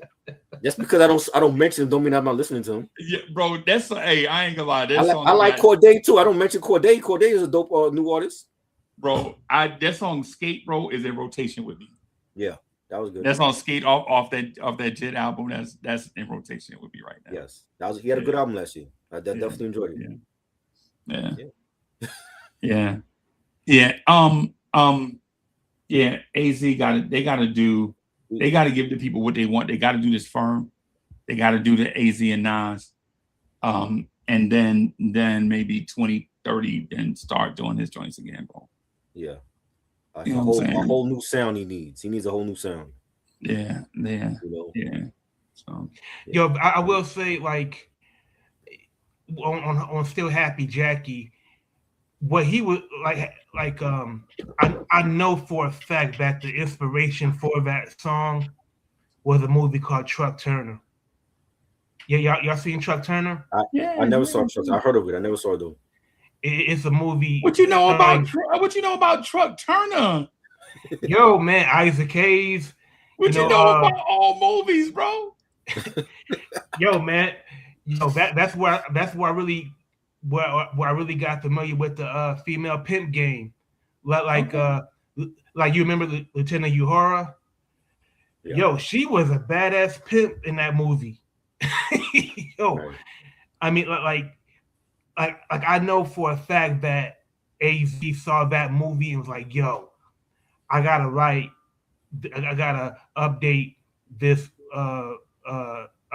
song and write about a madam that is getting money, pimping women, and living a millionaire lifestyle, living in the lap of luxury, and all in the process, like everything starts being taken away from her. Right. But I think that's interesting because I don't think people really know AZ. It goes back to what we were talking about with Fab. Right. AZ does have a classic album, but do you really know much about him? No. And somebody said that in the comments too. Yeah.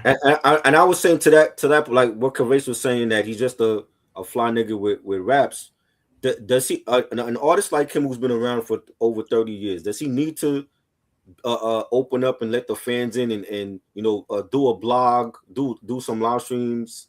I can't see AZ like doing a blog, but that's the point though. We can't see because he's never done it. You know what I'm saying? Like if he opened his life up to his fans and went on IG Live a couple of times or did a blog or a podcast and let the world know who he is, who Antonio Cruz, right? Anthony Cruz. Yeah. That's his real name. I barely know his real name. You know what I'm saying? Like let the people into his life. Like you've been here for 30 years and nobody know your mother's name or anything. But yeah, I think how about this? I think Mass Appeal, they could do something like this. They could have like a mini docu-series. And they could Exactly. have like Something the like that. life and times of Anthony Cruz. Like Exactly. get to know AZ through the course of the day, through the course of a few weeks. Right. Know what does he feel about, like just get his thoughts about life. And Now I think people would be interested because it's through Mass Appeal, so you got instant credibility, right.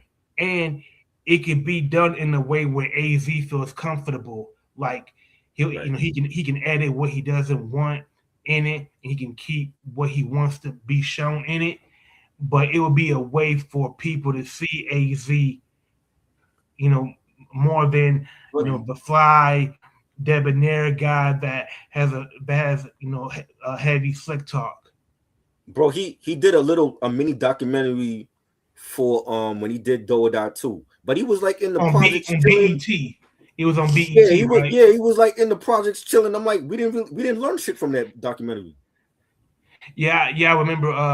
I remember Daddy O was in that that docu series, and but the thing is, it was the pacing of the scenes was done very quickly. Like one scene had Daddy O, and then the next scene had Buck Wild. And it's like, how you get from Daddy O to Buck Wild?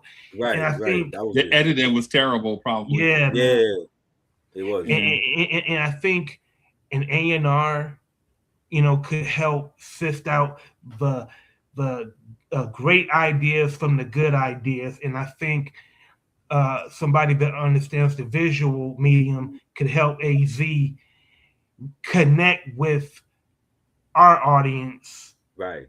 And he can naturally reconnect with a younger demographic that is hip hop. Okay, I want to mention something that Lake said. The thing about that, like AZ came from a era that it was privacy. But the thing about that now, right, for any artist, new and old, in this social media era, you have to be able to connect with your fans. If you want your fans to buy your merch and go to your shows and stream your music, you got to be able to connect with your fans. Like one thing I like about shout out to the Bad Seed, right? Shout out to the Bad Seed. The Bad Seed, I met him last year at the Lyricist Lounge anniversary. Hey, I gotta run, y'all. Hey, I gotta run, y'all. Salute. All right, y'all. Good talking to you, Freeze. Yeah, we'll talk. The one thing I like about Bad Seed is he connects with his fans. He does live streams on IG every once in a while. He does like funny little videos and he's done movie reviews and stuff. He connects with his fans, right? He meets and greets his fans. A lot of these artists don't do that. They want you to stream their music. They want you to buy their merch for like $100 and then that's it. You're not meeting them in person or anything, right? You got to be able to connect with your fans now, especially if you're a new artist now. If you want to connect with your fans, they got to be able to connect with you through your personality and through your music. And if you can't do that, it's like how you expect to sell to sell streams and all that. Yeah, you it's like you can't turn your nose at fans anymore. Like exactly before social media, you can kind of give fans your ass to kiss, right? Because everything was the information, it was spread through print media, through radio, through TV. You had managers, you had PR people that can keep certain people at bay. But in this day and age, you cannot sell to anybody without having trust, without having brand trust, without having something identifiable that people can connect to. and What? and like you said, uh, you don't even have to do that much. Like Right.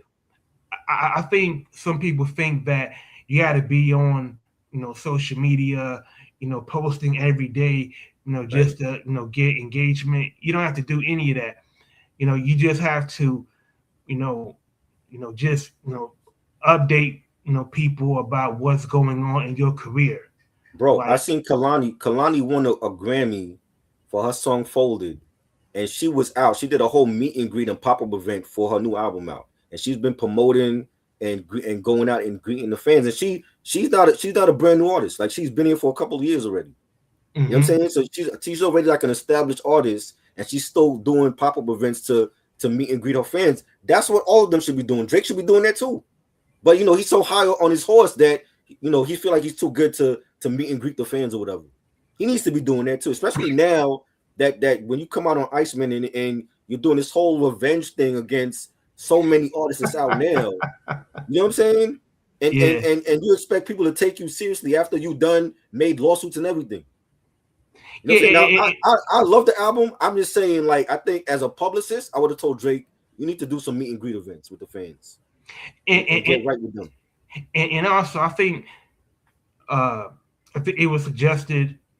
I think by Freeze that Drake he sued UMG to Yeah, stick it to the man, and right. he's going against the system, and he's not doing this just for him. He's doing this for everybody. He's doing this for you and you and you.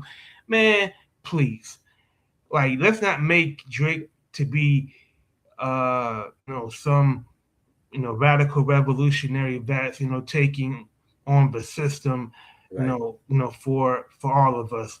right, And I think that, and I think there's some uh, cognitive dissonance going on with Drake and his audience because I'm not.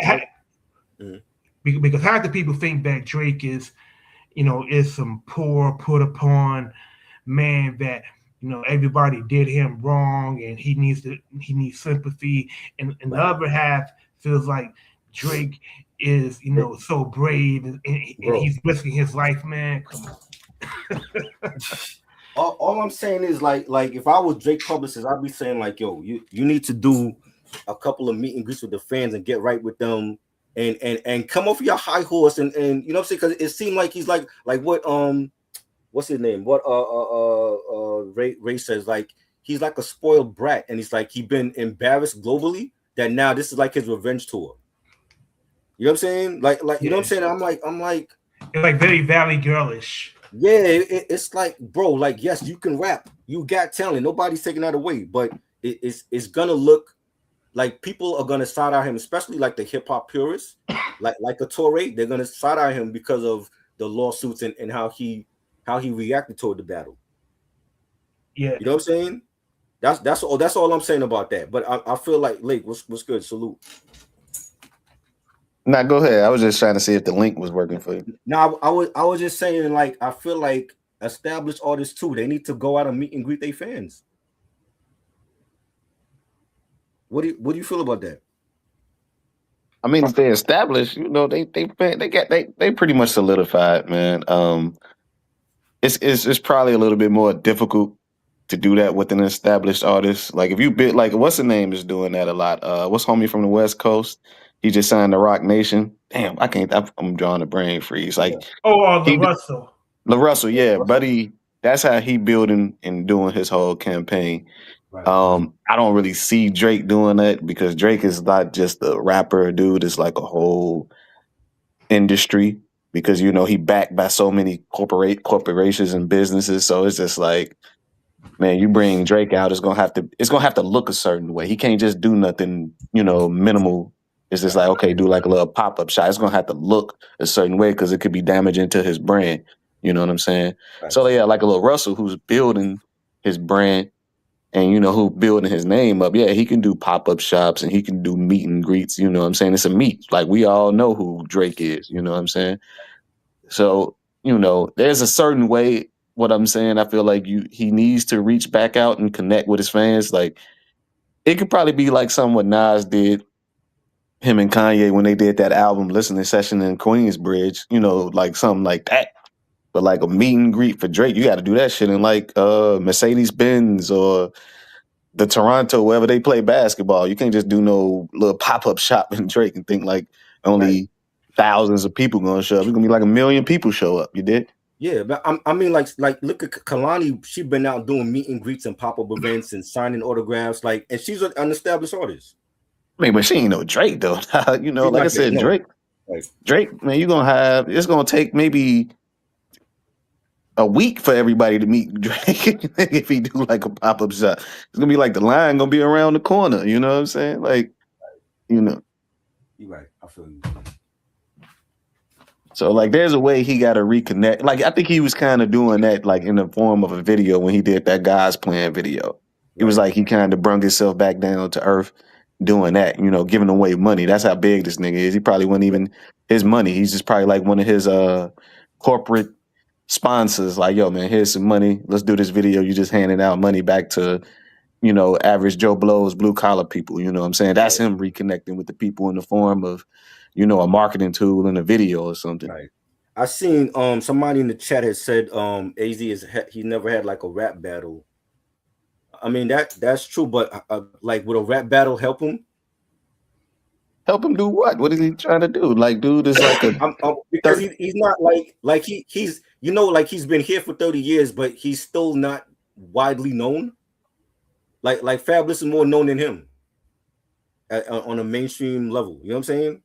I mean, you know, but that's go ahead, my bad. Go ahead. Oh, I'm sorry. But you know who else is not battle tested? Black Thought. That's true. Nobody want to battle Black Thought, unless you're stupid. Yeah, you're gonna get cooked. Yeah, they don't want that. But the thing with that is, you know, one of my favorite comment lines is a man is determined by how much a man make. You know what I'm saying? We can't say that everybody has the same desires in rap. Like we can't say like, yo, I want to be major. I want to be well. You know, now I be telling Mark that all the time. Hip hop is in a blue collar space. You don't have to be a big name. You can make money off, you know, selling your music without having to go industry. You know what I'm saying? You could just connect, like how you said earlier, try, you know, build your social media presence, sell some merch, and do that. You know what I'm saying? You don't have to do the trials and tribulations of record labels and industry practices. It's just like, nah, just be blue collar. You actually making money and paying your bills off doing something that you love to do. I was talking to Mark about that offline. I'm like, because he already got the platforms, he got the audience. You know what I'm saying? So it's like I could see Mark doing, you know, just a IG live or like interviews on different platforms just to let people know, like, yes, I got my own platform, but I'm also a dope artist too. Yeah. Shout out to Grace. What's good, bro? What's good? Nah, I just wanted to chime in because I mean, as far as like right now at AZ's point of his career, will a rap battle help him? Maybe, but I'm talking about like during his come up. Like, you know what I'm saying? Like he's just been cruising for 30 years, unbothered, untouched. If you look at other artists of his caliber, you know, just elite artists in general, Jay-Z, Nas, we could even talk about Drake. We're talking about Drake, you know what I'm saying? Kendrick Lamar, 50 Cent, Jadakiss. All these people have been through these feuds, and that helps build their career, and it helps build people figure out who these people exactly who they are. You know what I'm saying? Right. So like AZ has never been in any type of anything like that. Right. So that's what I'm saying. It's only been just like, oh yeah, AZ the dope rapper, cool. Right. And that's it. Mean, there's nothing else to it. There's a lot of artists that have been out, but they haven't had no battle, and it's like Black Thought. Like, who wants to battle Black Thought? AZ. Black Thought. But yeah, but look at Black Thought. He's kind of just like in the same spot as AZ. The only thing that's different with Black Thought is he has a band, so he's able to do like different shit. Right. Yeah. And the big thing with him was people was always saying like Heads was like, oh man, he should go solo. And then he went solo, and then nobody really messed with the Streams of Thought series. Right. Yeah, I mean, honestly, I didn't like that. I like the album Cheat Codes that he did with Danger Mouse. That's his best album to me. You know what I mean? I like that album. Like the shit he did with Ninth Wonder could have been better. I've seen Ninth Wonder give better beats to rookie artists than Thought. Yeah, because the one with Salam Remy was a little better. Yeah. Yeah. You even look at like artists like Common. Even Common has been in wars. You know, Ice Cube and all that. Yeah. Like, so it's And like Drake, I think that really contributes to why like today's time is like no one really has anything to say. You know, after telling AZ a million times like, "Yo, you're dope." Like, what else do you say after that? There's nothing else to say. So you feel like he needs to do more? At this point, no. Just you're already grandfathered in. Like you're OG. You know what I'm saying? Like just continue doing what you're doing. But I'm just saying, like as far as his come up, it was like I feel like that was the time where he needed to go through those wars to be like in the same. Even though people still put him in the same name as like Nas and all the other elites, but. Like he just never reached that stardom like them. I agree. So That's what I was saying in the super chat about him. People like him and Prodigy was very non-conformative. Like Prodigy never wore shiny suits. Prodigy never made certain sounding songs. He never put on like the bulletproof vest stuff like with G Unit. Like even though he signed with G Unit, but he was never doing like the stuff that the 50 Cent was doing, and you start seeing other people do. What else was people doing that was just like hella conforming? Like I said, the only thing he may have did was like he may have been influenced by like the mafioso thing, like the Don Italian style rap, him being Sosa, you know what I'm saying? But other than that, his music never or his videos never reflected anything that said, hey, you need to do this, you need to put on a shiny suit, or you never needed to do that. Or a battle, even battle is maybe something that could be looked at as like conformative or like doing that. It's an element of hip hop, but it was just like, nah, I'm not gonna do that. You know, some of that shit can be construed as cooning and shit, but it was just like, he never went that route, and maybe that was just good enough for him. You know what I'm saying? Yeah. So, Mark, what's good, bro? He got his mic off. What up, fam? Good, man. What's good? What's good? Enjoying the conversation. I don't think he need to do no live streams or nothing right there, like that. But definitely like the subject matter could be more personal. Like, yeah, I remember growing up listening to his music. He talked about having a daughter. Okay, what? Like Nas did an update. He did a song with his daughter. Did a song called Daughters. Right. You know, so like it's like still going back to like making your life, putting your life in your music, like showing like, hey, how is your life now as a 50-year-old dude? You know what I'm saying? Your grandfather yet? Like, what's that like? Talk to us about even how you guys were talking about. Everybody always asking me about Nas. He could have put that, spoke on that. Just that would have been dope. Yeah, so it's not all about necessarily doing a live stream and doing a ask me anything type session, but your music can be more translatable. Like Kendrick ain't been around as long as Nas, but we know his mom name is Gloria. We know about his dad. Like we know about the stories about the Vans, and we just know so much of Drake. You know so much about him, about his mom, and the way he grew up, and things like that. You just know things about some of these guys in such a short time span. So I just think it's more to be desired. But some of these guys, they just gonna punchline it, or they just gonna be rapping, just talking about how fly they are, or get to a point where most of the music could just be saying, "I've been in the game for such and such." You know what I'm saying? And now that's the flex. I've been around for 20 years or 30 years, but what did you do with those 20 and 30 years? You know what I mean? Yeah. Right. But one of the things is if they did exactly what they wanted to do, who is anybody to question that? You're right. Now that's a whole nother argument. Right. I mean, he kind of said that on that opening verse, and he said what? He said, got two sons. He said, what he say? I got Jip, one of the daughter. And I'm just like, damn, AZ, that don't even really kind of sound right. And you said you got gypped. One of you got 2 sons. You feel like you got gypped? Like, yo, you supposed to.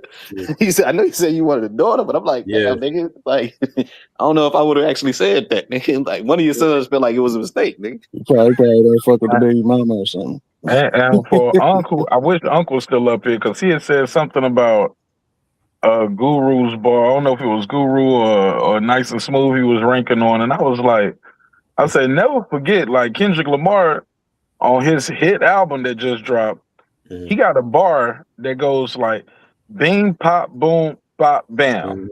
Yep. The type of shit I'm doing you wouldn't understand. Yep. Like, bro, he did a whole bar of sound effects. Bing, pop, boom, pop, boom, pop, bam. Type of shit I'm doing you wouldn't understand. Nigga, that's the greatest rapper of our generation. That's the bar. Cause y'all would kill me if I came out and said, "Bing, bop, boom, pop, you're not bam." a fan of Kendrick either, though. You don't like Kendrick. Who? Unc. You don't care for Kendrick. Okay. You think he's overrated? So he also hates Lauryn Hill. Yes. Oh yeah. He's a hater. Oh man. He's a hater. But I'm just saying though, like that's crazy to me. You know what I'm saying? Right. And or people that like I don't hear no bars like that on this that coming from the ones that we call top 5 dead or alive. I don't hear ping pop boom bop bam. Right. You know? Yeah. I agree. You know. I mean, but I do.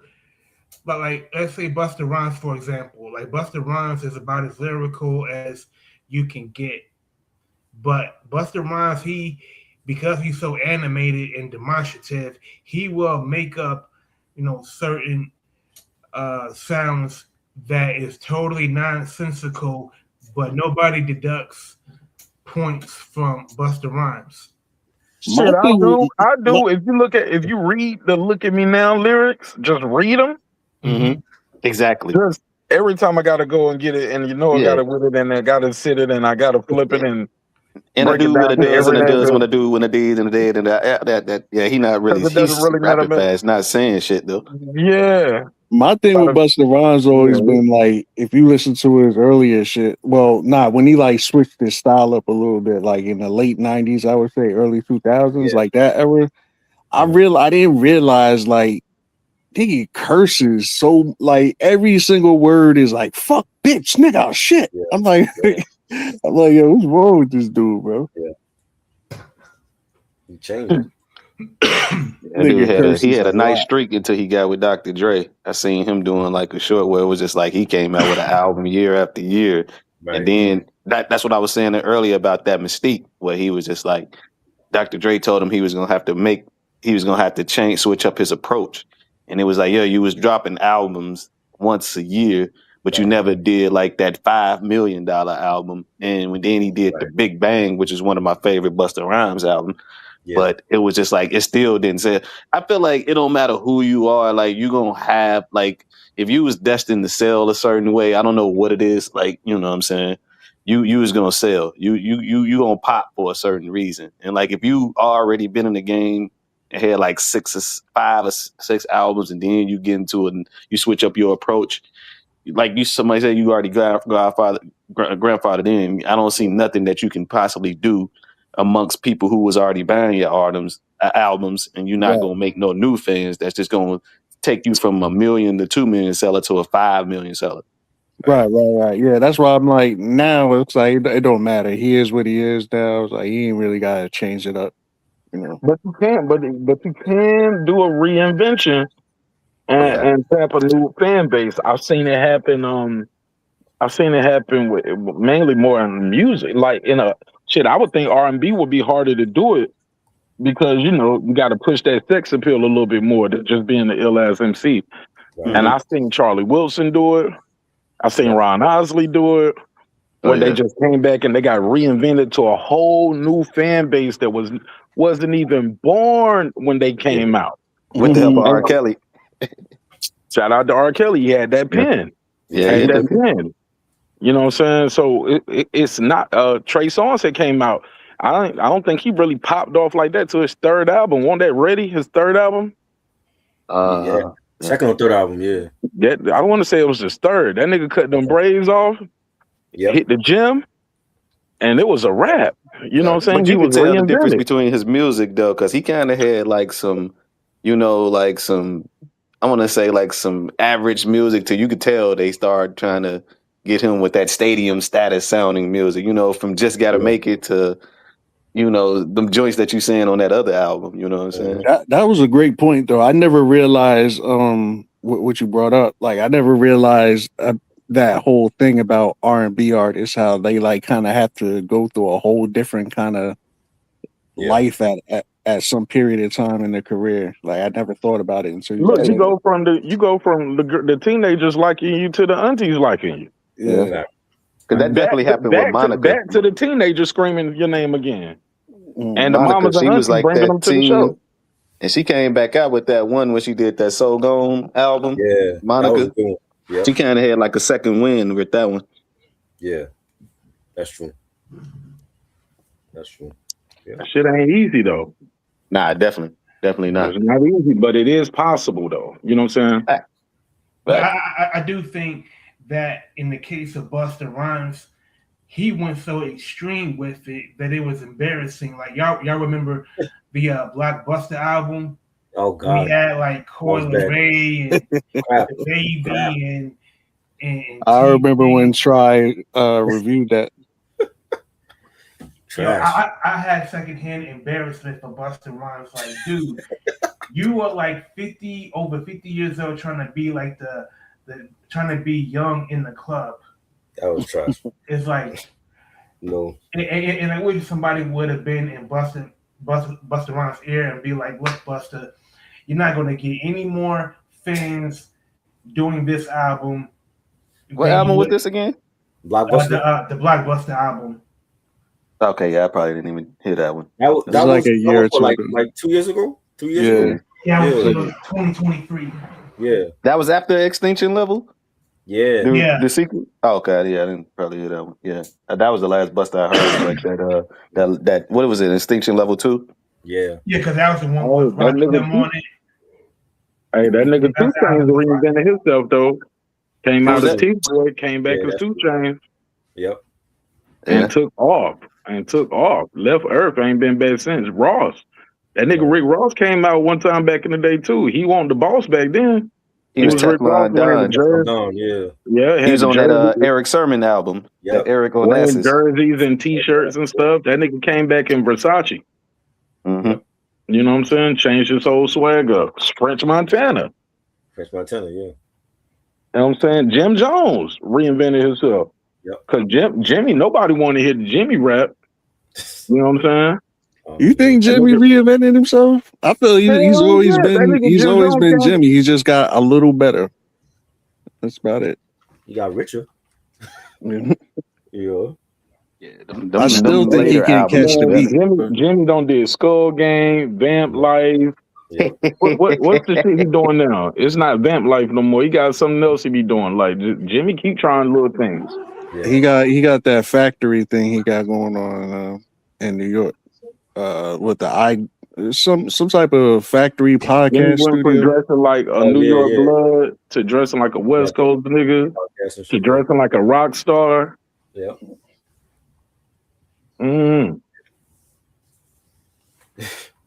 Yeah, the boy Dame say that's where Cam got the pink from. He said he took that from Jimmy. Oh man, you gotta stop. He said I ain't never see Jim wear pink until Cam wore it. Right. No. Dame said like Jim pulled up with the pink, and then he was just like Cam was like, "Yo, no, I'm jocking that. I'm taking that. Like I'm using." Then he said from now on, that's when Cam was being the one who was wearing the pink. Right. But to be fair, Dame lost a lot of credibility when he did that interview saying Reasonable Doubt is trash and nobody care about Jay-Z. Exactly. Like you lose a lot of credibility, bro. I ain't even hear him say that. He said that? Yeah. It's tripping. He tripping with that one. Yeah, it's a recent interview, and I'm like, that damn Reasonable Doubt concert sold out in minutes. Yep. You know what I'm saying? In Yankee stadiums. Yeah. So I think people care. I think people want to see it. You know, Oh so yeah, definitely. and say nobody. Hov is He's influential. looking at it like as as the CEO of Rockefeller, and at that time it's like, yo, that shit didn't sell shit. You know what I mean? Like, so that's probably how he looking at it. Nah, he looking at it as I'm jaded. Because no pun intended. He's looking at it like he's still in a hurt place. Behind Hov. That's how it sounds, bro. Yeah.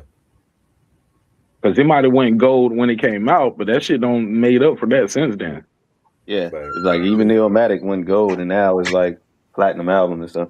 Yeah, multiple times over. So yeah. Yeah. Sure. Because I seen something where somebody was like, they just stopped really tracking Nas's album sales, like how some people just continue to track their album sales. They was like, yo, why they don't continue to track his or something? I'm like, yo, I don't think.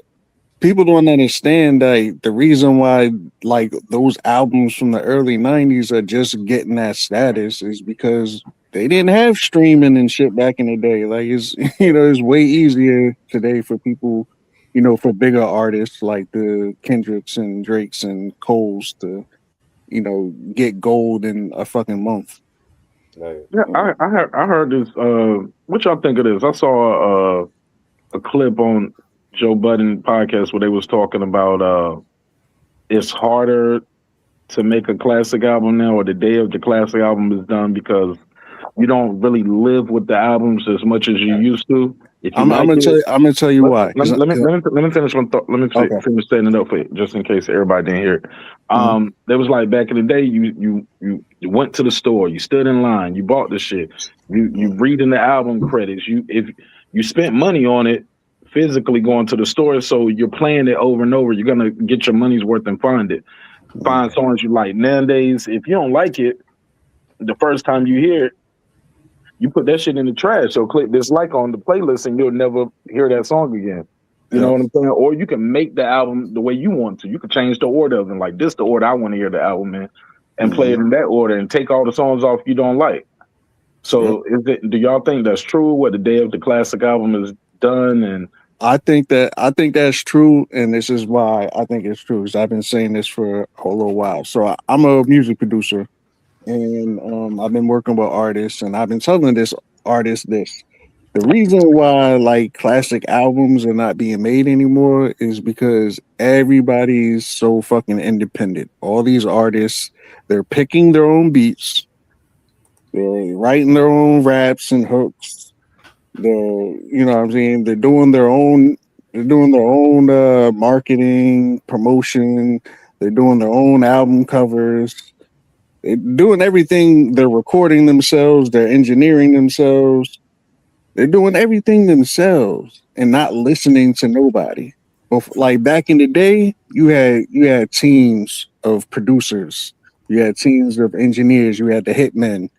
You know what I'm saying? Like you had all these people behind helping you create these classic albums and songs and shit like that. Nowadays, it's just the artists trying to be everything that they're not. Like, you know what I'm saying? Like instead of just focusing on lyrics and writing songs and shit, they're trying to record themselves, and they think they know what beat they need to be on. Like, you know what I'm saying? What if Mace wanted to, because I'm not sure if you guys know, but Mace did not want to be Mace. He wanted to be Murder Mace. He wanted to be one of the Lots. He wanted all the Lots beats. He didn't want the bad boy, you make me feel so good. He hated that beat, but he got it because Diddy told him to do it, and D. Convinced him to do it, so Mace went and did it. Remember, he said that's his biggest song. So this is what I'm saying. If Mace didn't have that, he would not have made any classics, just like the artists today. He said that on Looking at Me. I Was Murder. P. Diddy Made Me Pretty. Well, my only argument with how you say your name again, fam? Chavez. My only argument with that is the era before that, though, that's how they used to do it. the rapper would sit in the room with the DJ. We didn't have no A&R and big team because the budget No, was there. No, it was they had like engineers. Dr. Dre and NWA. They had a big ass team when they went in there and made Straight Outta Compton. Anybody, but they had engineers. Anybody that was making music that came out to the masses, especially back in the day, like you know how expensive that shit. No one was able to. Nobody was able to afford that shit inside their house. I get what you're saying with the engineering, but the Wu, they didn't have. It wasn't an A&R team. What you was describing more was like A&R and like, okay, I'm gonna put this rapper with this singer over this producer's beat. You get what I'm saying? In the inception and the essence when this shit started, we didn't have no A&Rs. Like the DJ was the producer and the A&R because he knew what was hot because he was in the club every week spinning. You feel me? Right. There was still like I said, there was still a system like that. That's what I'm saying. Especially and the DJ used to know how to engineer because he knew how to mix and blend. Especially back in the day, like and there's a difference with. Like, especially back in the day, because like the equipment was so damn expensive. They were recording on reel-to-reels. Nobody is doing that shit at their house. So they're dealing, anybody that released music in the 80s and in the early, they were dealing with like real professionals that know what the fuck they're doing. You know what I'm saying? So that's why they were able to create, Man, them niggas was recording at Marley Marl house, bro. Yeah. Making them songs. Yeah, they was Outkast recorded their albums in a hole in the floor. They was making these shits in the crib. They still had a team, bro. I'm telling you, regardless, they still send those files. They still sent those files to whatever the label they was with. Sending those files like you said back then. Marley Marl. They were still. Well, I'm sorry. They're still sending whatever. They're still sending those musics to get pressed up and get to engineered and get mastered somewhere. They got mastered somewhere. They didn't get mastered in the basement. I feel that, but I think we're arguing different points at this point. But okay. The thing about it is, in this era, it's more emphasis on artists trying to make a classic than back in the day when they didn't know if they would be a classic or not. They just did especially back in the day, nobody's just making a song and not listening to the label. Exactly. Like you say, they're doing what the label is telling them to do. When Ray and Ghost went to Barbados, they went to Barbados to do Cuban Link. They didn't go in thinking, oh, this is gonna be a classic. You know what I'm saying? They just went in and made the music, and then how it turned out is how it turned out. There's too much emphasis now, and I see this with movies. A lot of movies come out and people already anointing the movie. Oh, this is a classic movie, the best biopic ever. It just came out. But you know what's also you send your album into the label and they gotta clear that shit. If the shit's whack, it's not coming out. Exactly. Like nowadays, that's not happening. If it's whack, it's coming out. Is it possible? Okay, this person, it's a classic for them in their catalog, but not a classic overall in hip hop. Well, I felt like that for Jadakiss' first album. Like Kendrick's last album, I think it's a classic for him. But I don't have it in my top 5 albums of all time. You know what I'm saying? But it's a classic. It's a Kendrick Lamar classic. I would say Black Rod's first album for me. I think that's a classic for him. Life Story. I'm not sure if it's a classic for overall hip hop, but to me, that's a classic album. I also think what's keeping more classics being made is that there are so many artists that they want to go with the first idea that they have. Whereas in the past, you have to go through multiple drafts. That's what I said. That's my different versions. Sometimes you may rewrite. Sometimes you may shorten. You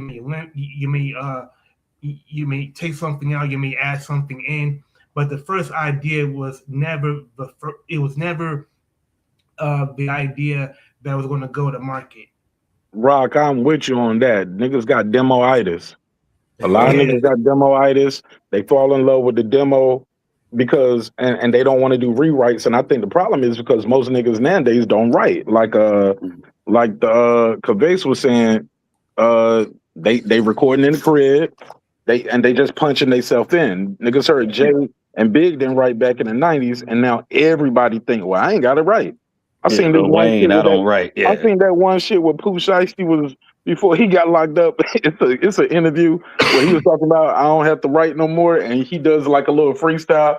Nigga, if this ain't the most Dr. Seuss cat in the hat shit you ever heard in your life, you'll be like, no, nigga, you need to write. Yeah. You know what I'm saying? And then you got niggas like Joel Santana talking about, yeah, I think reading and writing is stupid. Like, you don't have to do that. You can just. I'm like, yo, what is wrong I with remember that. I'm like, yo, what is wrong with our generation? Yo, we telling kids this shit. Like, so I think that's part of the problem too, Rock. You're right. Everybody have demoitis. They think their natural reaction to the first thing they hear is what they should do. Man, I saw the nigga who what's his name? Who had the song Deuces with Chris Brown? The singer, Kevin. Bro, he dropped the song the other day. Look this up. I'm not lying. It's called Your Booty Stink. What? And the hook goes like this. Somebody told me your booty stank. Somebody told me your booty stank. It's going to be number one on TikTok. He released it. They released that, bro. And it sounded like it was recorded on the phone. I said, hold on, this got to be a joke. This is a joke. So, yeah, bro. Yeah, man, you're right, man. The demoitis, everybody's just going with their first instincts, and that just contributes to my overall point as far as like everybody's just doing their own thing. Everybody's just like, like, yo, I got studio equipment. I'm just gonna record this real quick and put it out. Right. Yeah, that's it. But that's kind of what made the artists by doing their own thing, though, because it's just like if sometimes you go by what of people telling you, you don't have no type of identity. Or like, because like when you listen to somebody like an MF Doom, all his stuff sounds unmixed, unmastered in his style of production, but that's what makes him legendary. That's what gives him classics like Mad Villain and classics like, to me, Vaudeville Villain, which I think is better than Mad Villain. And he got Operation Doomsday, and he got Food and stuff. Yeah. Like when you go with what you want to do, sometimes that gives you more of a core audience and people. Yeah, but still it's more mix it though, attractive. like he has a like that's one thing I used to hate about Joe Budden. I used to love Joe Budden mixtapes, all them shit. That nigga was nice as fuck, but that shit never really sounded mixed. And he had one of the best engineers in the game up there. And y'all know y'all hear stuff that sometimes the average person don't hear or even know what to listen to. Like when you got studio headphones on, I'm hearing stuff that like you don't always hear without studio headphones. I'm like, oh damn, that's like a whole different instrument that you just can't even hear, without having these. To be fair, MF Doom, because I want to bring back to MF Doom.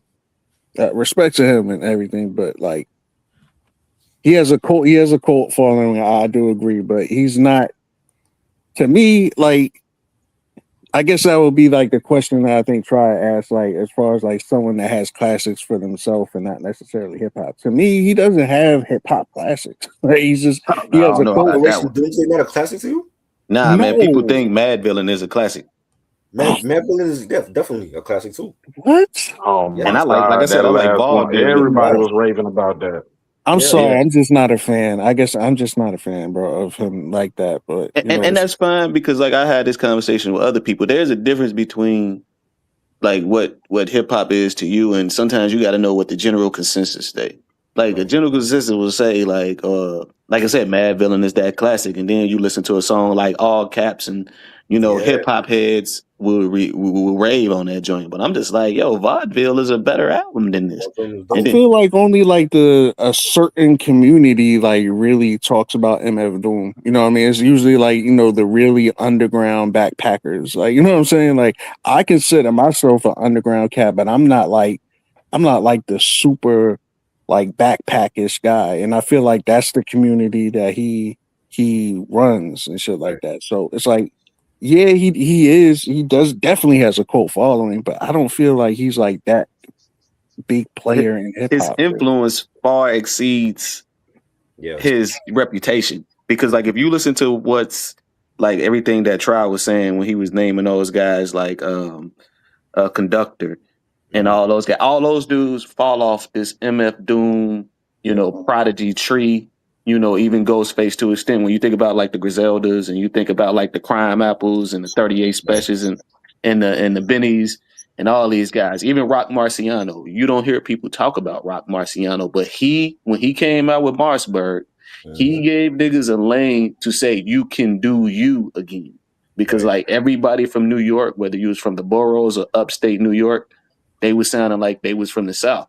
But then you got niggas like Freddie Gibbs and Action Bronson and Willie the Kid and Bodie James all have been making successful music and been touring because of people like, No, successful music, but like you're naming all the people that we're actually already talking about. The discussion is why isn't anybody making classic albums anymore? And you just named a bunch of artists today. No, because like we transitioned to like what you were saying about MF Doom, though. I was just really kind of talking about the MF Doom. No, but you did name a bunch of artists that fit in that discussion today of people who are just doing, like you said, they're doing their own thing. They're just going out and getting it, Mossberg is arguably a classic. And not listening to nothing and shit like that. And that's why they're not making classic albums. No, but but again, like even those artists Lake just named, like Rock Marcy got classics, right? Action Bronson, like it's man. classics. Hold on. It's classics to us, right? But to the general public, right? Because they're not mainstream artists. Like if we talking mainstream, that's a different conversation. But none of those artists are mainstream. But classics is Supreme Clientele, Illmatic, Reasonable Doubt. But you want to know what helps out with what you're saying, brother? Like we don't have no publication like The Source or Double XL that can validate the classics. Like we saying it, us as heads and fans, but like back then we had something that put that stamp and that approval on it. Like if there was like a publication that, based off what heads it's saying and based off what, like how you said, people used to have albums before they came out, like months, and then they reviewed it. Right. And then you could put that stamp of approval and say, yo, this is a classic right here. Killer Mike, his last album, I'm still listening to that. Killer Mike came out and said, I made a generational album. And whether you consider that a classic or not, in today's standard, that could be looked at as a classic. Even back in the 90s, right? Okay. When we had joints like Helter Skelter, Operation Nocturnal, you had the Cellar Dwellers, you had Master Ace Incorporated. Like all of those albums were considered classic, but they didn't get the worldwide recognition though. And it's still like that today. Like you look at all those underground, Crime Apple got classics, Rock Marcy, Flea Lord, but again, they're not talked about because we're talking about Drake and everybody else in the mainstream. I feel like that's a different era though. Like you talking about Helter Skelter and shit. I consider that a classic album. Yeah, but even now, when you look at the underground landscape and the indie artists, they've made classic albums. It's just that they're not on that mainstream level. There's no, like said, there's no more Source Magazine. You know what I'm saying? There's no more MTV Raps. They don't got that validation except from us now. Yeah, you know what I'm saying? But I also think. But I also think oversaturation of projects from one artist, sometimes it can muddy, it can create such an environment where you may not even know where to find an artist's best work. For example, I'm a big fan of Crooked Eye, but if you go for his discography, you can't point to one project of his where you can say this is the best of Crooked Eye as an artist. I think Pigface Weapon Ways. The album he did with Static Selector. This was a Static King. That's the album that I was listening to. Yeah, that album is his best album. Hey, look, he got a classic series with that Hip Hop Weekly. Right. Yep. That's a classic series. And Circle of Bosses. COB. So here's a question though. Like, I think all of us old enough up here, we lived through the Jay-Z 96 album. Reasonable Doubt era, right? Yeah. That album came out in 96. What album was Jay on before you guys were saying, oh, Reasonable Doubt was a classic? Because I don't remember when it dropped He was instantly. on. Everybody saying it was a classic. It was it Volume 1, Volume 2, Volume For 3, me, Black it Album? was. Where was he at in his career when you guys was like, oh, Reasonable Doubt is a classic? I remember when Reasonable that- Doubt did come out. My boy had the CD, and he was like a hoarder of fucking music. So like, I remember I was at his crib, and I opened, and I seen the gray CD and shit like that, and I'm like, yo, who the fuck, Jay-Z? I was not interested because at the time, nigga was wearing a suit. He had the top hat or whatever he was wearing on that album cover. The Fedora. Yeah, and I just wasn't interested. I'm like, all right, whatever. And then, you know, I guess a few years later, that's when Volume 1 came out. He had And the then I white started, T-shirt on with the black leather. yeah, and then I listened to that, and I'm like, oh, this that same dude that I seen in my boys, like, you know, drawer with all the CDs. And then I went back to Reasonable Doubt, and I'm like, oh, this shit fire. You know, So you realized that. So, but at what point do you like, yo, Jay-Z, Reasonable Doubt is a classic? Was it the second? You were saying it was a classic then? Yeah, at that, like, I can't really tell you then. I knew I'd fuck with it, but I don't know if I actually used that word classic. We probably didn't start using that until I like didn't later. use that. We wasn't saying that shit back then. That's the thing. Right, Like the Five source was Mics meant gaining it. classic. Five Mics meant classic. ain't that what how he got it? Didn't the Source magazine give it 5 but mics? No, see, they the source didn't. got a lot of those I thought reviews they did. wrong. So I didn't go by what they were saying. I had to No, buy the but album I'm myself. just saying that we were saying classics back then. We were But they saying. were saying that. Like people around me wasn't saying that back then. Yeah, I don't think people were saying that. I Wow. don't remember saying like Nobody actually was saying that. classic. Yeah. You Man, know I what I'm saying? remember. It's like, I remember but an era like when we people, like I feel when like when DMX something dropped, got like niggas were 5 saying that mics. was an instant classic. That first DMX album, we were saying that was an instant classic. Yeah, because it First was time we met with heard it, we knew. success and the music was good. Even then, I And wasn't it, saying that. It was a good album to me. Like if I kept playing it, then it was good for me. Right, But I yeah. didn't like label it Life like, oh, After this is a Death was classic. an instant classic. Ready to Die was an instant classic Never used to that me. word. Yeah, I can't Like remember when I started calling albums classics. I can't remember when I started doing that. I used to have like a little rotation of like albums that I would play, like my favorites. And if I kept going back to it, then I knew that would be like my favorite album for that time that I would go back to. But I never said, oh, this Aaliyah first album was classic or Warren G first album was. I never used that term. You know what I'm saying? I think in the case of Jay-Z, I think because but also because Reasonable Doubt was released on priority, that he went into that album thinking that would No, it wasn't. Reasonable Doubt was Def Jam. No, Reasonable Doubt it was wasn't. released on priority.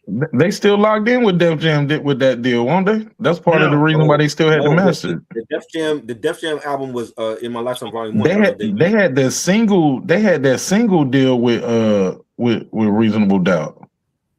No, they had a single deal. I mean, with Priority. In My Lifetime was that was In My Lifetime. That was the priority. They had the single deal with Priority. They didn't drop the album with Priority, right? No, Reasonable Doubt came out on priority. Okay, I'll look it up. Yeah, because I Reasonable Doubt, when it came out, it had a buzz within a certain subsect, but at that time, the energy around hip hop was. As a matter of fact, Camp Lo had, in my opinion, had a better album at that time than Reasonable Doubt to me, because that's what I was listening to at that time. And also, the Fugees, The Score was still in my rotation. Yeah. So when Reasonable Doubt came out, I heard some cuts from it, but it wasn't like, oh my God, this is something really special. I don't think Reasonable Doubt became classic among a lot of people, probably until The Blueprint came out. I wasn't even checking for him in '96. Like I was more Nas and Fugees and Pac. Like I still don't have Reasonable Doubt in my collection. I never bought it. I want to get it, but you never bought Reasonable Doubt? That's crazy. I never bought it. Nah, and it's out of print now. That shit like 3 times. I never bought it. Like I mean, like I knew who he was, and it was dope. But like my first album that I bought from him was actually Volume 2. That was '98. You know what I'm saying? Like I skipped over volume 1 I got now, but I skipped over that one too. You skipped over Volume 1 and Streets is Watching. Yeah, the soundtrack too. I skipped over that. I got the movie on DVD, added on VHS and have it on DVD, but I never bought the soundtrack. And But I also, wasn't a huge fan until like '98 when he came out with Hard Knock Life. That's when I became like a huge Jay-Z fan. and also at that time, I felt like there were other rappers that was rhyming about that kind of content better than Jay-Z, like Right. Raekwon, like AZ. Right. The mafioso rap. Yeah, like I didn't think Coogee Jay-Z rap. was the very Remember best Coogee at rap it. was still out. Yeah, Yeah. that's why when I looked at the cover in '96, and I looked at the cover, I'm like, what the fuck is it? Like, what's he wearing, man? Yeah. Because that shit really, I mean, besides Big, nobody, or West Coast artists, nobody was Right. really doing that shit. We thought he was very arrogant when he first came out. Yeah. Because he came out with the popping the champagne and the yachts. He doing videos with the beautiful women on the yachts and all that. I'm like, who's this dude? You know what I'm saying? And also, I remember seeing video of him performing, and he just seemed so stiff. Right. Like he's come a long way since then. Yeah, like You I know? felt like he was wearing like those ugly sunglasses, trying to be Right. cool. And he to me, he just looked like he was very stiff and Right. really didn't know how he wanted to project himself. So to me, Reasonable Doubt was like a drop in the lake, and it made small ripples, but it wasn't like it made a serious wave. It's definitely a classic now. Like when I look back at it now, I'm like, yeah, every like track on that album could have been a single. You know what I'm saying? Can't Knock the Hustle and The Evils and you know Brooklyn's Finest. Every track on there was fire. Yeah. Yeah, I can't remember what song, but I just remember it always plays in my head. I remember it was a basketball game in high school and somebody kept playing it was one of the songs on Volume 1 and shit like that. Yeah. I'm like, yo, this is fire, yo. Who is this? And it was like Jay-Z. So I went and looked it up. I got the album. Yeah. And then I saw the picture, and then I saw like his previous album, and then like I said, I was like, oh yeah, I saw that album cover before. Right. So then I went back and checked the other one. I'm like, yo, this dude is nice. When Volume 1 came out, I had a friend that she was like living around in my neighborhood, and she had the poster for Volume 1, and she had given me the poster, but I didn't get the album. I got the album from Columbia House. That's how way back this is, like from Columbia House when they used to still sell albums, and I got it from Columbia House, and I heard it. I'm like, oh, this shit is fire, and that's when I started like buying his albums, because I'm like, I remember when Volume 1 came out and everybody was talking about the Sunshine video and how it was whack or whatever. But then when you listen to the album, like the album's actually good, right? And then when he did like the mini movie, he did like a video for every song from that album.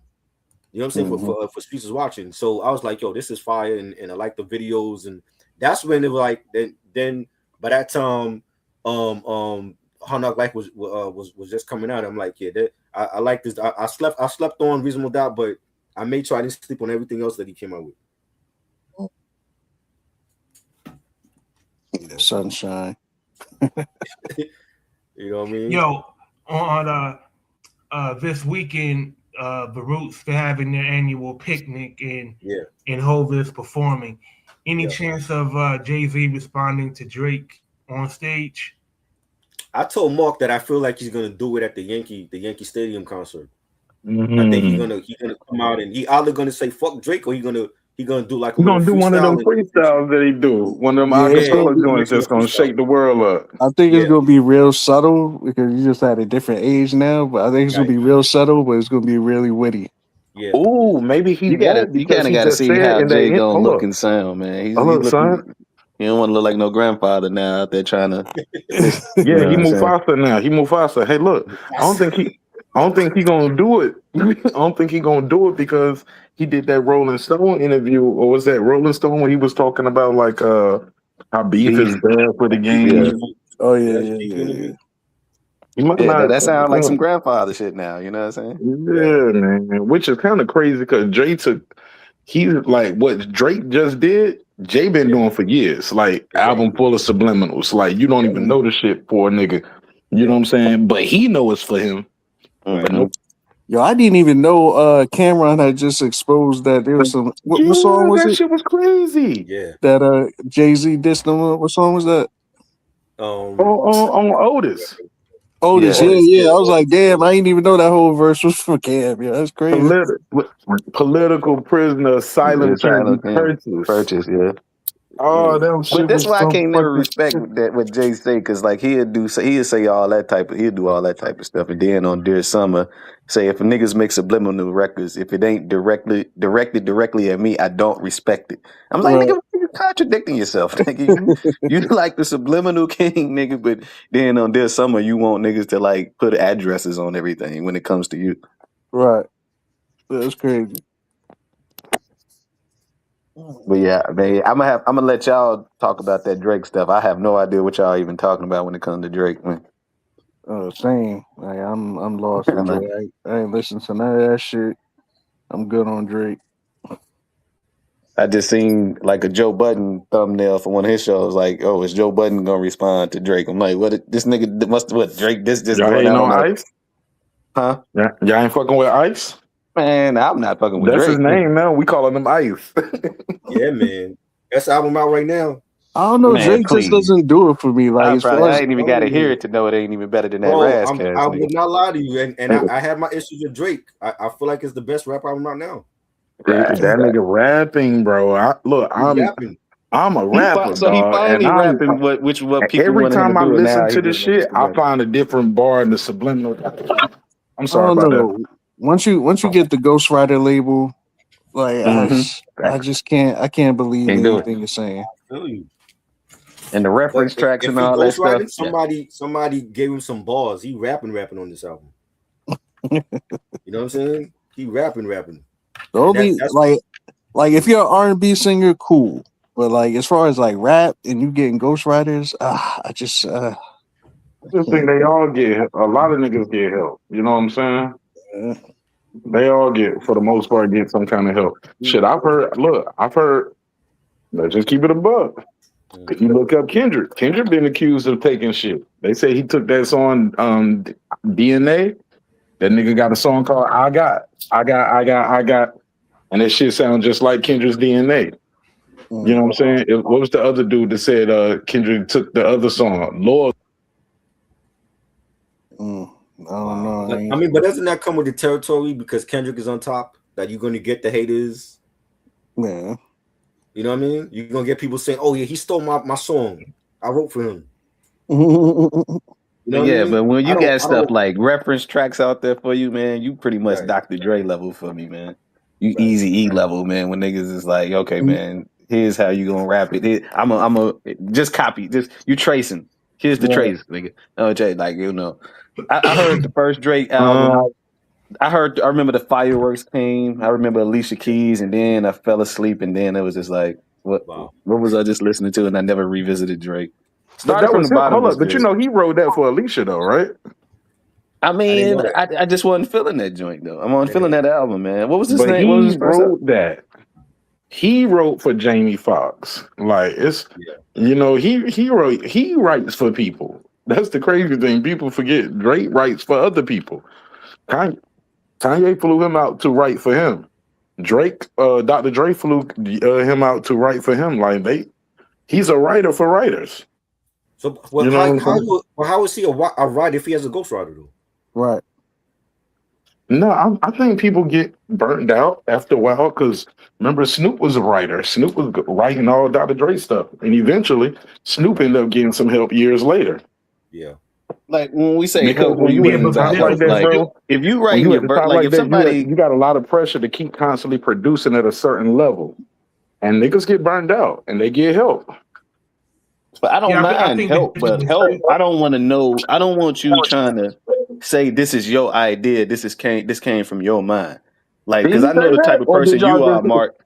You Did not. I don't think that you would like. Nah, I can't do that. If this what Buddy doing. If this no, this has to come from this. This joke has to be your joke. It's like you know what I'm saying. Everything is writing. Whether you writing a screenplay for a movie, whether you writing a stand up special, whether you writing an album, poetry, a book, a literature, is written. And whatever is being written is coming from somebody's connotation.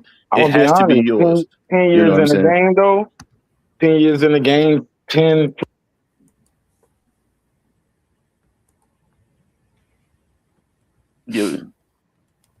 You still?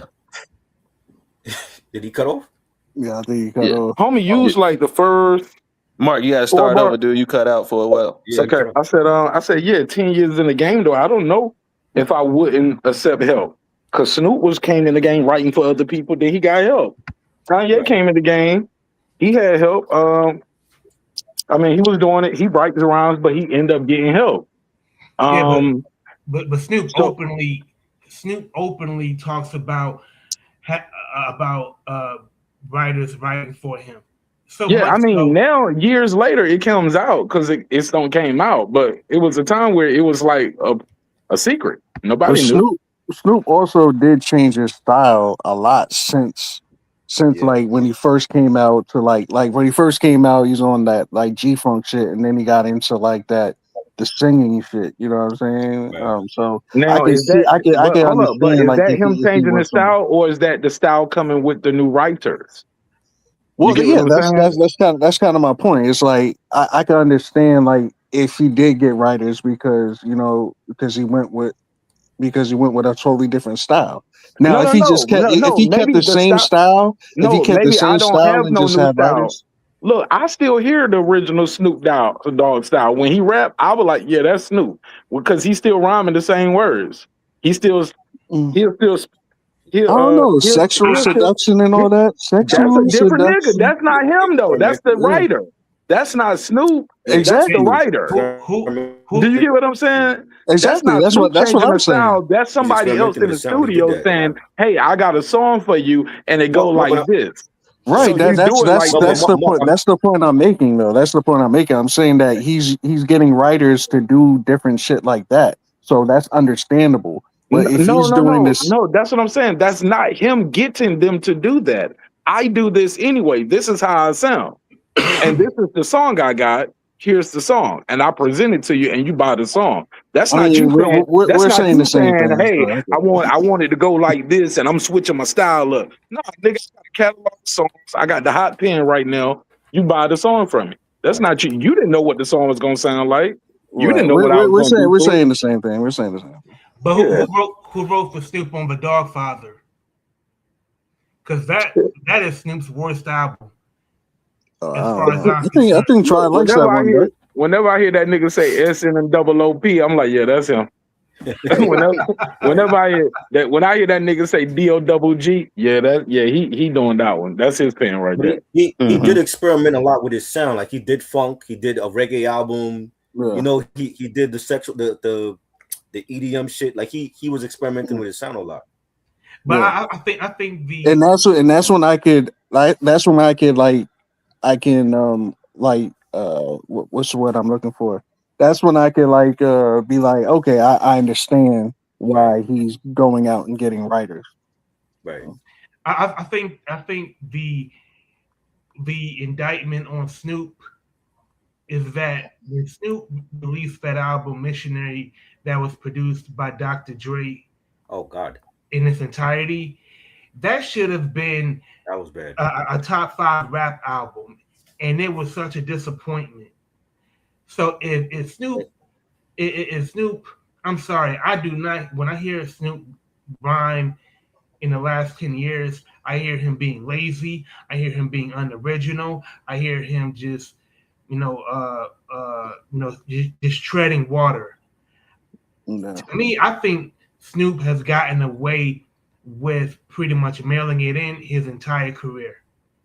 Yeah, I'm not gonna lie, you might be right. I mean, the first album, of course, is a classic. And then I do fuck with the other shit, like the sexual seduction, drop it like it's hot. I like that. I like that little era that he had.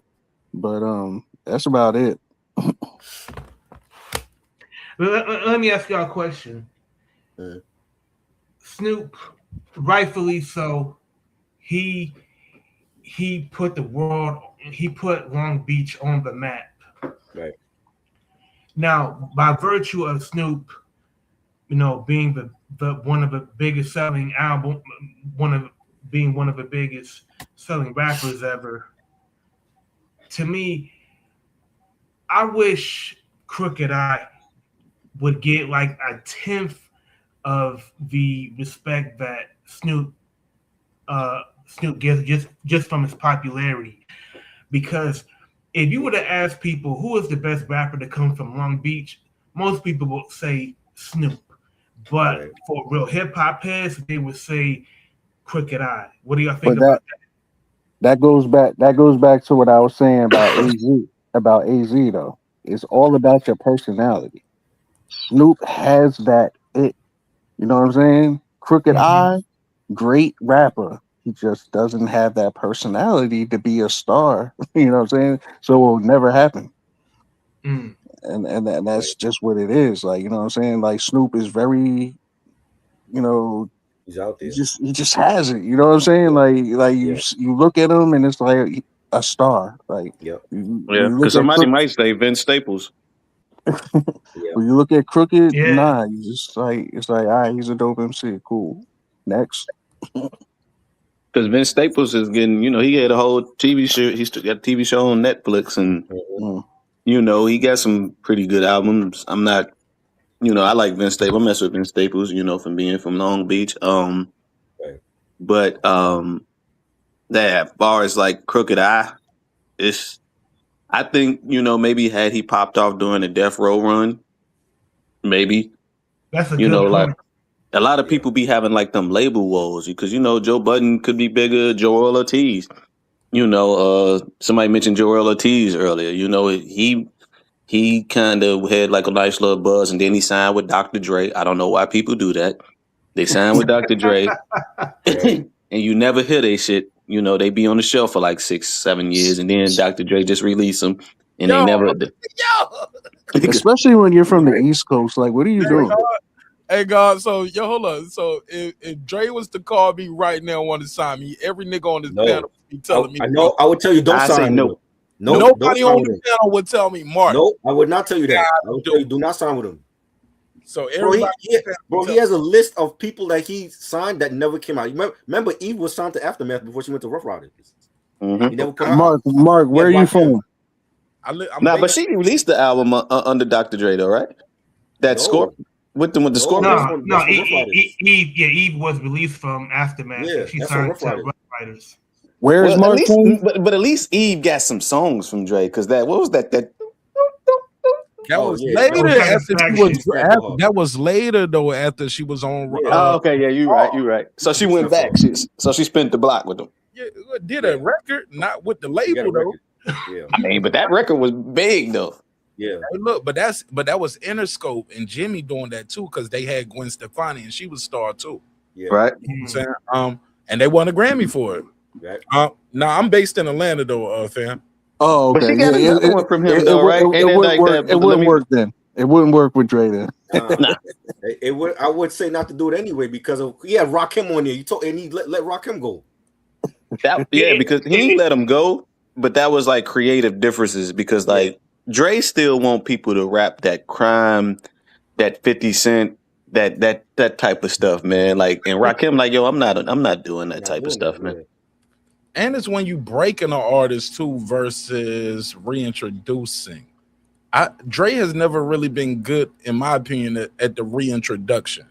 Did Dre ever have Anderson .Paak on My Buggin'? Yeah, that's his artist. Yeah, he did. Okay, well, Anderson .Paak definitely was something. Yeah, but he only worked on one Anderson .Paak album. He worked on Oxnard. The one that worked on anything else. The one that no one likes. No, don't nobody got no momentum. Don't go with Dre. The only reason why Game popped off is because he put Game with G Unit. The only reason why Kendrick popped off because Kendrick was Top Dog, and Top Dog was still executive, and Dre kind of just was a co-signer. And they weren't gonna let him fill. They had put the whole house on Kendrick. Exactly. So Dr. Dre, you got people like Bishop Lamont, King Mez, Joel Ortiz, John Connor from Flint, Michigan. I'm just like, this nigga is so nice, bro. It's just like, yo, why do people go sign with this dude? Last Emperor. Yes, Last Emperor. He has Stat Quo.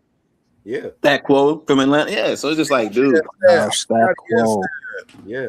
Now, John Connor did make it on that Compton album, so that's a flex for him to be like, yo, I was on like 3 songs on that Compton album with Kendrick and Eminem and Game and Snoop and Dr. Dre. To the bank though and get no credit card with it. I mean, if he got paid, yeah. I mean, you know, that was from like the Straight Outta Compton soundtrack. You know what I'm saying? Like, if he got some money from that, that's Yo, just when you look at it, yo, Eminem really saved that nigga's whole entire career, Hell bro. yeah. Hell yeah. bro. Him at 50. Bro, changed the game. I Yeah. don't know if he just saved his career. Shit, he had a run, nigga. He might arguably he saved hip hop with them numbers. Them numbers, he came in the game doing Elvis numbers.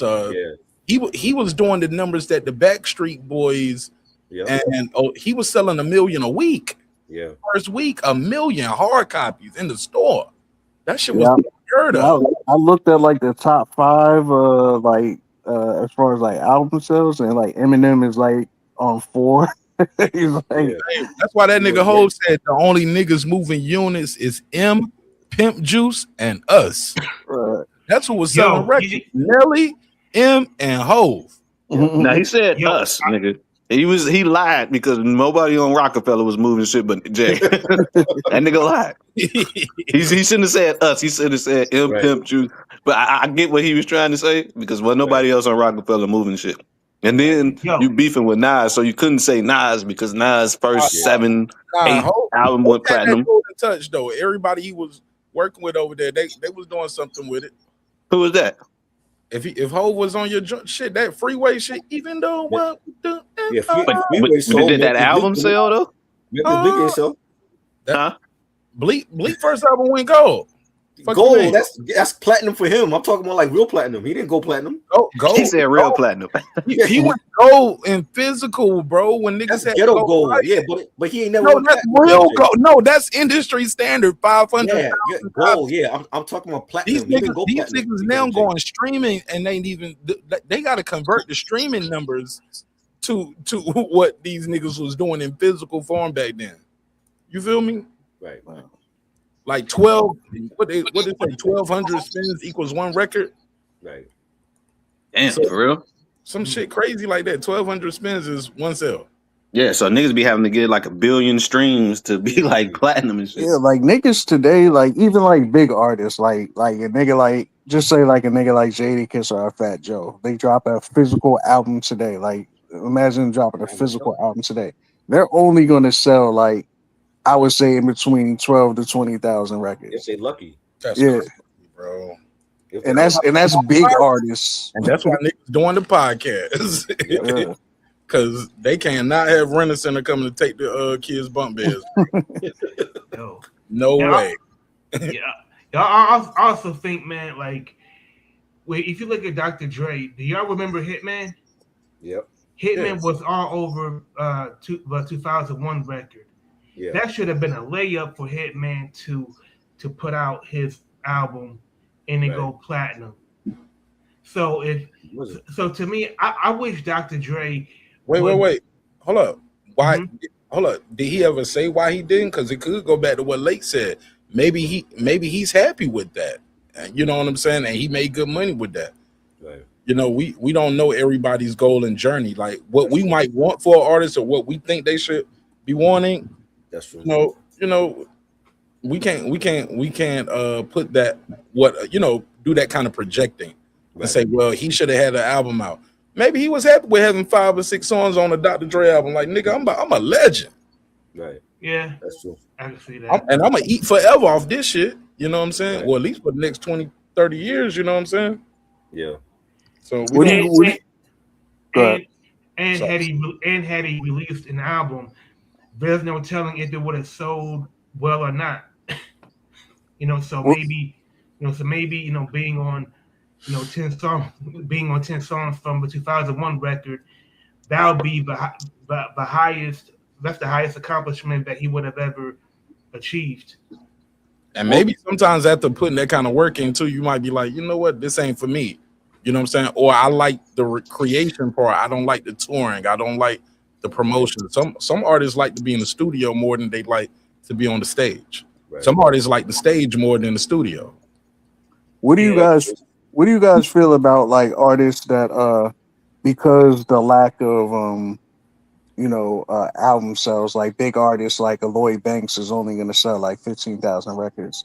So what do you feel about like artists like that are that release physical albums and they price it at like $100 or $500?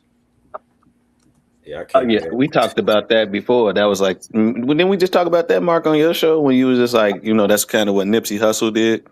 And I think we talked about it backstage after the show. I don't know who did on the live, but yeah, I remember something about that because I think that's when we kind of had a similar conversation. I was like, okay, well, let's say I'm gonna just use me for an example. I don't need rap to pay my bills, right? Right. I can pay all my bills, but I'm fortunate enough to have a degree in mass communications. I know how to produce. I can make videos like Kaveh saying. I'm that nigga Kaveh was talking about. That's probably why I gave him pushback earlier. I was like, that's me. I can do everything myself. Right. I'm the one man band. So Right. you work so hard to get to a point where you can do everything yourself. So now I'm fortunate enough. I only got one kid. I don't have no baby mamas, no child support. Right. I'm financially liquid, and I can put $50,000 towards this album right here. You get what I'm saying? And that's what I'm gonna do. And I just keep putting out music. You get what I'm saying? It don't cost me nothing because I got to pay the light bill anyway. You know what I'm saying? So I'm in the studio making the music, shoot the video, edit the video, put it out. And I'm going direct to consumer. Who is anyone to tell me, well, you didn't make it? What do you define making it? Because I can wake up and go to sleep any time of day whenever I want to, go into my studio, into my big ass house, go outside, drop it and get in one of my trucks or my foreign or you know what I'm saying, whatever. You know what I'm saying? And I can drop music whenever I feel like it. To me, I made it. You know what I'm saying? We can't project what you think I should be doing because I don't need this to pay my bills. I'm doing this because I like to do it. Right. And I think I'm pretty good at it. So that's what I'm saying. Like it's all about the P&L statement. Now, if you losing money every time you put out a project like that, shit, nigga, you might just do freestyle on live stream. It might be cheaper. You know what I'm saying? Like just get a StreamYard and do a freestyle, my nigga, and you can get your message out a lot cheaper. But it's all about what your goals is and the P&L statement, profit and loss. What are you putting in? What do you expect to get out of it? In my opinion. But I passed the mic. Yeah. You're right. I mean, I feel like I actually kind of like the idea of like artists like kind of auctioning off their albums as like art, you know what I'm saying, for like a higher price. Especially knowing that, even like artists that, like I said, like a big artist like say Lloyd Banks, that deserves to sell more records, but it's just the climate of the industry. He's not. So he's only gonna sell like 15,000. So okay, I'm gonna charge $100 for my album. I think that's dope to me. I think it gives more lore and more excitement for the album. It kind of brings you back to like back in the days where you did have to, physically, travel to a store and go pick up a physical copy and look at it and shit like that. Question. What if you don't necessarily charge that much for it, but you just put it on streaming? Like I got CDs pressed up, I got vinyl pressed up, so y'all can come to me for the stream. Y'all can come to me for the download, or you'll come directly to me for a CD. Or I like it. I'm with it all. Like I'm not against any way, but I just wanted to know like if you guys felt like bad about artists charging that much, or do you like kind of fuck with it? it's a marketing ploy, man. I think, like I said, Nipsey Hussle said where he got his idea to charge his album for $100 was this guy where he read in the book where a guy who owned a steakhouse or who just sold steaks, he said the difference between their steaks and my steaks is I charge $100 for mine. He said I don't even think my steak tastes no better, but like if you put $100 stamp on it, people probably will think like, oh yeah, this is a better steak right here. Yeah, what's the difference between you wearing a T-shirt that says Amiri on it and a T-shirt that says Adidas on it? It's the $100. You know what I'm saying? It's still a T-shirt. You know what I'm saying? So But like the way you scale your album, you know, the way you scale your product is the same way they scaling their albums. We're gonna present this as just like something good and must have, is, you know. Also, too, speaking of scaling, it's all about how you package it too, right? I remember when I bought that Joe Budden Mood Music CD. It was a mixtape. And I remember you can buy it. I was like, I never really bought a mixtape album directly from the artist. Let me buy it. Man, it came packaged nice, like a real album.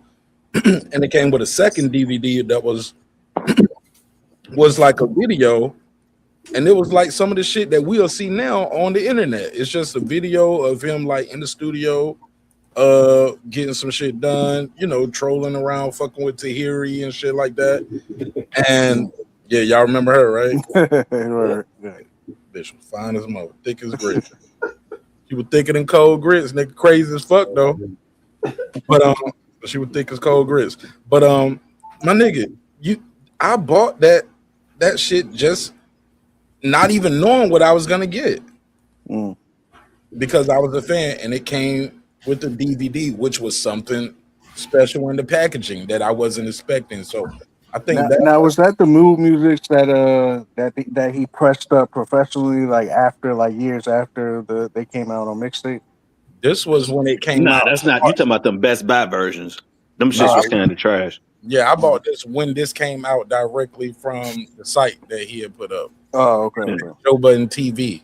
Yeah, them Best Buy versions with the same album covers, the same exact thing. He just changed the color. Like Mood Music one was him in a hoodie with his hands on his hoodie. It was green, and then the next one would be the exact same album cover. It was just red, and then the next one was just like it was like a purplish color, but this was that, but this was like the original version of it. You know what I'm saying? Yeah, straight from the source. So I think there's a way to do it, but it comes with definitely, like we was talking about, you have to have a relationship with your audience, because people don't buy music no more. They buy personalities. I gotta like you, bro. Exactly. You know what I'm saying? I gotta like Martin Nash because I can hear Martin Nash rap for free here in my phone right now. Right. So for you to actually go to your site and say, I'm going to buy this. Why? Like, I bought this GNX album over here. I use this as an example. I can hear this album anytime. I went to the concert, seen it live. Why did I buy this album? I bought it because it was yellow and it said Mustard Edition. Right. That's it. It was yellow and it said Mustard Edition. I was like, you know what? Let me buy this. Plus, I was at the concert. I'm tied to this album now. I'm invested. Yeah. I know all the songs. I went to the concert. I saw him do the disc records. It's a moment in history. Let me buy this just to put it up. And I say this all the time. And I'll just ask you guys first. Who's the most beloved rapper of all time? Tupac. Exactly. Why? Because we know him. Like, he got murdered. He got murdered as a kid, kinda. Do you think that matters? Unsolved murder? No, but just his personality. Like, he's a character. Like, you know what I'm saying? Like, he's very he was polarizing. Yeah, so like that's exactly why he is the GOAT in most people's eyes, because they can just relate to him. They know who he is. Right. But that's why I don't think he's beloved. Because in Tupac's lifetime, Tupac was criticized heavily for his actions, for what he said, his rhetoric about the police, his rhetoric about certain social issues. That's all the reason why he's beloved, bro. Like all everything you said, that's why niggas. No, that's why he's polarizing. Yeah.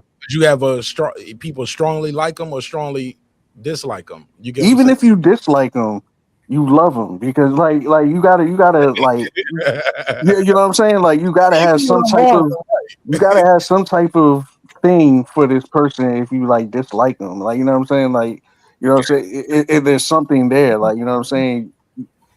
There's no other artist like that really, you know what I'm saying? So that's why he's so beloved. Like Biggie, not really, like, you know what I'm saying, like that. So that's why he doesn't, even though Biggie, I think Biggie is, there's tons of artists way better than I might be wrong. This might be a hot take, but there's tons of artists way better than Pac, as far as rapping.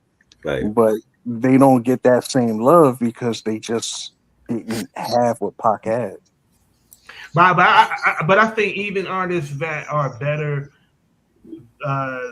at rapping than Tupac, they don't have what he had, and that was his songwriting. It touched on the human condition on every level. He has songs about the streets, got songs for the ladies, got songs.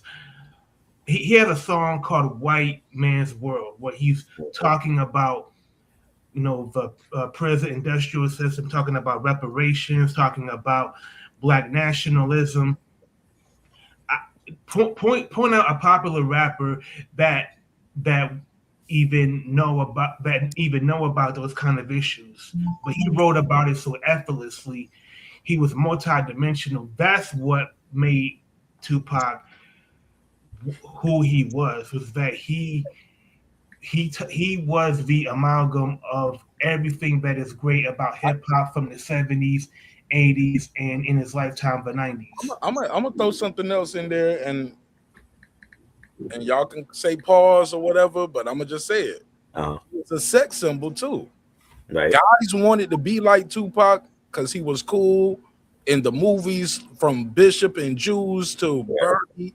Like, he was cool even in the movies he was playing.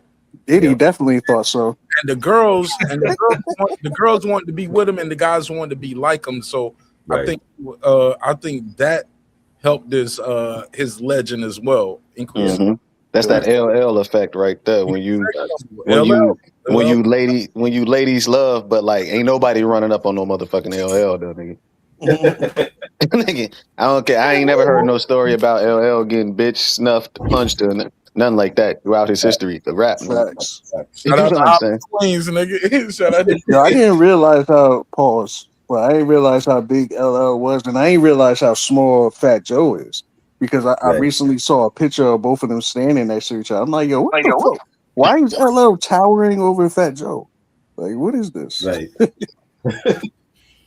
Facts. I had to look it up. I'm like, yo, how tall is Fat Joe? And they said Fat Joe is 5'10". I'm like, yo, I could have sworn Fat Joe was like 6'4". Like, this is I thought he was closer to like 6 feet, 6'7". Yeah. Yo.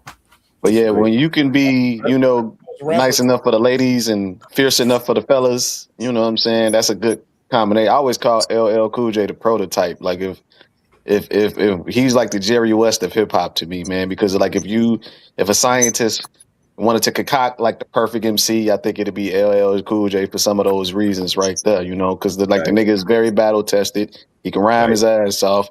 He can make industry records. He can do it all. You know what I'm saying? Yo, LL is funny. Arguably undefeated in the battle round. LL is funny because he's so dope, but he also got, for me, got the record for like some of the wackest shit I ever heard in my life. It's like this. Hey, look, and whack his outfits as he aged. Like, this nigga be up there with the sequence jerseys on. I'm like, yo, nigga, if you don't get the rhinestones out your fucking jeans, nigga. I think the nigga just be getting high or something, because it's like, yo, how are you so nice and so ass at the same time? I mean, he gotta live up to that. See, niggas like him gotta live up to that industry standard, man. And I know somebody was talking about like Jadakiss earlier. That's what kind of plagues some of them Jadakiss albums, because Jadakiss, he don't want to just be seen as like an AZ or somebody, and that some of his albums may have suffered because he wants to be, he tries to be on that level of like Nas and Jay with the sound. He always keep making these Pharrell joints that don't never really hit. They don't hit it. Yeah, so it's just like he don't want to do like the Joe Budden route and just do what you supposed. I mean, but at the same time, like what we said, Mark, we can't tell nobody what makes what they want to do or like or how they see themselves. He wants to be perceived as like a mainstay, heavyweight in the game, where it's like, nah, we don't see you like that. We just see you as like this raw spitter. Bro, even when him and P and talk about the way they wanted to go, that's one of the things they talked about in the interview. He was like, I was like the independent route. Jada gets like the industry route. You know what I'm saying? Exactly. The mainstream. He was like, yeah, give me the budget and y'all do all the work and let me go into. And Styles like, nah, I do the extra. I want more of the money, but I'll do the extra work. Jada was like, nah, I just want to go in there, do my job, and get the fuck up out of here. Y'all market, promote, y'all do all of that. Styles are like, nah, I'll take the stairs. Yes. You know, and this is why Styles has the best discography in that group. Hell yeah. And at first it was that kind of like Chic for a second. Like the I don't first know why couple people Chic were albums. saying that. I saw Jay Hood say that recently. I'm like, what? Like, Styles always had the dopest catalog. Like, since the first album. Yeah. Man, when she came with that Walk With Me and that After Taxes, those two back to back, like even though Styles P had Gangsta and a Gentleman, and then that second joint, I was just like, Chic was kind of killing them solo albums in the beginning. Yep. Because what's the name? I think Styles went on like a kind of like a drought on like after to jail. Hey, that's right. That's right. That's right. That's what it was. Yeah, prison will do that to you. Yeah, that's what it was. That's Tory Lanez, nigga. Prison will put you in a drought. That's what it was. You know, see, murder is in a drought. And he ended up telling he said his lawyer got rich off with just his cases alone, and he said he had to stop getting into trouble because he was making his lawyer rich. Yeah, he said his lawyer told him that too. He was like, "Man, you know what? You making me rich, bro." His lawyer told him that. Yeah, when your lawyer giving you that type of legal, that's when he woke up. That's when he was like, "Yo, he got to be more business." Mm-hmm. You know. So yeah, that After Taxes album was a sleeper right there. Yeah, that was dope. That was a dope one. And that's kind of like birthed like that kind of birthed like Wu Block right there, because that was like one of the first times like Sheik and Ghostface on that Alchemist beat, that movie nigga song, and then they just kept collabing, and then they came out with the whole Wu Block album. Facts. Yeah, man. Yo, I wanna really end this because I haven't eaten dinner yet. I need a bass to give me a verse before we go and play a beat or something. Let's hear it before we go. He got a whole album out, bro. Can we hear it? Can we hear something? Put him on the spot. That nigga said, my audio all of a sudden went out. I'm going. Kavace, you did? Yeah, I'm here. Oh, yeah. He got a whole album out. He got a whole album. It's like different artists on it. That's like compilation. Oh yeah. I have a producer compilation album. You don't rap. You don't rap. Yeah. Producer compilation album. Okay. What's it called? And how can we hear it?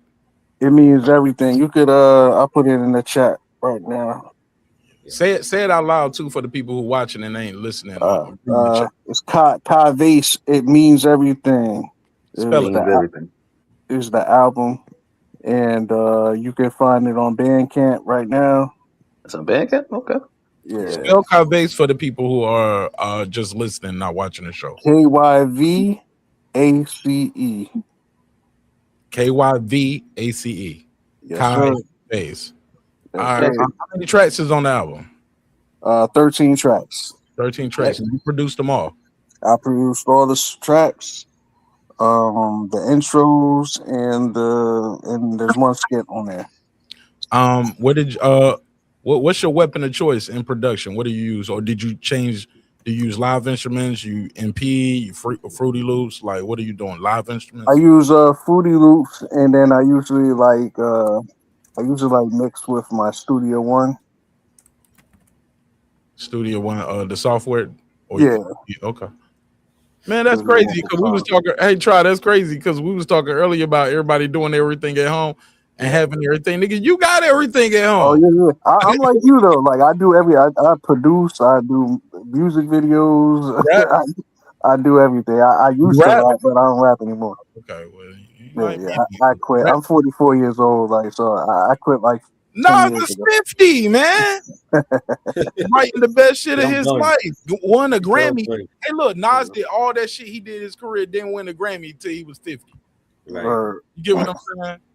So, like you can't put no clock on greatness, man. You know what I mean? And Killer Mike just won his a couple years ago.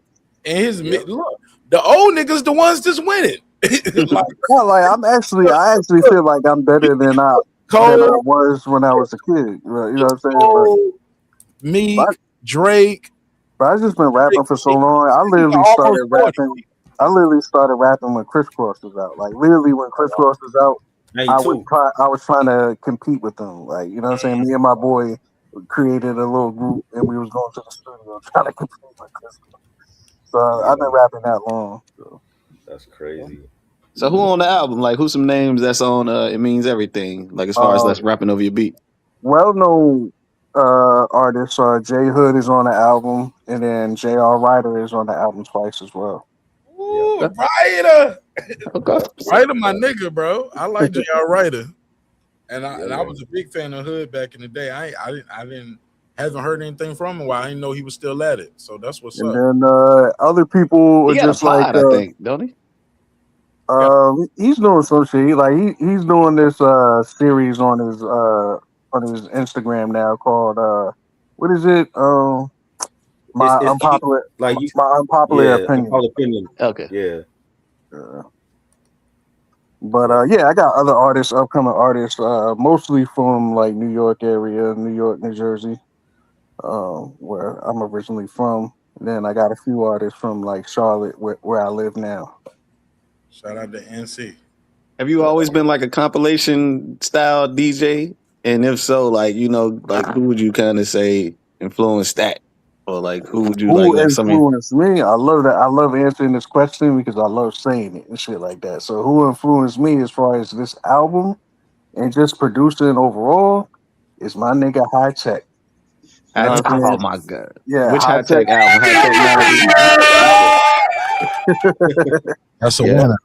That first album, High Tech. You know what I'm saying? Music for Life with Common and Nas on there. That shit with My fucking, Piano with Sun God came on. Yeah. And like just that album is just like and actually the anniversary is coming up, so I got my pre-order for the vinyl and shit. It should be coming next month. Real quick, y'all. I looked up that Jay-Z Reasonable Doubt vinyl. That shit is like I've seen it low as 300 and as high as 1,300. Out of print. Damn, for real? Yes, bro. I was like, let me find me one there where I can get it and afford one for a couple $100 or whatever. I seen then pull up to the Yankee Stadium and try to sell that shit for like a G. $45 though. But I don't know if that's legit. It's A to Z. I never used them. Anybody ever use A to Z vinyl? Nah. I don't know, but I ain't got $45 to kill a nigga for right now. I killed this nigga still in my foot.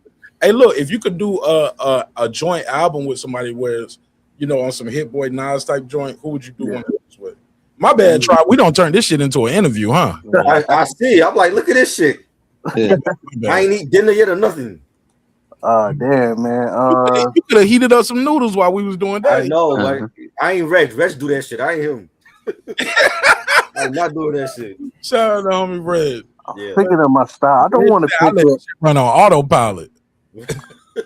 I'm thinking of my style. I don't want to pick the easy one. Like Nas would be the easy one, but I gotta think of somebody else. I can't. Said Knox. Well, look. Nas. Okay. But that's just an easy one. I want to pick somebody because when I make that's a good one. No, you ain't got nigga. That's good. You aim for the top. Aim for greatness. Yeah. All right. Well, shit, man. We gonna link up again, bro. I gotta have you on the show, and we gonna vibe again. I'm sorry, I know you gotta go eat. It's all good.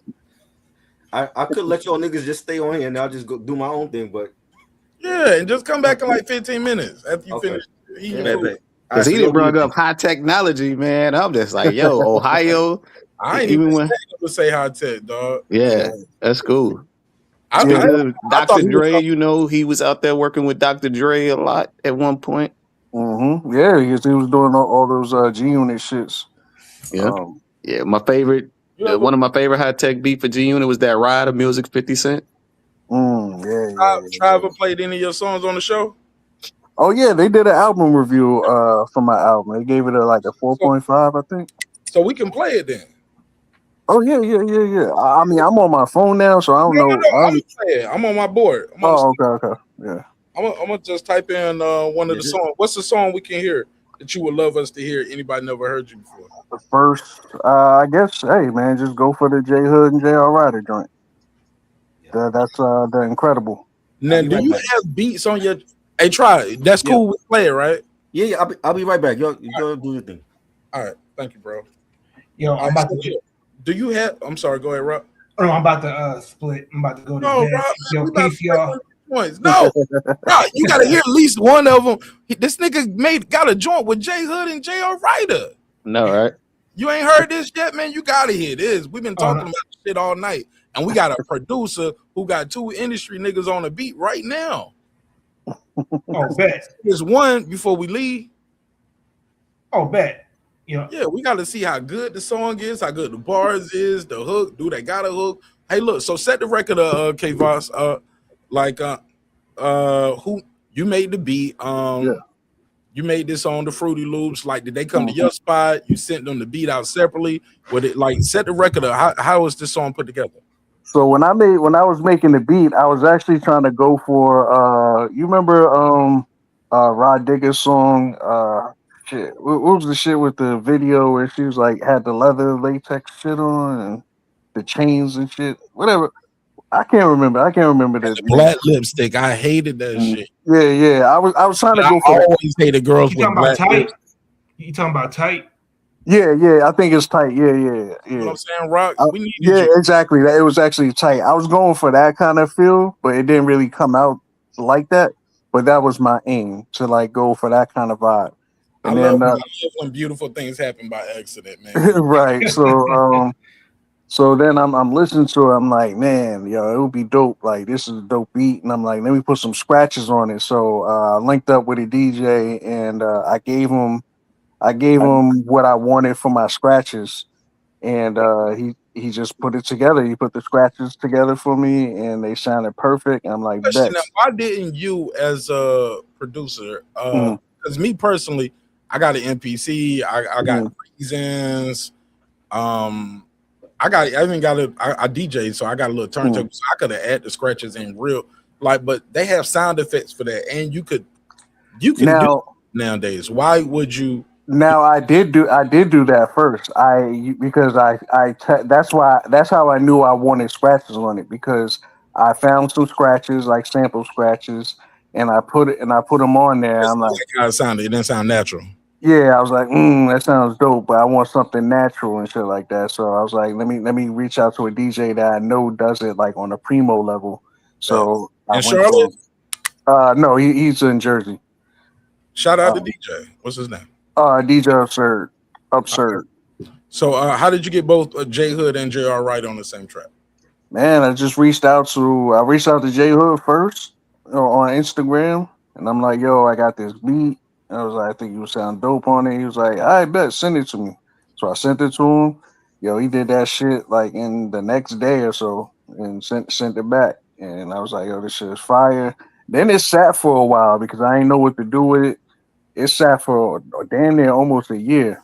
And then I'm like, pay J Hood, or is he looking for money, or he just? Yeah. He was looking for money, but he didn't hit me over the head. I ain't gonna blow up his spot with his prices and shit. But I'm gonna hit you up offline if depending on how this record sound.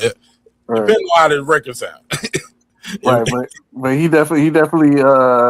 definitely charges and shit like that. And then a year went by, and my plan was to actually put J Hood, Shaheem, and J.R. Ryder on it. I reached out to Shaheem, but he didn't respond back. So I'm like, all right. So I reached out to J.R. Ryder, and he did. So I was like, yo, J Hood is already on it. Is it cool? Because I don't know if niggas got like beef behind the scenes or something. So he's like, nah, I fuck with J Hood. You know what I mean? I'm like, I bet. So I sent it to him, and he knocked his joint out. And he charged to it a lot more, but he charged. Yeah. I probably would pay a little bit more for J.R. Ryder than J Hood. Yeah. All right, well, let's play the record. Tell me what it's called, and I'm gonna pull it up. It's called The Incredible. It's on YouTube, right? Is it on YouTube? It might be on YouTube, yeah. Yeah, this is on YouTube. I thought you were going to Bandcamp. But yeah, it should be on YouTube. Yeah, I got you right here. The Incredible J Hood featuring J Hood and J.R. Ryder. Yep. And this you on the cover with the beard. And yep. With the blue light. Good cover, Yes. man. Good cover. Thank you. Three strongest Black Adam. Baddies at the I don't cuff hoes, I just tell them lick something like blow. Hold on, let me turn them up. Let me turn them up. Let me turn them up. Let me get this. Let's start it over. Let's start over.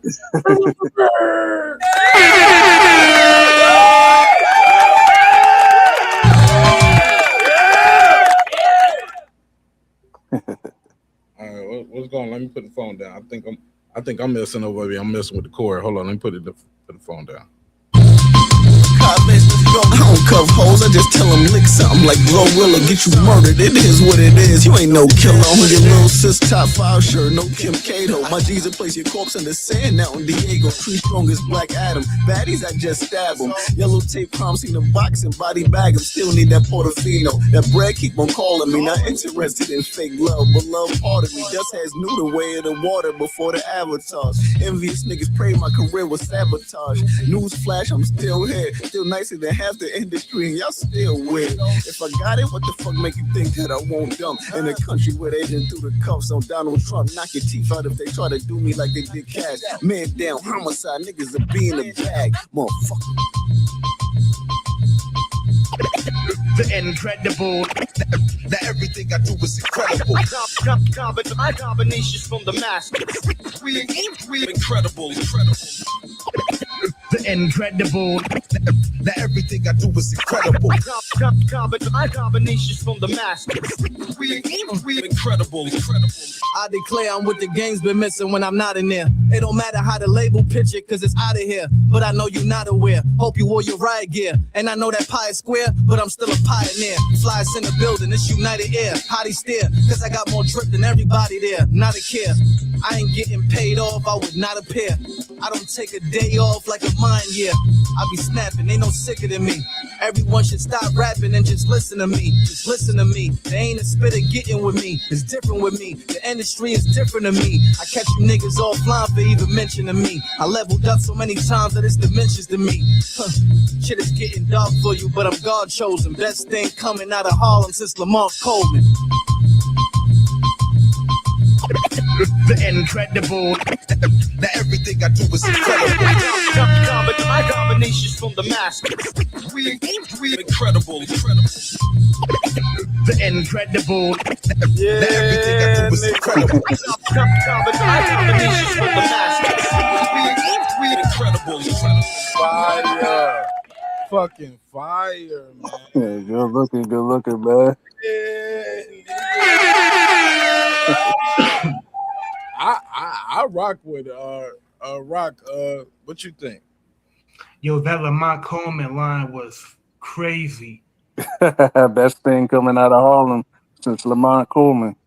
Absolutely, man. That line immediately caught my attention, and man, yo, just the scratches, man. You know, with with the incredible, scratches. Yeah. Yo, to me, that's and it's very bouncy, man. Like rhythmically, it's very bouncy, and it's and the groove of it is immediately infectious as far as I'm concerned. Yo, I love this song. Appreciate you, man. Go ahead, and shout out to Tech, man. Yo, I love Tech's voice. From Tech and Steel, man. One of my favorite rappers. What you think, Lake? Man, I think they got busy on that, man. J Hood still sound the same, man. I haven't heard him in a while, but yeah, man, he got busy over that track, man. Or the beat, he sounded good on it, like, you know what I'm saying? Mm-hmm. For him, you say he sent it back like the next day? Yeah, he sent it back like the next day. I don't even think it was 24 hours, bro. Damn, okay. Damn, he sounded like that was something that he already had tucked in the stash the way he was, it sounded like he kind of glided on it rather effortlessly. And then, even JR, when he came on there, man, I like how, what we say, like you said, pie squared and I'm like a pie net, like that was, that. Yeah. Yeah, that was pretty fresh right there. I was. Oh yeah, flies in the building on United Air, Holly Stair. Plus, I got more drip than anybody there, not a kid.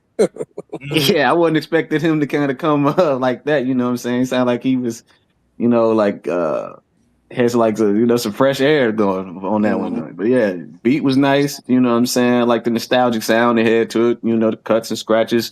That was pretty impressive. You know what I'm saying? Because I don't, like I really don't know people to just really know how to do the cuts and scratches thing. Like unless you somebody major like your Static Selector or maybe like a Green Lantern. But yeah, that was actually impressive. I didn't think that I wasn't expecting that, to be perfectly honest with you. I didn't know if y'all was gonna have a hook or anything, but yeah, man, that was a joint right there.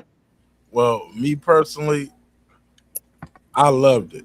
10 out of 10. That's gonna be something I'm gonna probably play like later on when the show over. You know what I'm saying? I'm probably gonna play that tomorrow on the treadmill or something, just to go through it and just to study it too, because I like to break down the bars, and they both had a lot of punches in there. Yeah. You know what I'm saying? That you ain't gonna catch them all like in the first line, first listen.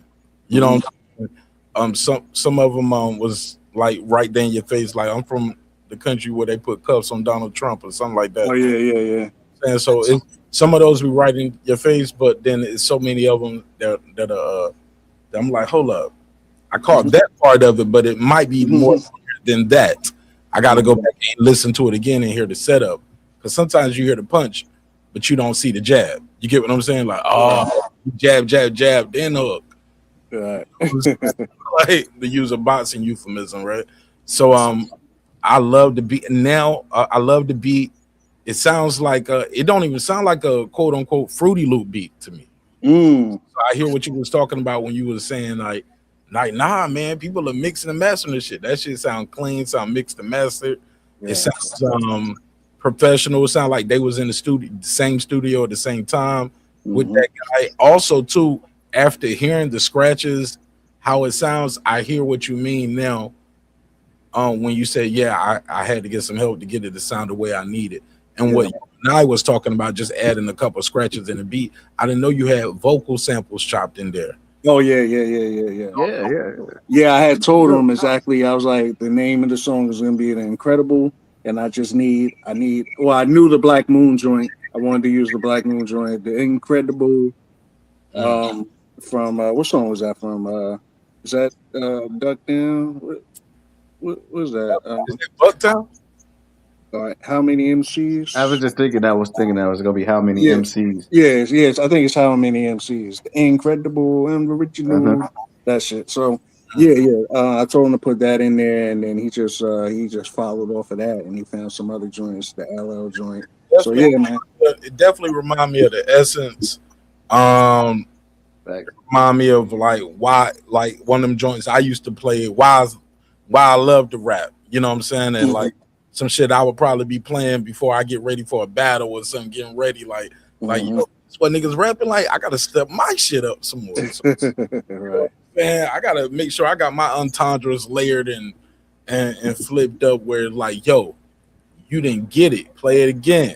Slow it down. I dissed you type shit. So I love it, bro. I love it. 10 out of 10 for me.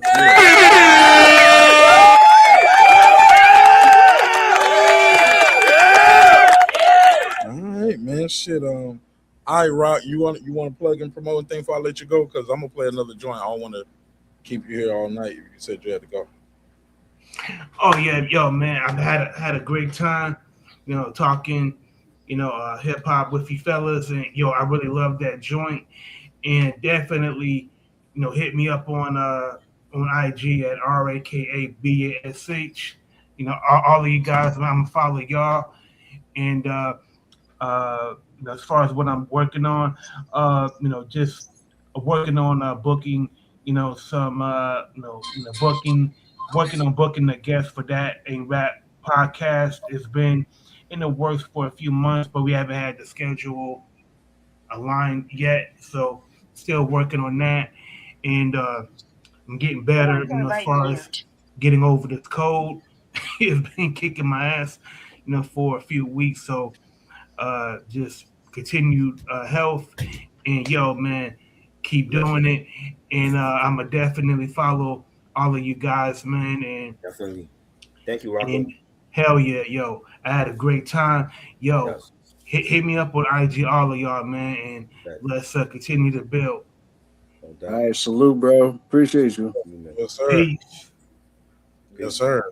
See, Try, I told you I can hold it down, nigga. I'm good at No this doubt. No doubt. Thank you, man. I appreciate it. shit. Yeah, man. You know, I do this too, man. Yes, I know. I'm good. I'm good. Yes. Hey, you are. man, did you were you listening? Did you hear how it was going? No, I didn't hear what you all said. Oh man, we had a good old thing. Okay. Um, I'm glad Kaveh was able to. Man, he played the record with J.R. Writer and J Hood, and Yeah, that's fire. told us the backstory of how it came together, and man, yeah, it was cool. No doubt. What you eat, man? What you get? I got a sandwich, man. What you make? What kind of sandwich? Tuna fish. I was about to say tuna. This nigga got Yeah. I Something ain't- real quick. Yep, that's what I ate tonight too. I ate some Yeah, tuna. something real quick, man. Mm-hmm. You know? Good and good for you. Yes. Yeah, you gotta say tuna fish like you gonna say tuna beef or tuna pork or tuna Nah, something. tuna We fish. know it tuna poultry or something. Nigga, we know it's tuna fish, my G. Tuna poultry. Man, look, I had quote unquote tuna steak. To be honest, Oh wow. What's that? it's a slab of real tuna, and it's a steak? they call it a steak because it's in a big ass cube, but it's like the tuna before they mince it up and put it in the can. It's a whole fish. Right. So you can cut the tuna. It's like a yellowfin tuna. Yeah. And you can cut it up in cubes and season it, throw it in the air fryer, and have some blackened tuna bites. You know what I'm saying? Nice. And put them shits in the salad. Oh man. Yeah, man. You can eat that with a salad, get full as hell, and won't even eat it all. And it won't even be 400 calories. You know what I'm saying? Yeah, like a protein count in tuna is supposed to be like 30 grams or something. Ain't it? Man, you can eat a lot of that shit, bro, and be full as hell and be like, damn, I'm straight, bro. I don't even eat it all. When I cook that tuna, I'll take a picture of it and I'll send it to you, Try. And I'll send it to you. But yeah, man, get that shit, bro. Do you ever make the like the butter sauce or you just do that for the salmon? Like when I do the tuna bites? Yeah, like do you? You put it in the air fryer. You don't bake it, right? No. Now I used to fry them. Are you talking about salmon cakes? You don't talk about salmon cakes. Not salmon cakes. I'm talking about blackened tuna bites. It's like a slab of tuna. Yeah. It's a cube, probably about the size of the palm of your hand. You know what I'm saying? Right. It's thick. It's about an inch and maybe an inch and a half thick. Right. You cut it up in cubes. You season it. Put in some oil in the pan, and you cook it quick too. You put them down when the oil gets really, really hot. Yeah. At a smoking point, and you put it in there. It's gonna turn white around the edges. That's when you flip it. When you flip it, you keep it there for about another 30 seconds, 2 minutes. Take it off, and it's done. I'm guessing it's light. It's salmon cake s. Right? No. Salmon cake, you're adding additives to a salmon cake. You're adding flour to it and all of that stuff. You add onions to it, bell pepper. It's a solid piece of meat. It's a piece of fish. It's just a piece of fish, and you just season. It's just straight fish. Okay. No breading, no onions, no nothing. And you can put all of that in a bowl with some Caesar dressing or Thousand Island dressing. Add some Old Bay seasoning to it. Stir that up and make you a dip for the bites or bread. But the blackened tuna itself is just a piece of fish. You just put blackened seasoning on it. The actual fish, and it tastes fresh too. Yeah, it's just straight. It's just a straight piece of fish, but it's tuna. Yeah, but most people only eat tuna out of a can. They don't know it's like actual piece of tuna already, the whole fish, not mixed up and a little square, and you just chop that shit up, or you can you can cook the whole thing whole. I cook the whole thing whole sometimes too if I don't want bites. Right. I just then I chop it up and put it in my salad. You know what I'm saying? That's dope. Or I eat it straight like that. You know what I'm saying? With something else on the side. Yeah. I usually have like baked salmon with like white rice and mixed veggies. Yeah, man. And with like the butter sauce or whatever. Mm-hmm. You know what I mean? And I love that. I love salmon. Yeah, man, that salmon be good as fuck. Yeah. I be putting that in the air fryer too. Throw that shit in the air fryer. and I put a lot of Cajun seasoning on that shit. Some blackened season, garlic powder, onion powder, and just cook that shit. Yeah. I eat that shit with like for breakfast with two boiled eggs and a banana. Oh wow. Yeah, a piece of salmon, 2 boiled eggs and a banana. You know what I'm saying? Yeah, but banana has potassium. Yeah, this is like after a run too, though. If I don't did a run, then this ain't no regular breakfast. I'm doing all of that. I don't work out that morning, and I'm trying to get my protein and potassium. But yeah, man, we don't turn this shit into that ain't food podcast. That ain't nutrition podcast. Oh man, yeah, don't give me no ideas now. Yeah. Say that ain't rap, nigga, but the rap got a W in there, nigga. Like that ain't no food rap, nigga. Raps, yo, I get them green spinach wraps too when I be making. Oh, word, you eat that too? Yeah, the greens. Yeah, I do the spinach wrap too. Spinach wrap, bro, and I load that shit up. It'd be so much lettuce, tomato, pickles. I barely put. I'm trying to cut out the meat. You get what I'm saying? As much as possible. So I put all of that shit up there: lettuce, tomato, pickle, onions. I might grill some mushrooms. I cut up hot peppers. Yeah, I put the hot peppers. I put straight regular bell peppers up there, yellow peppers, onion, like the red onions. I put all them. Basically, it's a salad wrapped up now. Right. You know what I'm saying? Put all that shit up there, and I'll probably put I'll take 1 slice of Swiss cheese because it's low in calories and stuff. Break that in half. Break that in half so it'll cover the whole wrap. Yeah. Man, I probably put like the thinnest slice of like turkey or something on it. The thinnest slices. Probably put just enough to cover the length of the shit, and I wrap it up. That's it. And some mustard. I put some mustard on that shit. That's good. I'm like, yo, that shit is working though. You know what I'm saying? Right. But also too, I did a 3-mile run, a fucking 5K tonight. I started at 11. I finished at midnight. That's probably why I'm still hyping up because I don't did a fucking 5K. Yeah. Tonight, you know what I'm saying? Damn. Yeah, I was on the phone half of it with Shelton Moore talking crazy with him about boxing. Mm-hmm. He got me through the first 2 miles, and I just did that last mile, and I was like, shit. Wow. I'm feeling good, bro. You know what I'm saying? So I'm eating better, smoking less, drinking less, working out more, right. And I'm ready to show off. I got some shit to say. And I was talking about packaging the product. Right. I've been playing my album while I'm running, nigga. I'm like, ooh, the best. Wait, nigga. I'm hype. I can't wait. I can't fucking wait. No. You ain't got no videos, Kai, for the project? Yeah. I actually just took one down today because I'm rebranding the page. But yeah, that's crazy that you asked. I literally just took it down before I got on here. Yeah, I have 2 music videos for the album.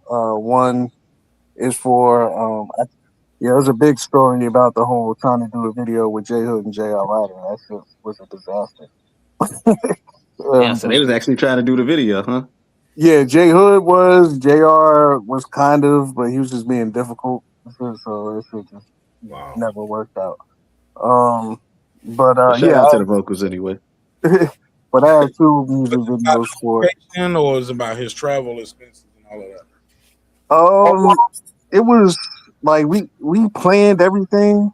Like I was supposed to go to New York because I'm originally from New York, but you know I live in Charlotte now. But I drove all the way to New York with another artist that was on the album that did a song with JR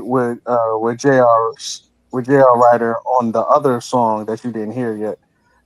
So we all went there. I got my hotel. He got his own hotel.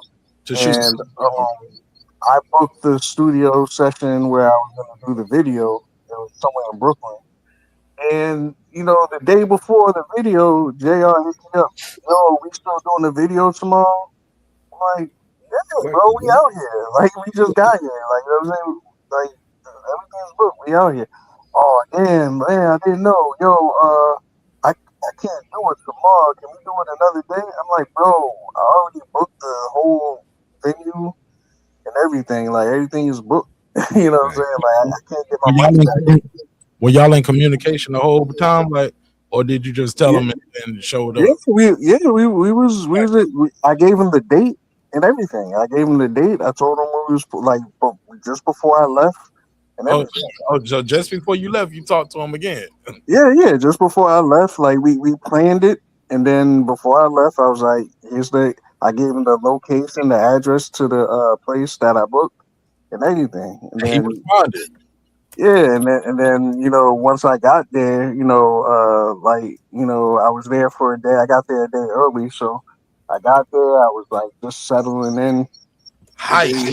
red, like, oh my god, this shit is happening, son. Yeah, then he's like, "Yo, can we do it again? I have issues with getting." I got He hit you with the whammy. What happened? He hit you with the whammy. Yeah. So it's like, damn, man. Crazy. So that shit kind of fucked up my relationship with the other artist that drove all the way out there, because now he's mad. He's like, because he was excited that he was gonna meet Jay. Yeah, he was excited that he was gonna meet J.R. Ryder and shit and be in the video with him. He was like, yeah, man. He was like, and then he was mad at J.R. Ryder, and yeah, so it was like all this bullshit that happened. Wow, I hate that. You didn't have to pay him for the video, did you? No.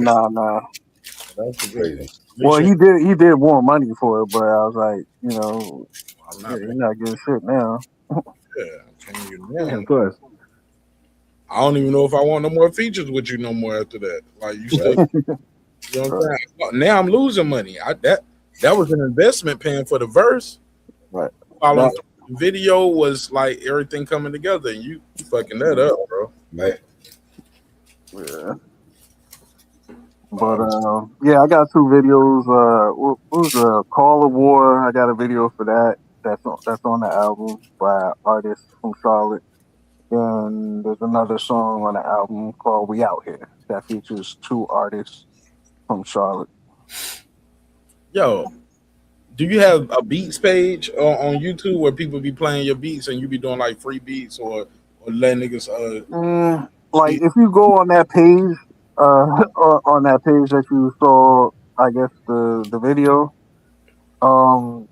like when I first started producing, because I started during COVID, so around like 2020.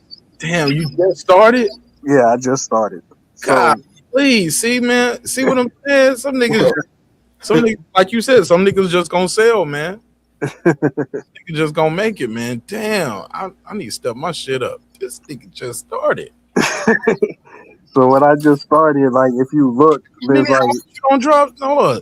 Nigga, like, you don't 1, 2, 3, 4. Oh no, this say one song. Yeah. All my early stuff. Actually, there's a beat tape that should be on there. My beat tape is on. The Midas Touch remix tape. No, that's one. Well, that's actually a mixtape, but it's only one track, so you can listen to all the songs just on one track. But that's all my beats on there, and then I just have a bunch of acapellas over my beats. That shit is actually fire. But the actual beat tape is called "Hurry Up and Wait." Yeah, the beat tape, "Hurry Up and Wait." It say Volume 5. Volume 5. It's a nigga sitting in a chair with his head burning on fire. Oh, yeah. That's my shit, bro. Volume 1. Volume 1. You one? Okay. Yeah. I need my glasses. I ain't got my glasses. It's like a one to me. Don't give me the keys right now, nigga. I cannot see. All right. Damn, man, that's fucking dope. Can we play any of this shit, Try? Yeah. Did you? I thought you all played it while I was gone. No, I ain't playing none of the beats. I played that one song. Hey, test it out and see. Let me go to the release, bro.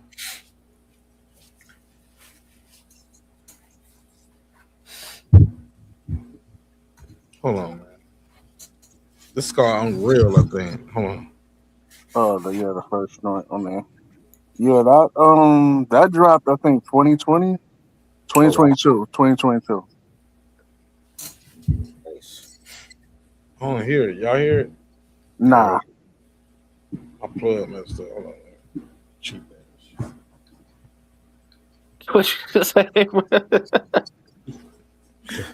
Look, I talk shit to my equipment when it messed up in front of me. Like, you raggedy motherfucker. Embarrass me in front of company. Hold on. It's the plug.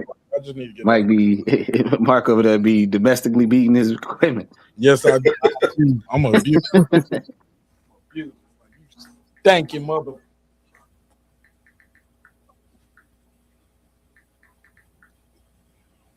Hold on. I'm switching the plug, try. Okay.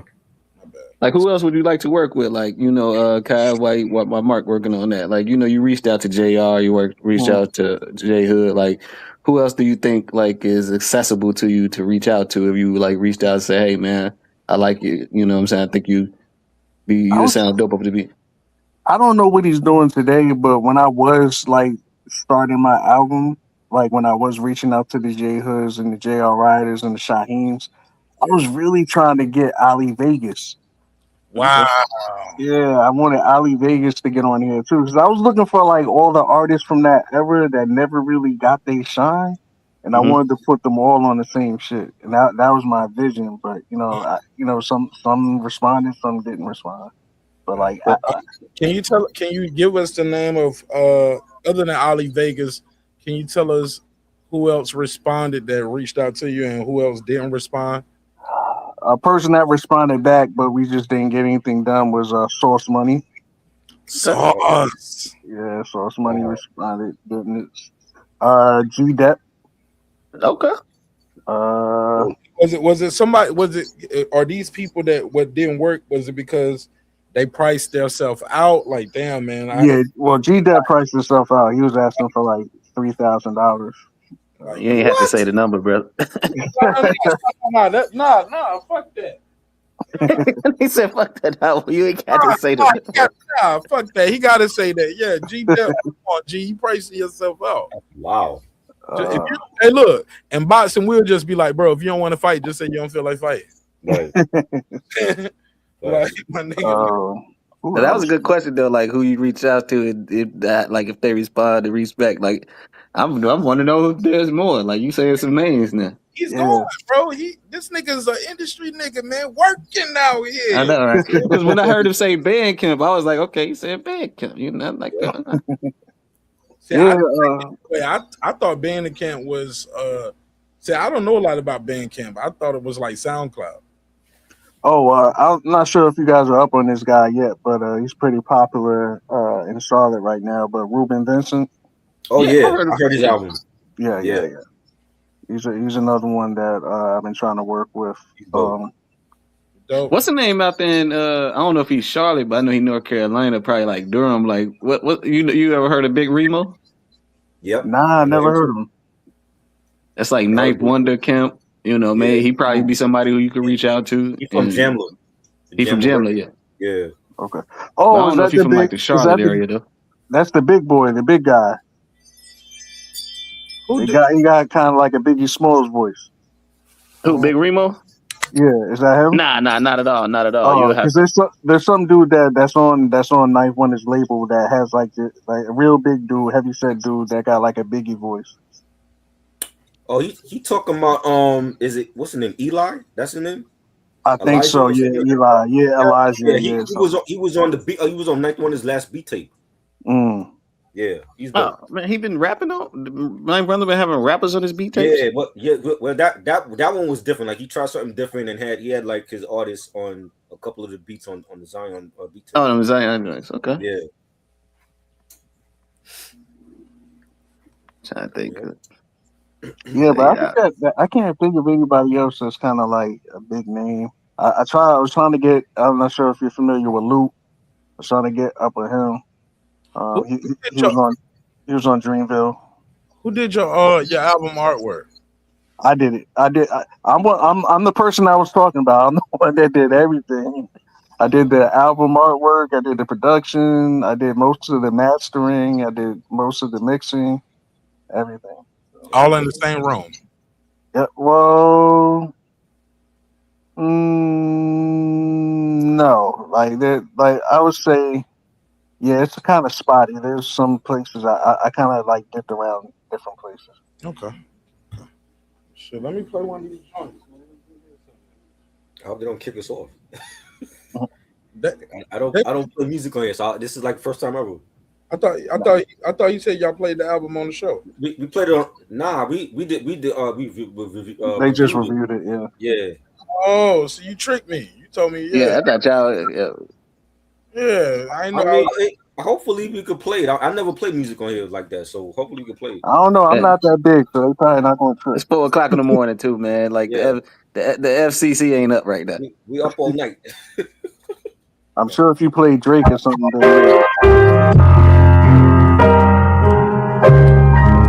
you play Drake, they gonna cut that shit off before you say cut it off. Yeah. Hey man, I'm on stage, goddamn. Play it. They gonna cut that shit right off. Let's hear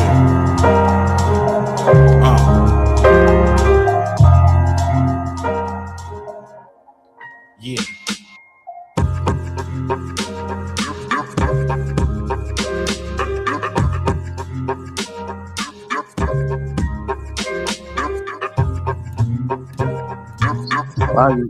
This was released in 2022, I think.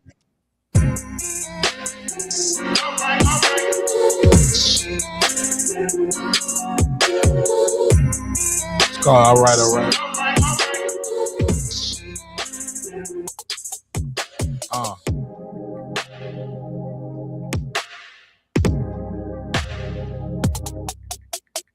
Okay. This one's called Indeed.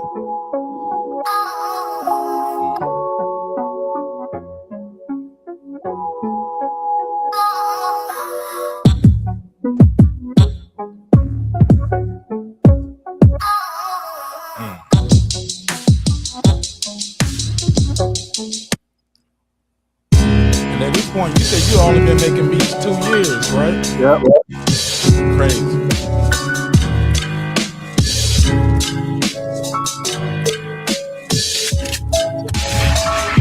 Damn, what's your background where you could just grab this shit and start making beats in 2 years? My background is I've been rapping since Chris Cross was out. Yeah, but software though, like just the reasons or Fruity Loops or the MPC and the big. Oh yeah. My own. I heard Cassidy beats. I don't know. Look, Cassidy been rapping forever. Have you heard Cassidy beats? Oh yeah. Okay.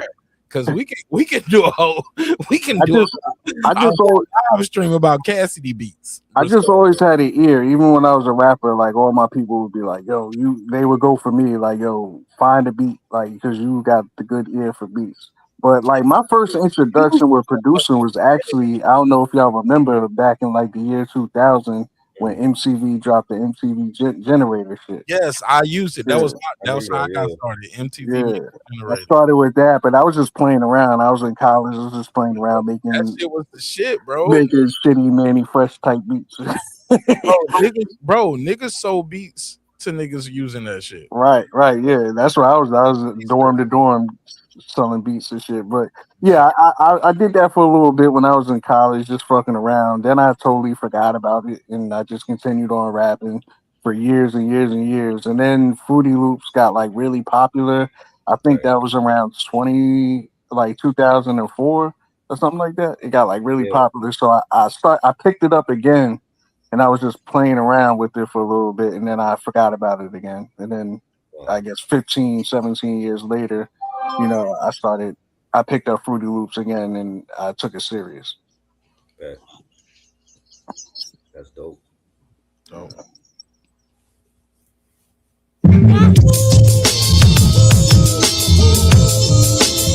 This is hard.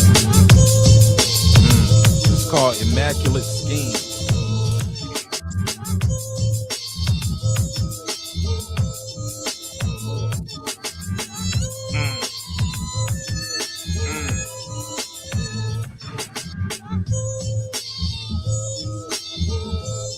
It's hard. Yeah.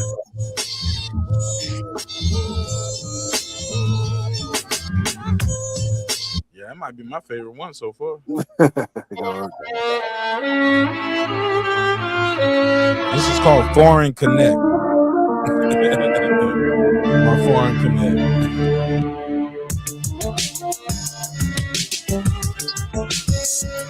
I sampled the old Italian mafia sample, so that's why I named it that.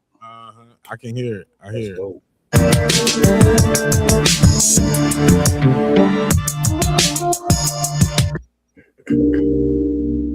A part of me.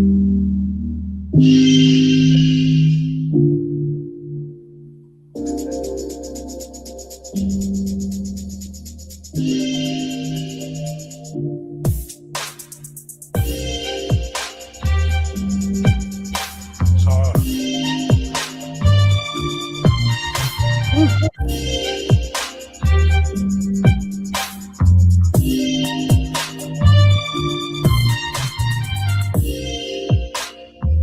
Yeah, that's hard.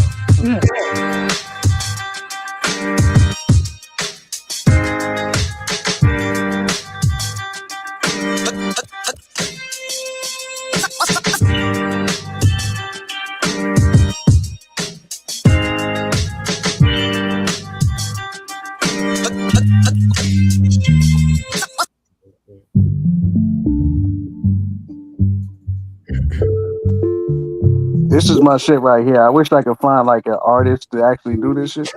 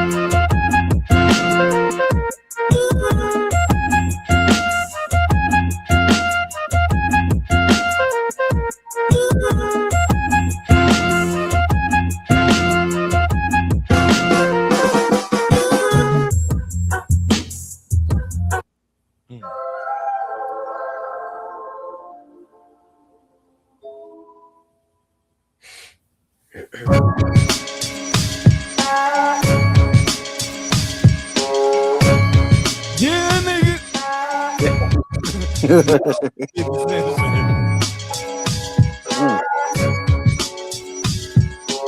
Bang, bang.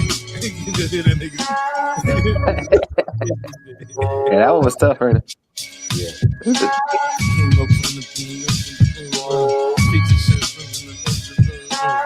Oh yeah, I like it. Yeah, I can definitely hit 50 in that pocket on that. Sound like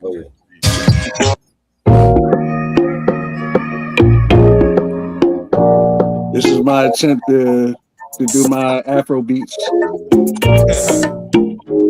Nah, give yourself more credit than that. You did it. Now, how well you execute it has to be determined. Whoa!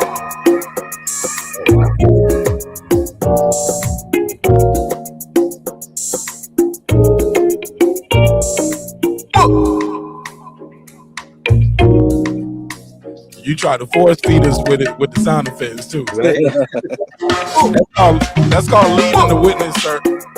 That's called witness, sir. Nah, you ain't even need that in it. I know, right? Now the beat is tough, but like, yeah, the Haitian beats, you know, you went from Afro beat to Haitian beat a little bit on there. You take away from it with that sample in it. Yeah, yeah, I think it was a little too loud. I should have been a little modest, like because the melody, it gave me some Sade vibes. You know what I'm saying?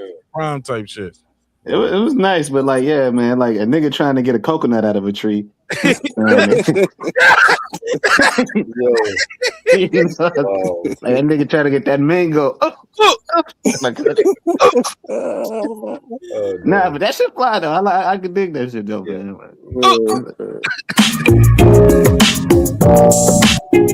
That shit hard, man. That was the last one, right? Yeah, that's the last one. All right. Yeah, it's a lot. It was real short. Like the beats, I think were all like a minute long. Yeah, so, intro first up. Yeah, that's dope. Yeah. I fuck with it. I fuck with it. Yeah, you got flavor on that joint, and you know nothing sound monotonous. You know what I'm saying? You got like different variations, some diversity. That's what I'm liking when I'm here. Right. Yeah, and that's when you hit my album. Go ahead. I hear the growth in the new shit. Yeah. When you hear the album, it's kind of like the album is like kind of that way too. It's like as far as like it's just mad different shit. Like I said, the high tech. That was my goal. Like the high tech album, like from start to finish. Like there's so many different vibes on that shit, and I was just trying to recreate that. So. Well, thanks for letting me know I need to step my shit up. Appreciate it. All right, thank you. Man. Now, cause some of the joints, cause at first I was like, "Yo, is Mark playing some of his shit?" Cause like I didn't realize that like Mark was kind of just like, the beats, and I'm just like, "Is this a Mark Nash joint right here?" Because like I guess because he got the microphone, so his microphone over the beats was sounding like, like they blended well together and stuff. So I'm like, okay. Oh, cause you heard my voice. Yeah, because you was doing little stuff like and then I don't even know if you noticed it, but it was just like, is Mark playing one of his drinks? Nah, Mark was about to rap on one of them shit. I'm interested in hearing your opinion on the Midas touch though, like because no one really knows about that because I just kind of dropped it, didn't say nothing about it, but because I have like mad samples on it and shit from other artists, but I want to see like what y'all think about like the blends that I put on that shit. And that's probably what we can't play, right? Nah, you play that because like they old fucking acapellas and shit, and it's over my beats, so you know. And I did, and I didn't put that on. I also didn't put that on any DSPs, so it's only on YouTube. Scenario what they'll do is what they'll do is they give you a content ID, and they'll give you a choice to just like cut this part from the shit. They'll tell you to mute it or cut it out. They'll give you a chance to do that. Okay. Let's say 20 minutes and 49 seconds. If you can skim through it. Oh, you got a timestamp. Okay. Yeah. Don't go get a dog. Got a 4 loan to put your ass in the mug. The peace talk with your pistol. I send it in to get you. The 10 grand and hit you. The show, the split you. Post box, drop gun in the stash. Box, get your dad. Shot selling around here. The flow so hot. This here I got it. Lock on, second homie. Let's get this clear. The wrist state, rock, the roof state. Cock, the hope to smoke a lot. Cause I supply the weed spot. Now I gotta. You put this together yourself? Yeah. Question and I need the answer on the spot. If you wish she like you or she like what you got.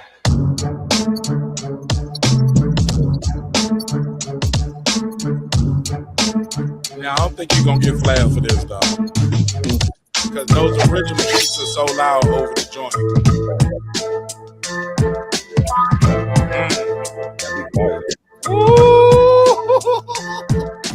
Amazing in weather, rocking big leathers. Catch him on the block, stocky since the red jetters. Monkey flipping bread, gamble with the chop headers. Won't take no shorts. Nigga, run that back. My bad. We don't jock niggas, fast and furious, dough curious. That'll put up, hit you from your home, Julius. Just bounce, drop the Uzi and fly, meet you at the Ritz. Sweet 19 and switch up the whips, yo. Young De Niro, the black hand, mafia gangland. When niggas bang out and do the same jam, I be in Brazil stroking them down, and for the hell I blame you. They fly like Pan Am do. Whoever said I went down, I was configuring this money to feed my babies monthly and retire. But now I'm more larger, smarter, call me the martyr. It's separating me from these altars. Mercury raps is rough, then guard the show like taps. Red and white wallies, the match, bear my baseball hat. Doing forever shit like pissing out the window on turnpikes. Robbing niggas for levis, I swiping on dirt bikes. Voicing metal like Vaughn Harper, radio barber. Murder sleepaway camp, the fly lady champ. The arsonist who burn with his pen regardless. Slaying all these earthlings and fake foreigners. In the Philippines, pick herbal beans, bubbling strings. Bright chemical cream, we burn kerosene. The conviction of my tape is rape wicked like Nixon. Blonde heads, inscriptions with 3 6s and kiss the pyramid, experiment with high explosive. I slap box with Jesus, lick shots at Joseph. Zooming like binoculars, the rap blacksmith. One of these Rolex with rocklets, check rack top spotless. I'm Iron Man, no cast metal, I'm still alloy. True identity hitting inside secret tabloids. Breathe oxygen, both sides of my jaw carry oxygen. We track it like the bangers in 100 wide boxes. No jostling these cats, my little J be telling it. Sip Iris, smarts out of rebellions. Hey yo, I warned you. No more niggas can do is mourn you. I'm born to kill and still thrilled I put it on you. It's no regrets. Remorse only results in loneliness. Only the strong survive and strive through life as warriors. All of us die. Some of us killed, even massacred. You wanna try? Punish your will if you ask for it. I'm hazardous for your health. Held your next stop. For real, my shit's cocked. The world is just stopped. I'm not the one you should be underestimating. Come test your fate and I guarantee I'll be under investigation. You can't handle the whole. I slam you on your skull and we can go blow for blow like Evander and Bo. You never know. However, though, I still hold the title. With all my rivals a chance to dance with Mr. Homicidal. And on the Bible, I swear to defend my crown. I've been around since forever and never let it touch the ground.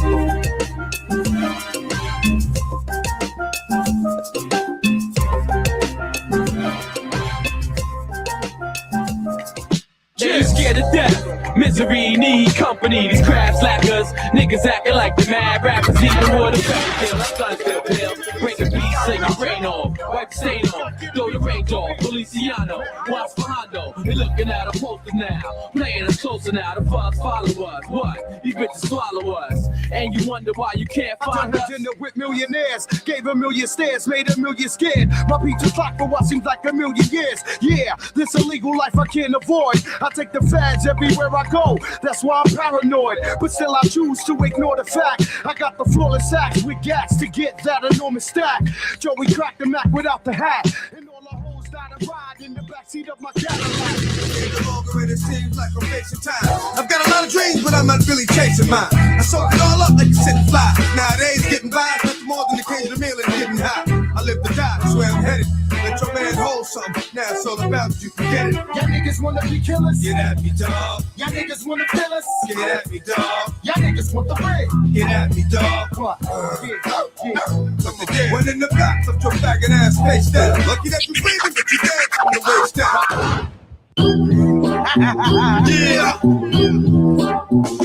I'm back and I'm stuck up in this bitch. Who that? Me, bitch. Who that? What the fuck you see, bitch? I'm known for regulating this game. Fuck a critic, cause when I spit it, I'ma split the shit it. When I aim, I'm trying to get a name, but ain't proving a thing. I'm still doing my thing. Bells, they still ring. Now who the lame that want tangle with Lil Fame? Step in the ring and I'll break your ass out like Lil Fame. You like me now? That cool mo piece shit, nigga. Put it down, yo, I need the silence to get shit too loud when that bitch start to true. You lost your mind if you thought I tossed my line. I still get it. So when I'm facing situations like this, you distant, I'm hitting. Listen, is it me or the industry don't understand? I'm a whole different breed of man. Real dance, real spell parts in the 7 dollars and shots on the rocks. What? Who gon' tell me I'm a black nigga and can't nobody change me? You can look at me straight. Keep giving at your doors if I go up in your mouth. Don't blame me. Why y'all niggas insist to fuck with Lil Fame? I analyze the streets, spit real game. I blast on you as you pass on through. Catch you right when you stand, put your ass on mute. I remind niggas of that blue steel that you gripped and the rush that you felt from that nigga that you hit now. How many niggas wanna ride with me, collide with me, be accessories to homicide with me? First family. When did you do these beats? What happened? When did you do these? This was all around the same time. I guess it was like 2020. Nah, it sound like 2022. Yeah, like 2022, 2023. Yeah, this is after the other shit, right? I think it was around the same time. I can't remember which one came out first, but yeah. Like the same producer. Yeah, it's just different styles and shit, man. Don't even sound like the same producer to me, kid. Oh man, because some of the other ones sounded more cluttered at times. Mm-hmm. Like you, like you got like I've been winging my mixing and shit like that for a minute. I think I got a good grasp on it now, but like during that time, like I didn't know how to I couldn't mix bass. Yeah, and these vocals are a little under the beat too, you know, versus how that J.R. Ryder joint sound, the J Hood joint, like that sounds mixed very well. Right. This one, the beat is a little over, and when I was listening to the beat tape, it was like everything sound like it's at the same level, and everything sound like it's in the center. Mm-hmm. You know what I'm saying? Mm-hmm. I don't hear no delay, compression, reverb, no nothing. Everything just sound like stock sounds, and we just leveled them how we leveled and exported it. Right. Yeah. Yeah, this is just like, this was like a fun project. That's why I put it all on one track. Better. You know what I mean? You hear all the all the fake generic scratches in it and shit trying to emulate a DJ and shit like that. You keep them short though, and they go quick to the next joint and the beat Right. switch. Yeah. It's almost like a 20-minute freestyle. Mm-hmm. Like a gym run. You get what I'm saying? Let me cut to this Black Thought one. I want to hear this. Bang with, spit flames with, the hands full of niggas that I came with. I ain't tripping. I know you got a hell of a plan for the man. If you ever caught me slipping, you will stop me. Won't you? Pop me, won't you? But you know I whoop your motherfucking ass, bitch, don't you? My family's strong. Your mom's gonna need to start breathing before you get it is. And for a nigga like me who don't know some of these verses, this is my first time hearing them. You get what I'm saying? And I'm hearing them over your beat. I don't know all these niggas' verses. I'm just keeping it a buck. You know what I'm saying? I don't know every verse that I've heard so far. Do y'all? Am I tripping? Nah. I mean, there's some of them I probably forgot, especially like the MOP stuff. There's so many in them. Yeah, Park Melly Mel, Park Van Helen, and we represent Illidale with Excel, Bellin', and yo, sicko show like Mike Moore's. My city ain't nothing like yours. Slipping in the darkness like war, night crawl with the lights off. You see a lot of life lost for the white horse. Regardless, the charges making us all targets. All on a red carpet, guns from the black market. Hey, who got the politicians in their back pocket? Pimp slap, pump that, give me that profit. When you make contact, give me that gossip. If you break contract, you be that hostage. They getting busy in the city, it's raw. Better dead bolt the door, it ain't safe no more. South side, north side. This is fire, man. Yeah. Let me hear you got the guard on. I read the 12 and strap arms, all black on, running your spot, hit you safe and I'm gone like a thief wrong. I keep the long 38 warm, silent and calm, and black out when the beef is on. Focus on your rap hostess. Notice I'm evil like the Exorcist to the locust. Ferocious thoughts emerging at night like Jehovah toss a virgin in white. I'm wrapped in the turban for spite like an Israelite snatching hoes up. My flows up when the fucking world blows up. Throw your hands up, it's a hold up. Frontin' like you down for the real to make a meal, but when the plan fall, nigga, you squeal like Henry Hill. Kill that noise. What's the fucking deal? I didn't like the Nas one. That's the one I probably like the least. Find the bop and get into the. I couldn't bob my head to it. I couldn't find the bounce and the bobs. It was like kick, snare, kick, push. It was. Yeah, it's a different beat. Like if you hear the beat, it's like. It's like really trippy and shit like that, so I get it. I like the beat, but I don't know if that verse really blended well with it. Right. And I gotta blame him because he had Nas vocals and this way he chose to do it. And once again, Nas the worst beats according to DJ Vlad. Try. Yeah. Nas get the worst beats once again. They just get Nas the worst beats. Nah, I like what was like the echo was something that you added or like that verse already had because I don't remember him sounding like that. I think I can't remember. I did it so long ago. I can't remember if I put anything extra on the verse. What was that verse from? That verse is an old verse. I think it was on like a Mobb Deep song, like one of these old Mobb Deep songs. I can't remember which one though, but yeah, it was like a feature song that he did that no one knew about. Make it to the lost tapes. Right. Damn, man. Damn, Nas. We saw Nipsey also. What you got? Oh, this nigga got a Kanye joint. Let's hear it. You produce for a producer, so this got to be crazy. Man, I can understand how it might be kind of hard to love a girl like me. I don't blame you much I like the break beat on this. Free. I just wanted you to know.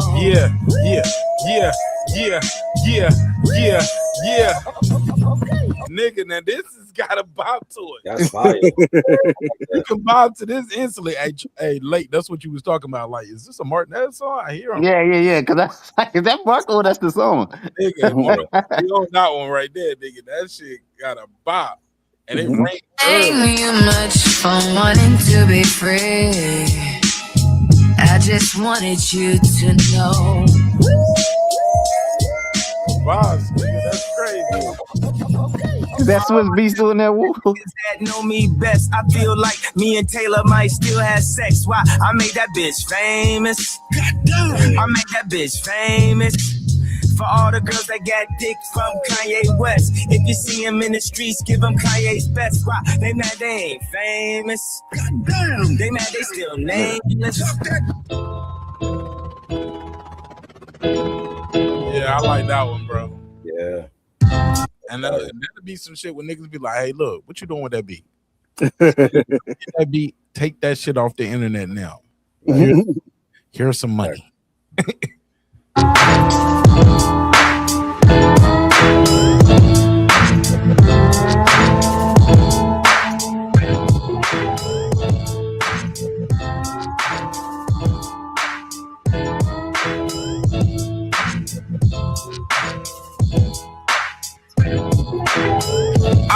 Smoking backs with OJ. Put the carpet up, lay mahogany low key. Know these niggas jealous, envious of my whole team. I'ma kill these niggas broad day if it's on me. Fully bossed up, niggas pockets need protein.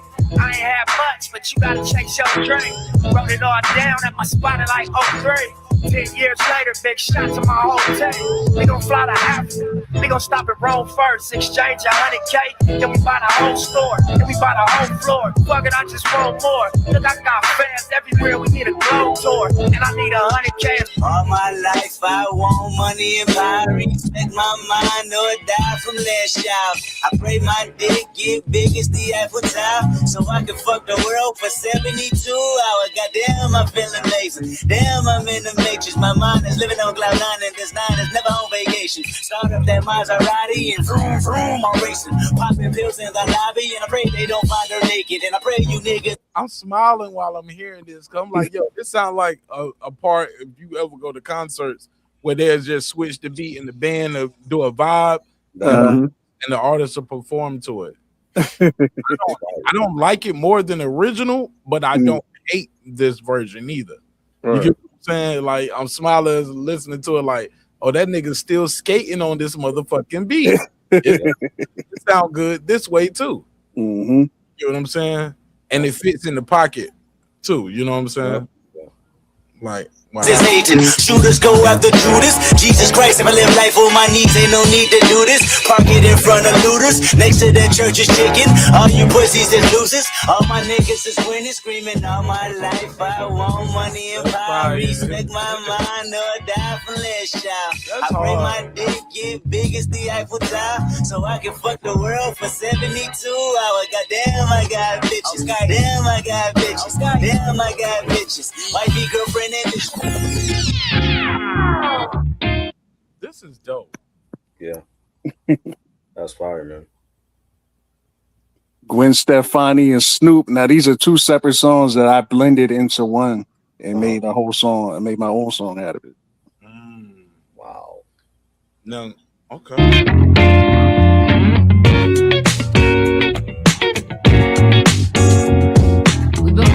Sound like some Prince. First of all, let me give you props on the production because you did all that on Fruity Loops. Yes, sir. Fruity Loops in Studio One. Man, that shit sound like some live instruments and shit. Sound like, hey, look, hey, look, late. This nigga got me in feeling. Hey, try. Nigga got me in feeling like Fat Joe on the couch. Like, yo, I swear to God, son, this shit sound like some Prince shit, nigga. You know what I'm saying? Kids. You know what I'm saying? This shit got. Yo, I swear to God, you're worth the mother, son. Yo, this nigga got me on my Fat Joe shit. Man. Somebody throw a flag at me, dog.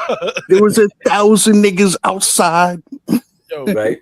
1,000 niggas in the studio. Homie came in there, and everyone had to audition to sound like Prince. And we found the sample from the 99th nigga came up and he did this. Work. He sat there listening to 98 other niggas. The last nigga gave him the pizza because he sat there and waited for his turn. He ain't even had nothing, but he sat there and waited. But it was 99 niggas. This was number 99. And then he'd be like, I swear to God. Right. Wow. No lie. But there's something behind those eyes that you can't disguise. Baby, don't lie. I don't wanna cry no longer. Baby, don't lie. I need a love that's stronger. I'll tell you no why. If we ever give up, then we're gonna die. Look me in the eye, baby, don't lie. Baby, don't lie. Banging my, swinging my coupe, DeVille, like that right back top of the hill. File in my hand with a trunk full of contraband. Swimming underwater like I'm Aquaman. I used to drink. You mixed this one well too, bro. Thank you. I can tell you spent some time on this one. Yes, sir. Sound like a real song that we never heard. Man, boss dog is a baller, no propaganda. Pop your band, don't try and stop the plan. I rock the land, step back and pop your man. Spaced out, caked out, no bugaboo, flipped out, cripped out. Nigga, what it really do? Time brings change, so I changed my name. Try to take flight while they clipping my wings. Goofy ass niggas see you tripping the game with nothing to gain. Plop, plop, popping out bang.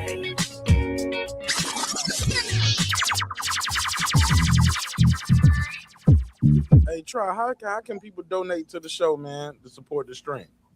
I ain't set up a PayPal yet, but I will. No PayPal, no Cash App, no Zelle. Yeah, not yet. I'm definitely doing that this year for sure. Yeah, man, do that, man, because you got to let people support you, bro.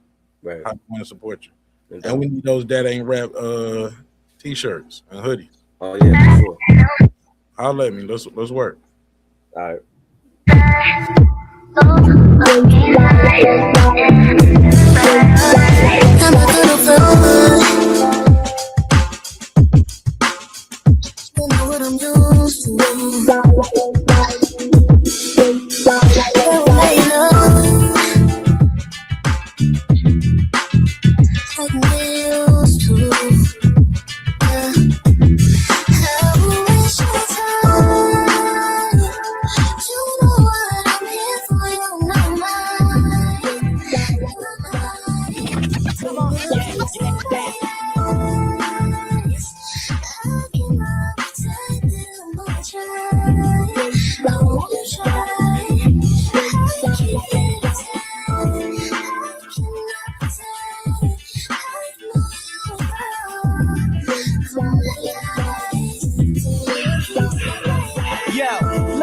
Like a fat Buddha. This nigga got Cormega on this motherfucker. What? Then my pearl handle Luger and a Land Cruiser. Rim shine like daytime in Bermuda. I ride tight smoother than niggas who be frontin' like havoc key movers. I have to be financial. Also, too, your blending got better as the album gets going too. Yeah, because I ain't saying shit. I'm just relaxing to the shit, man. Because it got to like an ambient melodic sound to it, to where it's just like, yo, damn, nigga, I'm just chilling now. Like the way you putting the album, I hear how you putting albums together too, and that's what I'm hearing too. How you put the album together, but also I'm noticing like as you're mixing this and putting it together, you are getting better. Thank you, man. I appreciate you. Flowing better, more in pocket. I don't know if you saved the best for last, if that just happened on, but that's crazy. The shit about to die though. So the phone part that I got plugged into the joint is about to die. We think we at 5%. Let's get this. But they short though. It's probably like 2 minutes and we'll be done. In front of my duplex, my shine dripping wet. New lines to catch your crew flex. My brown eyes leaving your boots stressed. So bad you had to get a new red Rex, cause I collect stacks. My advice is to accept that. Step back, black. Don't even wet that. Yo, it's mandatory. I'm self-explanatory. In front of me, shorty. mandatory. The pussy they handed to me. I got no game. It's just some bitches understand my story. Okay, me and you.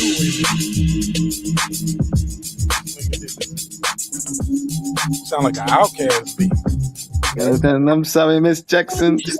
Let me see something. Right here is where I feel at home. I could touch your body, turn me on, but me without you just seems wrong. I don't need no high to get it on. That's crazy. That's crazy. Who's that singing? That's Maya. Oh, That's Maya. Who's on the? What I named it? It say me and you. Me and you. Who's the artist? I forgot the artist. I could feel your power turn me on. This nigga didn't even make this album. He don't know who on this motherfucker. Try, he tricked us. Try. This nigga been try. This nigga been producing all night. Don't say that. He said, "Yo, don't say that." Nah, he didn't do that. I definitely did this joint. I put that in there. My rest in peace, my mother. I put that on my mother. Damn, man, you gotta make us cry up here, man. You just seem wrong. Oh no, But it's an unnamed. It's a like a no name artist. Like I found the acapella somewhere on YouTube. And, okay, see, I thought it was Mario. He sound like Mario.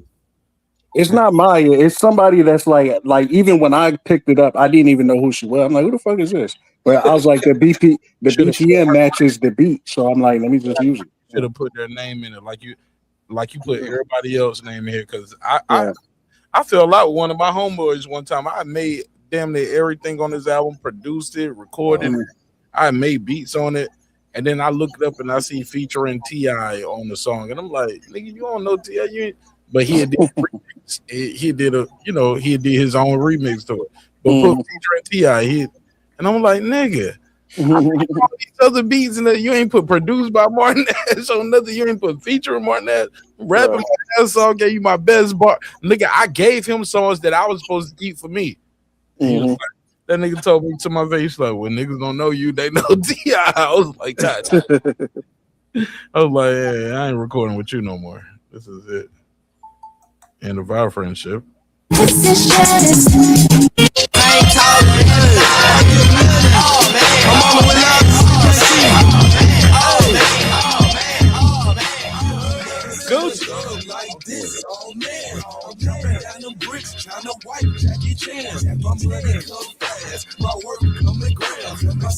This might be your worst mix joint up here.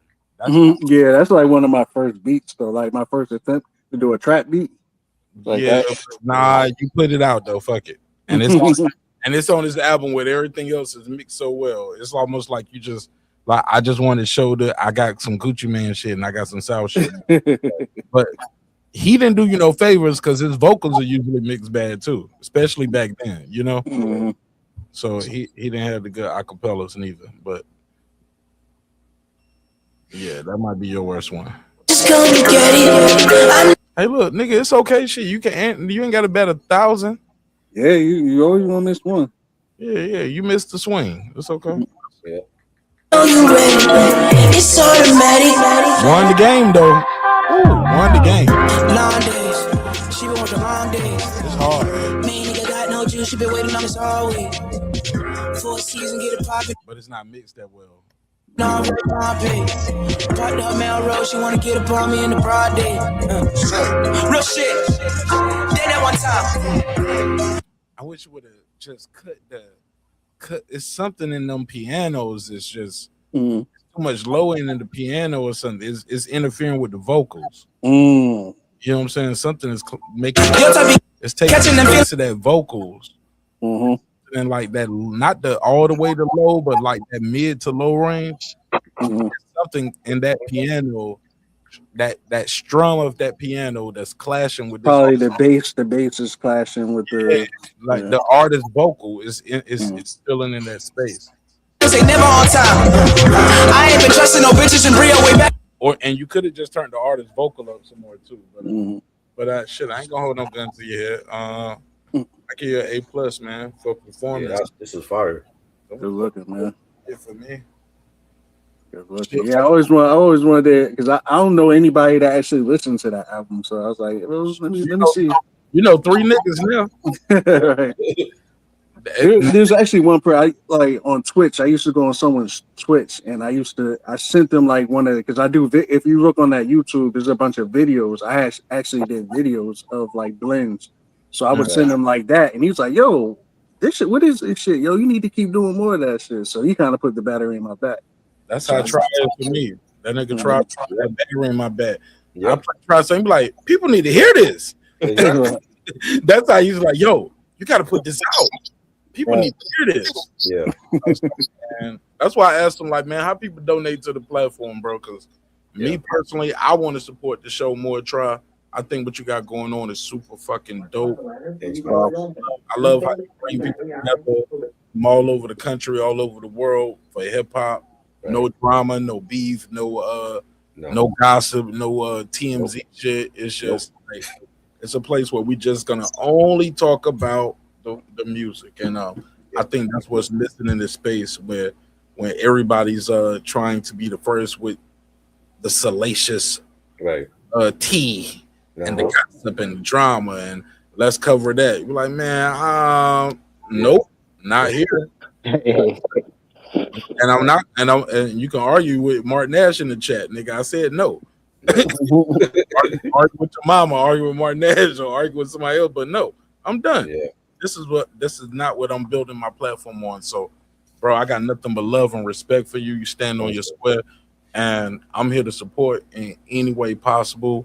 I'm only one call away, bro. So appreciate it, man. All y'all are welcome. Like Lake, salute to you. Thank you for coming by. Like you're always welcome here. Appreciate it, man. Mark, Cavase, always, man. Nah, man. Cavase got me. I gotta step my shit up, bro. I gotta work. Like you said, Troy, I gotta put that shit out. Yeah, I told you. I've been telling you that. But Cavase don't rap, and look, I'm trying to sell records, man. So I got to do these sit-ups, and I got to go do these. I had to do a midnight run tonight, nigga. Yeah. Because me and Mark one time we was trying to think about some features that he would reach out to one time. I was like, yo, who would you? Because he asked me that. You remember? And we was just talking about like, yo, I wouldn't necessarily give such and such that. I wouldn't give that. And it's like, because look, I was trying to do what Cavase did. Like I said, I'm gonna just go direct to some of these artists. Like some people might be out of reach, but people are like they within reach. Like because everybody's within reach because of Instagram and Twitter and TikTok and social media. Everybody's within reach now. Now they might tell you no. What is your sound? What is your style? Like, what would you say? Like, if you were to be in like a rap family, like, what kind of family would you be in? Shit, my style is hostile. My style is hostile. I like it. So what does that mean? Is that like MOP hostile? Is that what? Shit, I could have been the third verse on that J Hood, J.R. Writer shit and killed that shit. Okay. I could have been on that song and had the best verse. Okay. Wow. Third verse, the closer, nigga. I could have that shit. Like, in my opinion, I'm nice. Yeah, Mark Lane is like, I ain't gonna say he has the lane, but like what I get from Mark is like general introspective, whereas like he's vocalizing his sentiments, but they not just. Well, I can't relate to him because it's only Mark, but that's why I said I love this. Look, I'm sitting back smiling like, yeah, tell me what you think. Because because what I'm saying is like we've been having a conversation about personal all day, and I'm like, I'm not really as big on personals because it's like I want to be able to relate. Only when you come in with like stuff where you can make it generic or general is when I want to hear like, because there's a difference between personal and introspective. You know, Nas didn't get introspective to Godson. That's like his 6th album. Right. You know, but you know, Mark has this general introspect where it's just like, okay, I hear what he's saying, and I think that can apply to multiple people, not just him. That's when I don't really like when people be personal, because it's like I ain't like Eminem, nigga. I ain't never want to kill my moms or strangle my girlfriend type shit. I don't care about that personal stuff right there. Right. You know what I'm saying? Yeah, I got songs, man, that I did like on some Nas shit that was like personification. But I also got songs where I did on some where it was like comical almost. You know what I'm saying? Where I took 50 Cent, I teach how to stunt. I took this freestyle beat and I said, I teach how to front. And it was almost like a joke, like, yo, nigga, we was broke. You know what I'm saying? We was in the army and we were broke at the time. You know what I'm saying? And you know, it's funny, but I ended up flipping that verse and making it to another song called "Check the Check," and it's just living check to check. And I took that old sample. You know what I'm saying? I'm just making it check. My car paid off, them rent is due.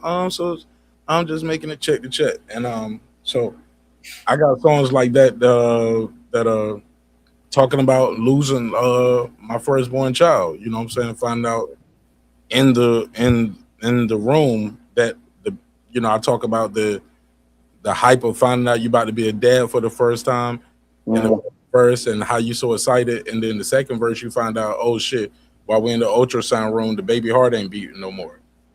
Wow. And then you start talking about how you feel about fatherhood, and how you don't like deadbeat dads, and you know what I'm saying, you can't be because of what I went through. I can't even fuck with a partner who's a deadbeat dad type shit.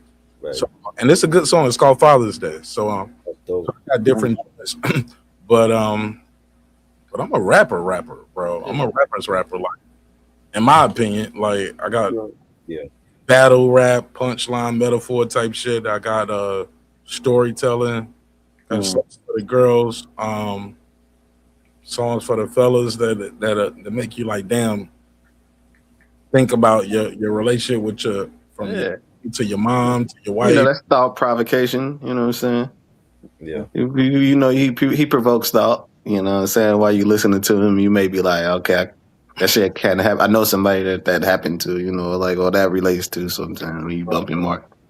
You know, and then like his production choice for like the joints that I hear him on, they always like coincide with the sentiments that he's trying to get off. You know what I'm saying? Because sometimes you listen to a joint like Vulnerable, and I feel like, yo, you just got this saxophone or something that's just hitting you in the back, that's like tapping into your subconscious while you're listening to the words, where it's just all aligned, you know, all in alignment. You know what I'm saying? I appreciate that, bro. Beat selection is it, but that's why I'm at with it, man. I made my biggest mistake and my biggest accomplishment was that last project that I've been working on, because I reached outside and started working with other producers. Now I say this, the problem is producers resold some of the beats, so I'm hearing like the samples I'm getting, like, as I'm trying to beats that I thought was just mine, other people are on these beats, or these weren't originals where people told me they was originals, they were samples.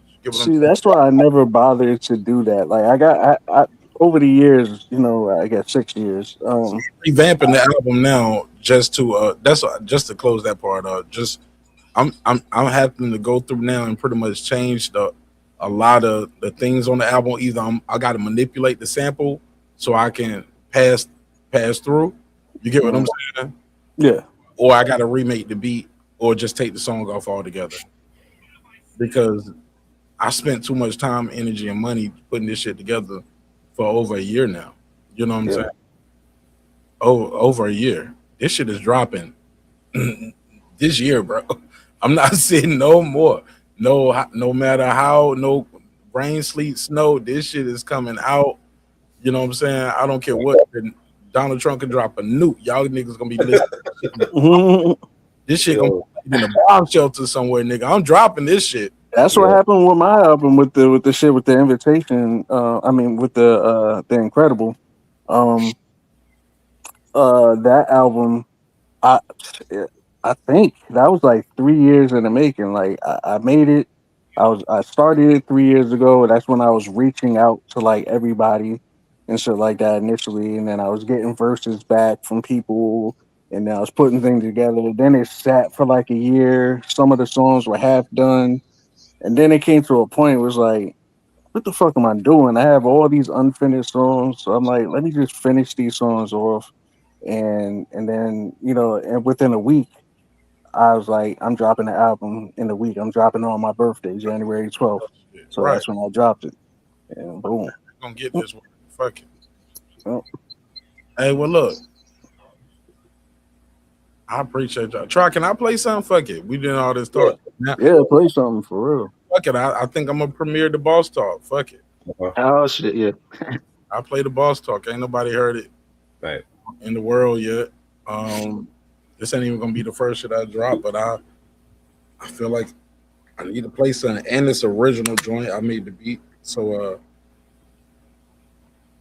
what do you use? What do you use to make beats? MPC. Oh, okay, that's what I'm trying. I'm trying to get the If I get the MPC, I got the Key 37, the red joint. Yeah, that's the one. Oh man, if I get that shit, I think my beats would swing so much better. I think they do. Like I seen the instant change in my sound once I start fucking with the MPC, and yeah. But this called shit. I wanted to play the YFL, but I know that's an industry beat. But I'll play the Boss Talk joint. This is my shit. Y'all ready? Yeah. Yeah.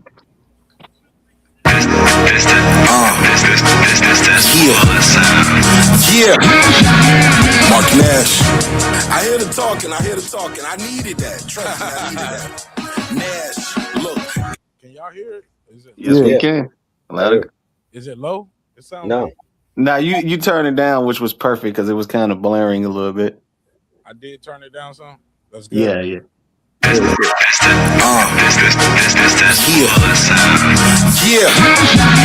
Mark Nash. I hear the talking. I needed that. Trust me, I needed that. Nash, look, anybody can get it from featherweight to heavyweight. I'm about to raise hell just for heaven's sakes. Body shot, headshot, damn, he gone. The spirit levitates. Net my paper straight. I just point a finger and delegate. We all gotta go, but you first. I make the heavens wait. Same way I ghost these bitches that you could never date. Maybe because I flow so hard that I can make the levees break. Every bar is delicate. I dedicate. Pumping till I elevate. They tripping like they elevate. Deep inside, Nash is better. At least that's what they better say. If not, I'm hella straight. At least that's what my cheddar say. Hoping you gon' get some too one day. Oh no, I never hate. Not at all. Laughing at these rookies while they still be learning how to ball. Attention seeking for no reason. Really, I be nodding off. When they see me out in person, they ain't never popping off. Wouldn't even rip a fucking cotton ball. Soft ass, broke ass. Straight up out of low cash with no cash. Can't compare this Emmy to your moped with no gas. I'm in the parking lot waiting for shit to pop off. Like Big Baby Miller said, fuck it, and took the top off. Your bitch in my passenger seat, giving me lockjaw. Cause she can tell the real from a knockoff. Boy, I make the city trend. You shopping at city trends. I make the beats record and mix the metaphors and synonyms. I really am. Heard they want war. Okay, that boosted my adrenaline. I'm at the range, working on the aim or at the gym again. 50K stashed away Jetsons, Grants, and Benjamins. Life's a bitch, karma coming. Both them hoes send them in. I'm merciless. For my pound of flesh, I'm at your skin again. I made it through same waters for runners were swimming in. They trapped me in the corner, thinking I won't shoot. Until I'm stepping over the bodies like Tyron Lue. I hear the whispers in the bushes, how they plot on cue. A bunch of niggas just yapping shit they not gon' do. You're nothing like me. I'm thrown off slightly, move at a light speed. You think the shit is all Gucci until I get the shiesty. Precisely. Baby, fight talking spicy like that shit. Won't have them somewhere sleeping with the Pisces. Niggas can't stand me, but I put this on the family. Keep playing, this shit gon' end up like Sin City Mandy, motherfucker. That's crazy. Nash, nigga. That's crazy. GMG. Stockyard. G1 GM.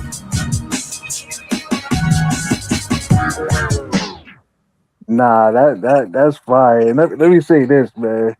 Like, I'm rarely impressed. Like, you know what I'm saying? Like, because I'm a rapper's rapper. I'm you speak my language because you nice too. I can tell you nice. So I'm like, when I hear you rap, I'm like, yo, this nigga actually nice, man. Yeah. You know what I'm saying? Because it's normally niggas is be just alright. But yeah, Right. you got it, yo. You got it. That shit was dope. I appreciate that, bro. Yeah, man. Yeah, man. I definitely gotta work with you, man. That's I dope. rarely find like people that actually are about like. I promise I'm cheaper than J Hood and JR. Yo. I don't need the money that bad, bro. Like I just need somebody not to resell the beats. Word. That's what I'm into. Like, don't resell the beat. That's why, like I said, I just gotta make them myself. You know what I'm saying? 'Cause I know ain't nobody. That man, we got GDEP rates, nigga. Nobody in the world got that beat but me. You know what I'm saying? Uh-huh. You know what I'm saying? That's why I ain't even giving no loop at the end. Right. Yep.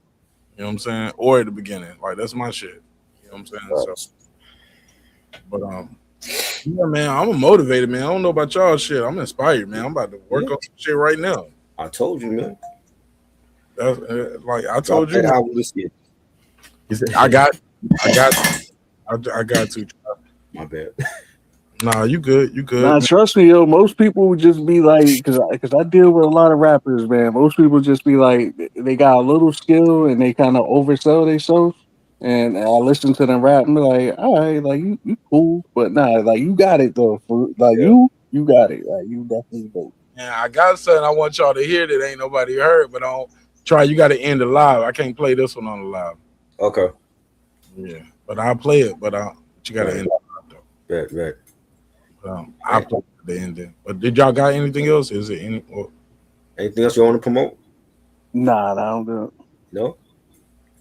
Well, I want to promote That Ain't Rap Podcast. That Ain't Rap Podcast. This is the longest I've been on. He said, I'm promoting to the people already watching. Yeah. Yeah, man. Thank you, man. This was fun. Yes, sir. Damn, 7 hours. Is that like a record? That's a record for me, yeah. It's like a niggas to put a shift in.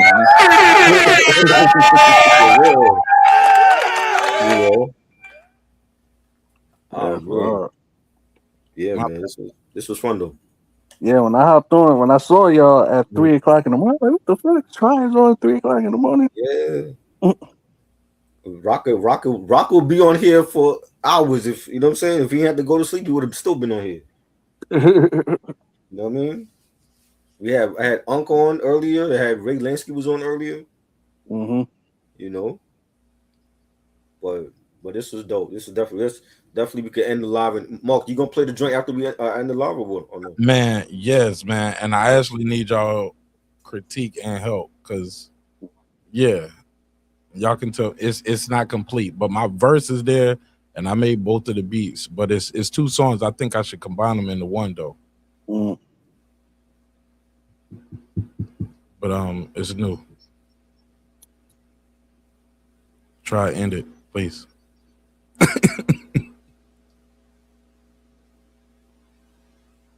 Try it. Motherfucker just fell asleep. That nigga was like, that nigga gotta get some more of that tuna poetry. That nigga narcoleptic. He got that. Somebody got to tie the string to his head like Deuce Bigelow. Yeah. That nigga try running the podcast on. Nah. He running on films. Really, his battery probably died. The New York niggas think because Mondami in office and the Knicks don't make it to the finals, they ain't got to pay their light bill no more. Exactly. Nigga, we free now. The Knicks. Hey, Travis spoke in the live like 2 hours ago. We was like, "Yo, let's hit some joints." He need something to eat. He need look. You seen Try, man. Try's a young man. Put your Instagrams in the New chat. York So City, man. That's a tough city, man. That's a tough city, man. You gotta get the meals in when you can. But nah, I'm fucking with Try. That's a long walk to the bodega to get that slice at 2 a.m. But shout out to New York, man. That shit is, man. That's a beautiful city, man. Beautiful, beautiful city. And I'm so happy. Are you originally from Atlanta? I moved down here to get this paper. Oh, where are you from? I was born in Nash County. I don't know. I have no idea where that is, bro. You're in Charlotte. That's in Charlotte? No, it's in North Carolina. It's about 2 hours to your east. Oh, okay. Yeah, I only been in Charlotte for 6 years, as long as I've been producing. So. Yeah, that's crazy, bro. That you only been making beats for 6 years. Yeah, and you that nice, bro. That nice, bro. Yeah, I started off really fast. I had a really good teacher. My boy So. You on IG? Huh? You on IG? Yeah. Bro, what's your IG? Plug in, promote your IG while you're. Because I'm KYV myself. KYVACE.official. That nigga said that you must be new up there because you got to read it out loud to get it your damn self. That nigga said, "Man, I don't be doing this shit." I put it in the chat. Okay, KYVACE.OFFICIAL.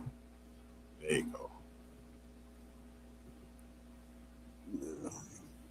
Bro, I ain't gonna lie. At first glance on your picture, on your thumbnail, you like Queen's Flip, nigga.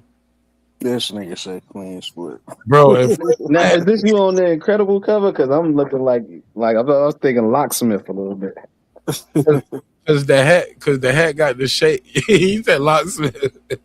Nah, this is you on It Mean Everything cover, right? Yeah.